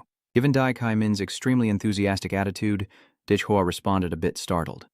"Yes, that's what I should do. You don't need to be so formal. Besides, you seem to be a few years older than me, so don't call me senior." Dai Kai Ming enthusiastically brushes it off. "No, on the path of martial arts, strength comes first, and you are indeed my senior." Dich Hoa nodded shyly and smiled, saying, "Well then." The system display shows congratulations to the host for achieving the milestone, the top scorer of the Hoa Dai class. A single draw reward. After finishing at the headquarters, Dich Hoa took time to study the system, and finally it arrived. Next is the moment of witnessing the miracle as Dich Hoa nervously presses the draw button. A black vortex immediately appears. A deafening scream echoes as a mysterious purple light flashes. He stands frozen, staring at it. It spins like a giant eye with a deep black hole in the center and dark purple energy constantly swirling around the outside, emitting a blinding light. Dich Hoa had to cover his eyes with his hand to shield himself from the light's influence. He thought to himself, "This is it." A giant shape appears before Dich Hoa, with a large eyeball floating in the middle of the room and many tentacles protruding from the dark flesh. It is classified as a B+ level demon realm. On that large piece of flesh, a cut suddenly appeared in the center. It gradually opened like eyelids, revealing a faint pinkish-white light inside, with several tiny tentacles like eyelashes extending outward. The giant eye opens its eyelids wide and glances with its fiery red pupil at Dich Hoa, accompanied by information from the bloodline ability system. The Tainat Tuong Tin, which can sense cosmic radiation and photonic energy, freely adjust particle density, guide light energy, manipulate energy flow, and alter its trajectory and efficiency. The great dark heaven swallow devours everything, with a compatibility of 1%. He looked at it with interest and muttered, "Not bad. It's a skill model. Not just D2C grade tendon models that only increase body size, and I wonder if the ability to control light and energy of the Hellstar can merge with the nuclear energy of the Emperor. If a perfect combination is possible, the development space will be enormous. I couldn't wait any longer to fully upgrade this model and start in-depth research." Transition to a city under occupation. Tan Than, a coalition of many top martial guilds, launched a joint assault. But after a day of fierce fighting with huge casualties and exhausting all their ammunition, a sense of utter helplessness engulfed the entire army. They don't fear death. They only fear dying before they get to see the face of the enemy. The reason lies with the elite team that kills the overlord. Even gathering the strongest guild leaders, they were still completely powerless to find the location of the ruler of Tan Than. One guild leader, leaning against the wall, spoke angrily. "Damn it, it's been a day and we've only managed to barely recover 2 neighboring counties of Tan Than." Another voice said bitterly, "The assassin team of the Lord consists of martial arts guild leaders like us, yet we still can't locate the Lord's position. It's all because of those rats. The army of the Imperial Beasts in Tan Than mainly consists of rat-type monsters. Although there are almost no giant monsters, they are extremely troublesome on the battlefield. They have established a complex underground transportation network in the occupied city, determined to fight a tunnel war with the Martial Alliance. We initially adopted a strategy similar to the Western City Coalition, bombarding the outskirts to lure the Beast Army out, then sending in a stealth assault team. But those rats are highly organized. Almost none of the monsters are attracted by bombs. The entire city is silent, and all the roads leading into the city have no defenses. The tall leader here grits his teeth as if telling the spiritual warrior to come quickly. A young leader nearby adds, "That's forcing us into close-quarters combat in the alleyways. The thing we're weakest at. Otherwise, we wouldn't have only recovered 2 districts with such heavy losses." At this moment, a female guild leader picks up her phone to check and reports that the news from the 3 cities of Lian, Lam, and Te has been retrieved. Damn it. The leader of the Silver Wolf Guild punches the wall hard, causing cracks to spread throughout the building. Guild leader Yanlang clenched her teeth in frustration. The lord completely refused to show himself. This beast is surely hiding deep beneath Tanthan's underground. This means that to meet the Lord of Tanthan, you have to cross billions of rats in narrow tunnels and complex terrain, which is basically impossible. Having strength but nowhere to use it, the greatest helplessness in life is simply this. In Tanthan, in a narrow, cold, and dark alley, an ominous atmosphere surrounds everything as familiar footsteps echo in the silent night. Slowly approaching is the main character, the divine healer. This time, when I arrive in Tanthan, I will completely change my appearance, wearing a dark purple cloak tightly fitted to my body, with my face covered by a purple crystal mask with a strange whirlpool pattern. I whisper softly. This time, to reclaim Tanthan, I absolutely cannot let anyone find out. Then he used the life force scanning spell and wondered why Fo Hong Sin would target the 3 top experts of the nation. Clearly, in terms of strength, reputation, and status, he has already stood at the peak of Hakwak and the world. Dich Hoa analyzed that he should have been a legendary figure in history forever. But once he starts targeting the top experts of Hakwak, it proves that one of his goals is definitely to weaken Daiha. With my rate of growth, sooner or later I will become a target for elimination. Then I concluded that in the future, Fo Hong Sin and I will definitely have a battle. At this moment, Dich Hoa was contemplating the upcoming scenario, a 98% likely event to happen. Dich Hoa is strong but not reckless because Fo Hong Sin is not someone easy to deal with. To confront someone known as Martial Saint like Fo Hong Sin, I must accumulate more strength and stay completely discreet during the process, taking the initiative to strike first before he can react. Anyway, my biggest advantage now is the misinformation. Fo Hong Sin doesn't know I've received messages from Principal Thi or about the growth rate discrepancy caused by the infinite monster's influence. While the life field remains strong, Dich Hoa continues to focus on his reasoning. As long as he has enough time to grow, he won't fear any enemy. Recovering Tanthan this time is the best opportunity for growth. Speaking of which, after entering the city, I use the life field to scan. Standing in the city, Dich Hoa's life field detects billions of dense biological signals beneath his feet. He exclaims, "Too dense. Biological signals could reach billions." This severely affects my sensing ability, and I cannot locate the Lord at all. Then he gently bowed his head, his eyes gazing into the distance as if penetrating through the layers of earth and rock below. No wonder Tanthan's coalition of martial artists couldn't conquer this place. I can't even find the Lord's position. Truly cunning. This scene reminds him of the Black Blood Hak Vien in N City, a battle he can't forget, both involving high-level treacherous and cunning monsters. Their very existence only fuels a stronger desire for slaughter within him.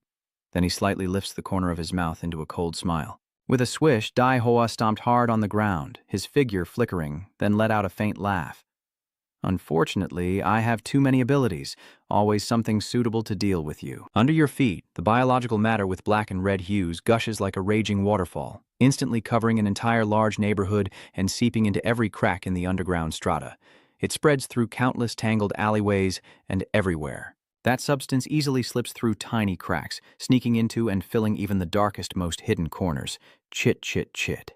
This sudden invasion immediately roused the mice, causing them to surge up from the depths of their hellish hideouts, quickly sensing the strange scent approaching their familiar refuge. The mice quickly gathered out of curiosity at the strange thing daring to invade their territory, revealing sharp teeth capable of tearing through steel plates, ready to bite into the black and red liquid. But before they could strike, the black and red substance suddenly shot out countless thin silk threads like spider webs, spreading throughout the space. The silk threads immediately wrapped around the mice, crushing them before they could even scream, then quickly devouring them, leaving only frantic squeals and chittering sounds. Everywhere, the mice's desperate screams echoed as they struggled, but the more they fought, the tighter the tentacles gripped without mercy. The greatest strength of the rat swarm is their large numbers and stealthy hiding ability, but unfortunately, both advantages are completely countered by the black and red substance. In just 0.1 seconds, a single rat is fully consumed without leaving any trace. The energy source obtained causes the black and red matter to grow exponentially. Are the rats endless? No, for it, that's just an endless source of food. Ditch Hoa remained sitting calmly the whole time, crossing his legs and even whistling casually as if everything was just an innocent performance.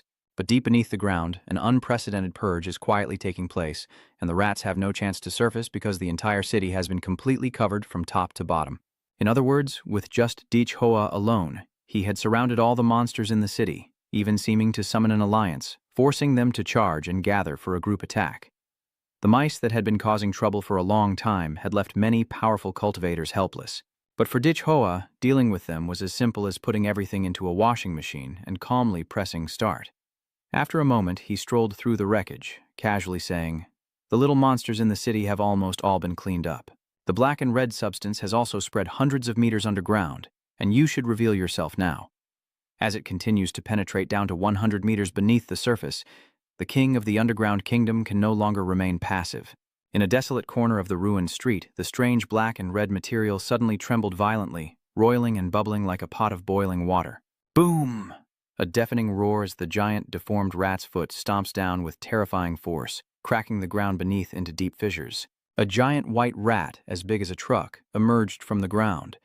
What's terrifying is that its massive body is covered with countless rat heads sprouting all over. All those heads simultaneously let out piercing screams at a terrifying frequency, creating a destructive sound wave that causes the surrounding buildings to collapse one after another, and right behind the monster, the masked man with a whirlpool mask cloaked in purple silently appears. King Chut turned around, his deep voice echoing. "Are you the only human left? I thought there would be a whole group of ambushers." "Ha, ha.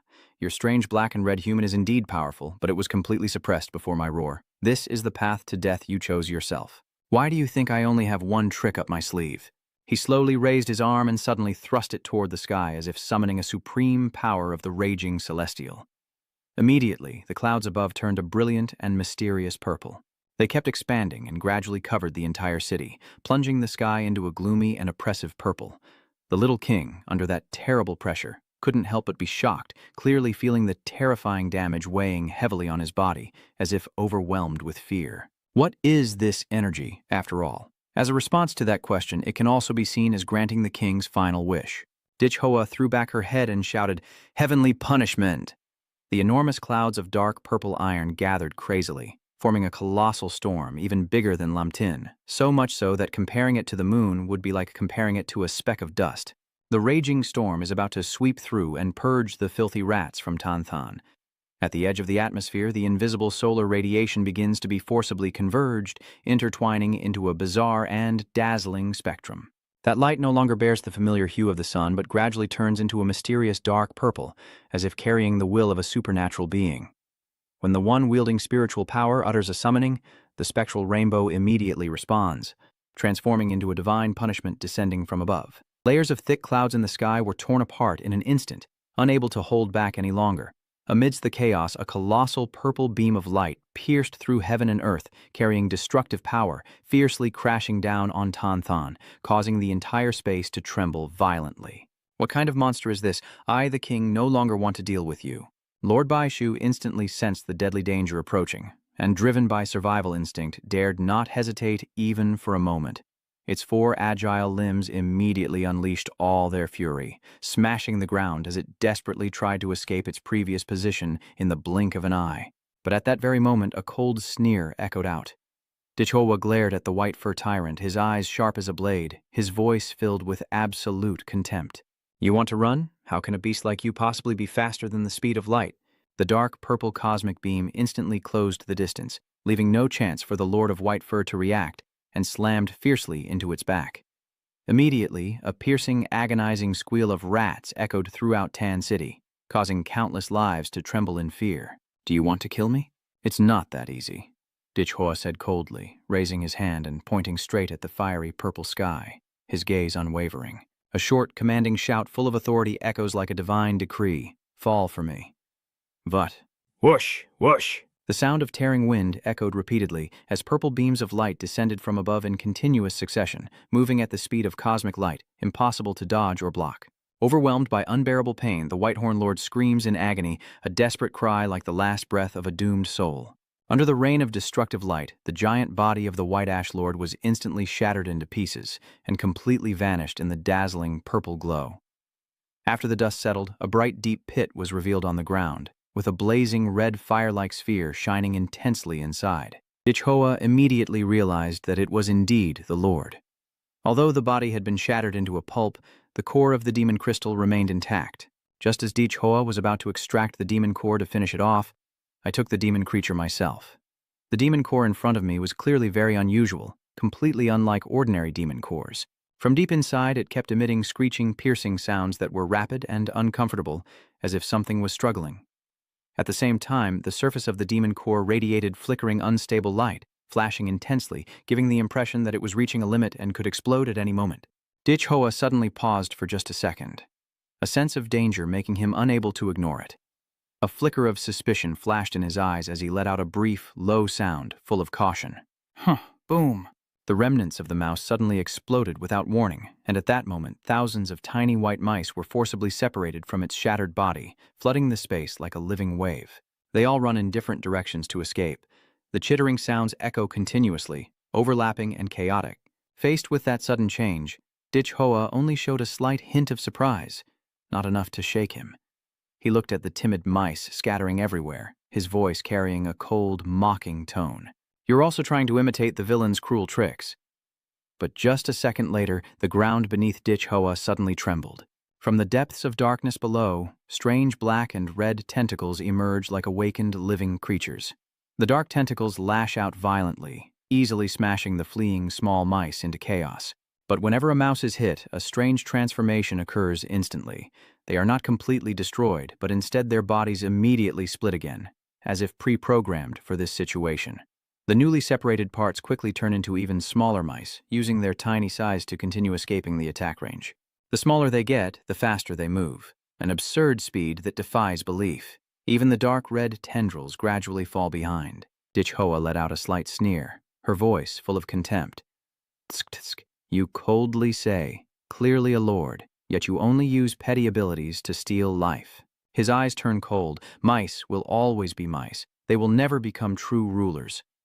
Gawarudo calmly orders the summon, his voice decisive and unwavering, and immediately a figure appears behind him, as if waiting there all along. Jagarudo slowly spreads his arms, a strange aura emanating around him. An invisible, colorless field quickly forms, covering the entire space. In that moment, time was completely frozen. Gawarudo nodded, as his ability to stop time had been upgraded to the point where he could sense the core of a creature. As long as you smash each core one by one, you won't be able to split them anymore. But if that demon is actually disguised by these rats, then where is the true demon of the Lord of the City? That dirty little rat has another trump card with a bloodlock? Even though this rat is the weakest Lord-level creature I've ever encountered, its survival skills are truly impressive, and make it a talent among mice. Unfortunately, those who deserve to die still must die. He gathered his strength into his palm as a fierce light radiated out. Anyway, this mouse has already slaughtered the city, so I won't use the ancestral blood to make it my subordinate. Let it be in the next life as a human. The scene shifts to the underground mouse palace, where millions of mice gather like worms, writhing together to do something, surrounding a giant transparent cocoon. Inside that cocoon, a demon core in the shape of a curled-up mouse is awakening. Its eyes suddenly open as it gathers enough energy, causing the core to tremble violently and the cocoon to swell, swallowing all the surrounding mice to turn into nourishment. It forms a large cocoon, like a deep womb inside the warm earth. And then, when the last mouse is digested, a giant hairless mouse is born from within the cocoon. The cracked cocoon shell revealed its bare, pale purple skin as it slithered out.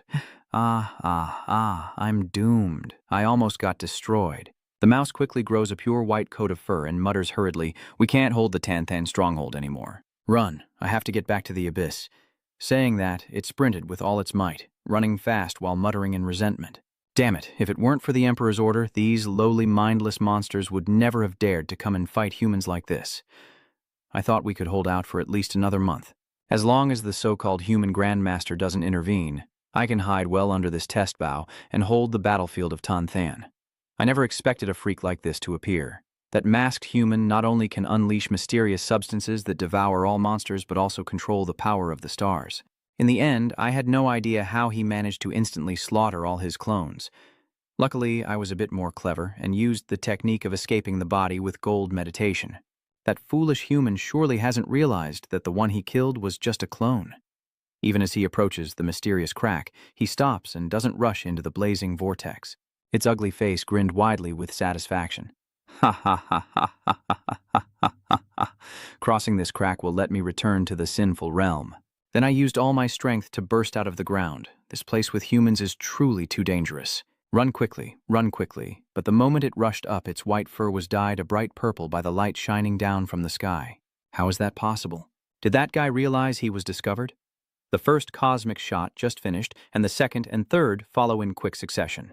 The continuous flickering purple light in the city reflected on the ruined buildings, while at the outskirts, the group of leaders was stunned by what they had just witnessed. Look, that group of purple beams is attacking again. What exactly is that?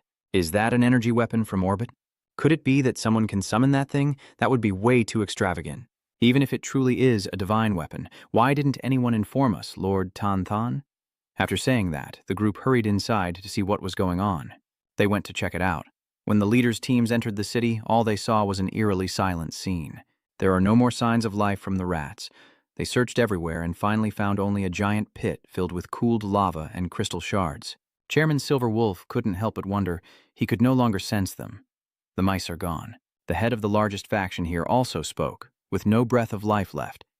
Could they all have retreated into the secret realm? Could it be that they were all wiped out by this group of purple beams? The guild leader of the Silver Moon looked up at the vast sky, wondering who could possibly command such powerful weapons. At this moment, everyone in Tanthan is celebrating their victory after retaking Lianthan, Lamthan, and Taithan. Tanthan has become the fourth city to be reclaimed. Everyone cheered with endless joy. Long live Great Shah! Long live Great Shah! Within a week, Daha recaptured 4 occupied cities in succession. The reporter also blended into the atmosphere of the Day of Reclaiming Freedom. We will continue to report on the latest developments of the plan to reclaim Dajia. Elsewhere, a group is watching this live event. These influential people are high-ranking officials of the United Army of Daiha. They observe the information with grim and suspicious expressions. Because no one knows who helped Tan Cheng, a high-ranking official spoke, his voice tinged with worry and suspicion. Who is it really? Who is behind all this? Immediately, the entire office became as noisy as in the western city, clearly showing that we are facing all kinds of difficulties, and as a result, a mysterious person appeared to help us. This time in Tan City, it's the same. Only the light has turned purple, but at least now we can be sure that this person is helping our divine soldier of Great Shah. What are they doing? Are the Gord brothers transforming? We've contacted Long Tuok and they said they can't reveal anything. Logically, the appearance of a mysterious expert capable of changing the situation on the territory would surely attract Long Tuok's attention and investigation, which means even they have no idea who it is. No matter who this person is, we must be the first to retake the other cities, or else we will look useless. After swallowing all the remaining rats in Tan City with the black and red substance, Dich Hoa quickly left this place, and no one knew his whereabouts. Dich Hoa thought that excluding Quan Sun, the S-rank life forbidden zone, there are still 3 occupied cities left to be liberated, 2 of which are currently under Long Tuok and Hoa Dai's control. I hear the front lines have been winning recent battles, so the recapture is near. I can only go to the last remaining city. The 3 cities. This city is too insignificant. Spirit Commander of the 3 cities sends daily battle reports at fixed times, with no major failures or victories, almost never appearing in the news. He said that and then sped off towards Sancheng, only catching a glimpse of a streak of light sweeping across the sky. He took out his phone, looked at it, and muttered to himself, I mainly used the power of the Demon Earth Spirit before. That purple divine light is too conspicuous. I need to adopt a different identity. A second later, the black and red tentacles burst out from Dich Hoa's throat, stretching and wrapping around his body. His appearance begins to change. Dich Hoa's hair grows down to his waist, transforming into a white veil that flutters in the wind. His head also transformed into a strange face as the black and red matter surged continuously. Finally, Dich Hoa's new appearance was revealed, with his face covered by a fierce red iron Tula mask. He suddenly looked like a white-haired demon lord soaring through the sky. Dich Hoa Loi pulled out a sword from the tear in space and said, It's been a long time since I used the Tin Van Tram Dao. I should disguise it a bit. He raised the Tin Van Tram Dao high into the sky as the black and red matter crawled up again, tightening his grip on the sword. Dich Hoa bent his body and slashed, disassembling and restructuring it into a long, sharp, and sinuous demon blade full of murderous intent.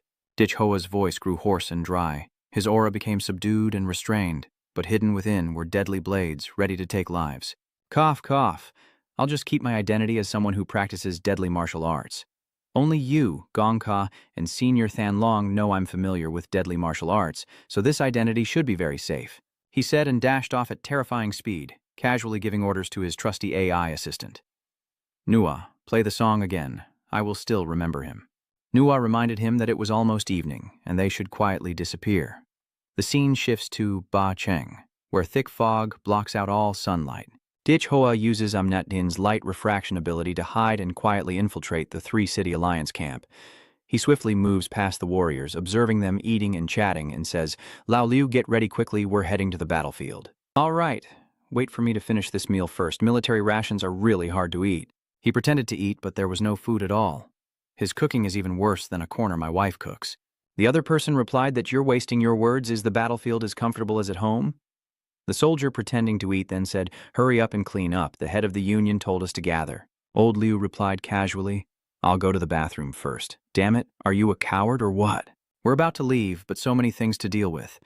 But he's not going to the bathroom. He's lighting a cigarette, cursing. I wonder if he'll make it back alive this time. My son was just born, damn it. But the strange thing is just some actions, and there's no cigarette. Sitting quietly in a squat, not really going to the bathroom. When the cigarette burns out, he stomps it out under his foot, still muttering to himself. Clearly I am a martial artist, so why am I so cowardly when it's time to fight? Damn it. Hoo-hoo, Dich Hoa appears right where old Liu just stood, his eyes cold as ice. He looked at this scene and couldn't help but marvel. Impressive, acting without props. No wonder I felt something was off. The Lord of the Three Cities is indeed quietly doing something big. The entire allied army of the Three Cities is just acting out a scene with the air. Old Liu isn't eating dried rations, he's just blowing air and chewing non-stop. He also isn't smoking. The thing he holds is just a dry branch. Could it be that everyone in the Three Cities was hit by a spell? No, I feel it's even more terrifying than that. Dich Hoa whispered, her head lightly touching the back of a female martial artist whose insides had completely rotted away. She's already decayed inside. He realized that all the spirit soldiers of the Three Cities had been wiped out long ago, probably all dead by now. But the most terrifying thing is that they are dead, yet they don't even know it. The flesh inside has rotted away, but the outside still maintains its appearance from when they were alive. They might have been repeating their last day over and over before dying. The Three-City Alliance keeps deceiving themselves and deceiving the great world like this, behind the mask of Tula Dich Hoa revealing a face of sorrow and anger. Such reckless mockery of life must be punished. He shot out a black and red tentacle. Dich Hoa grabbed a martial artist, and just as he was about to scream, a black and red tentacle covered his mouth. The female martial artist screamed as the long tentacle was driven deep into her throat. "Who are you?" You realize that what controls these people is blood curse magic, psychological hypnosis. You're already dead. Dich Hoa speaks in a hoarse voice. Dich Hoa pulls out the black and red tentacle, collapsing to the ground, trembling. That martial artist looked at you as if you were crazy, until a stream of blood and bone from Dich Hoa entered her ears and eyes. Then she finally recognized me. I am already dead. Right? Yes, I have already died on the battlefield. The Lord of the Three Cities is terrifying. It has slaughtered all the guild leaders and turned them into zombies. The martial artist screams in agony, her skin rotting and decaying visibly by the second. She screamed, "Grandmaster, only the Grandmaster can face that monster." When she realized she was dead, a deadly intent shot through her temple, ending the suffering of the martial artist. It seems that once you realize the truth that you are dead, the power maintaining the corpse also disappears. Dich Hoa gently wipes her eyes. Rest in peace, comrade. Her enemy will inform her. A fury ignited in Dich Hoa's heart. Such reckless disregard for life is unforgivable. He looked into the distance with raging fury and said, "Let's go and start exterminating the demons everywhere in the Three Cities." It's still gloomy and foggy everywhere. The demon beasts occupy many places, with no sign of humans here, only the stench of rotten corpses. Dich Hoa deploys the life field, which has covered all Three Cities, but he cannot sense any strong life signals from the Lord. This is strange. It makes Dich Hoa suspicious. On the other hand, the strength of the life signals of each demon beast fluctuates almost identically. This only deepens the contradiction. It's just like the allied forces of the Three Cities, as if everything is turned into mass-produced puppets. Dich Hoa suddenly had an idea. his eyes brightening as he looked ahead. Maybe this time it will be quite interesting. Immediately, Dich Hoa's black robe lengthened and widened, clinging to the ground, then surging like a tide, spreading rapidly in all directions. From above, it looked like a drop of black ink falling into clear water. He said, "So what? Then I have no choice but to force you to show yourself." This scene makes Dich Hoa look even more sinister than the Demon King. In an instant, the entire city was turned black, and within a flash, 3 cities were submerged. Dich Hoa, with just one move, could destroy 3 cities. A deep, hoarse growl echoed from his throat. Dich Hoa hesitated for a moment before swallowing a few remaining monsters, but the feeling of anticipation quickly vanished because no trace of energy or nutrients appeared in his body. All of that is already dead, empty and useless, which makes him feel extremely bored. However, after waiting for quite a long time, the person he was expecting still did not appear at all. Dich Hoa silently spread his life force in all directions while coldly contemplating in his mind. Still not willing to show up? Fine, very well. He nodded slightly, a sly smile curling at the corner of his mouth. Then suddenly his gaze flicked sharply from side to side, as piercing as a blade slicing through the wind. In that moment it seemed that Dich Hoa sensed a strange aura quietly fluctuating within the space. His eyes suddenly blazed with intense energy, as if a long-held fire had suddenly erupted. He spun around quickly, his gaze already moving upward to scan the top of his head, detecting even the smallest changes, revealing that the source of the aura Dich Hoa sensed was actually coming from the area where the coalition forces of the 3 cities were gathering. Realizing this, he suddenly burst out laughing with excitement, his voice filled with absolute certainty. "I know where you are now." The scene shifts to the outer ring of the 3 cities, where the Allied forces are arrayed in neat formations, with a man standing at the center leading the entire army. He is the strongest expert of the alliance, the Grand Master Kai Ho Diep, the sect master of Hongvo Mon, Lai Trong Than. In the martial world, Lai Trong Than is known as the second strongest body of flesh, only behind the Azure Dragon and among the top 10 of the 36 Grandmasters of Dai Ha. All martial artists listen to the order. Lai Trong Than's voice boomed like thunder, shaking heaven and earth. He roared loudly, his face full of veins, with a fierce aura like an ancient beast just awakened.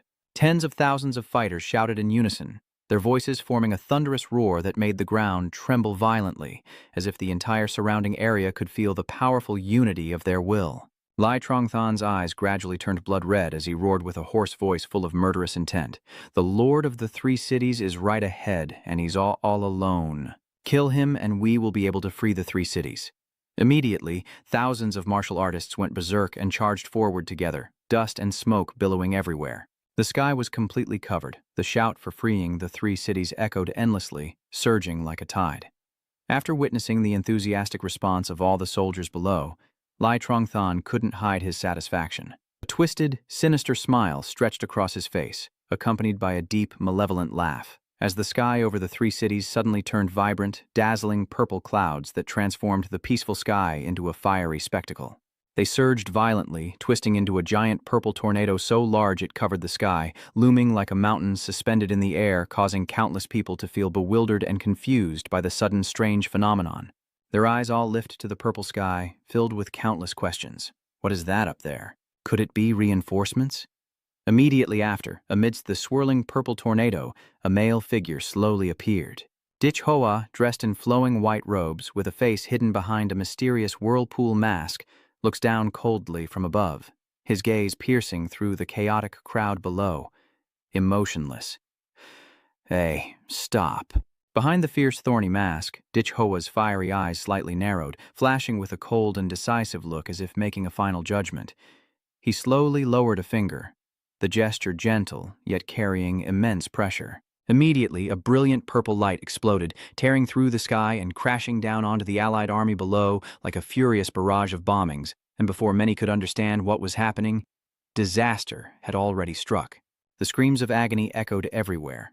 Ah, is that the person in the sky? Why is he attacking us? Could it be that the enemy's strongman is colluding with the monsters? Damn it! Ground troops retreat quickly. We're just live targets in front of him. Air Force, move in and block him. Someone hurried over in panic to report that our fighter jets and all our reserve missiles have mysteriously disappeared. The squadron leader turned around in shock and disbelief. No way. We just deployed for the first time. We haven't even had a chance to use them. Shouldn't the logistics team have checked everything again before departure? A question burst out in utter panic, filled with an indescribable chilling sensation. When did we shoot all those weapons? Under the chaos on the ground, Lai Trong-than hid behind a large rock, his eyes fixed on the purple-clad figure floating above. He stared for a long time, then muttered softly in a low voice, "Quite a surprise." Inside Li Trong-than's mouth, his teeth clenched with a gnashing sound like a beast provoked in anger. Has this human figured out my plan? It's a pity. I was planning to use this opportunity to infiltrate the human ranks. A huge purple beam like a water barrel shot straight down at Li Rongshen. Recognizing the familiar move, he immediately looked up, his face changing dramatically, then exclaimed, "The Red Martial Sect secret technique, an earth-shattering martial skill."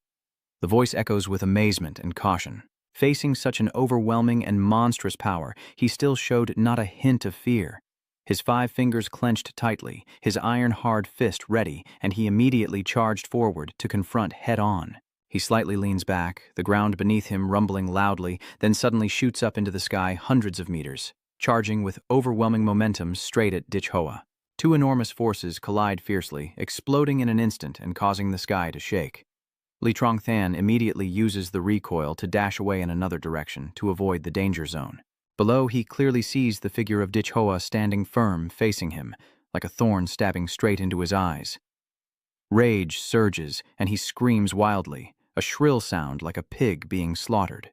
Lai Trong-than's eyes blaze with excitement. Facing such a tough opponent gives him an exhilarating thrill. He laughs loudly and says, "The body of a human warrior truly isn't bad. This superhuman technique called martial arts is truly mysterious." Ha ha ha. Dichhoa didn't reply a single word, just stood coldly there, directly facing the terrifying killing intent approaching. Behind him, dazzling spheres of light appeared one after another, quickly expanding and growing larger. Rays of light spreading across the sky, streaking through the universe and shooting straight at the target. Then a fierce explosion erupts in the space, with shockwaves radiating outward. But Lai Trong-than relies on his incredible fleshly strength, stomping hard into the air to burst forward at top speed. His figure charged straight out of the explosion without a scratch, confidently shouting, "Your attack can't even cause a slight injury to my mighty flesh body." Then, Li Trong-than continued to rush forward at full speed, like a hunting beast. A mischievous and provocative expression appeared on his face as he attacked and shouted, "On the contrary, can you withstand this punch of mine?" Even Dichhoa couldn't help but be surprised at that moment. Is it really that strong? The giant fist slammed down directly, pressing against Dichhoa's demon mask, with terrifying strength and speed. Dichhoa was forced back, while Lai Trong-than continued to close in. A familiar, wicked smile spreading across his face. "Ha ha ha, I hit the mark, M."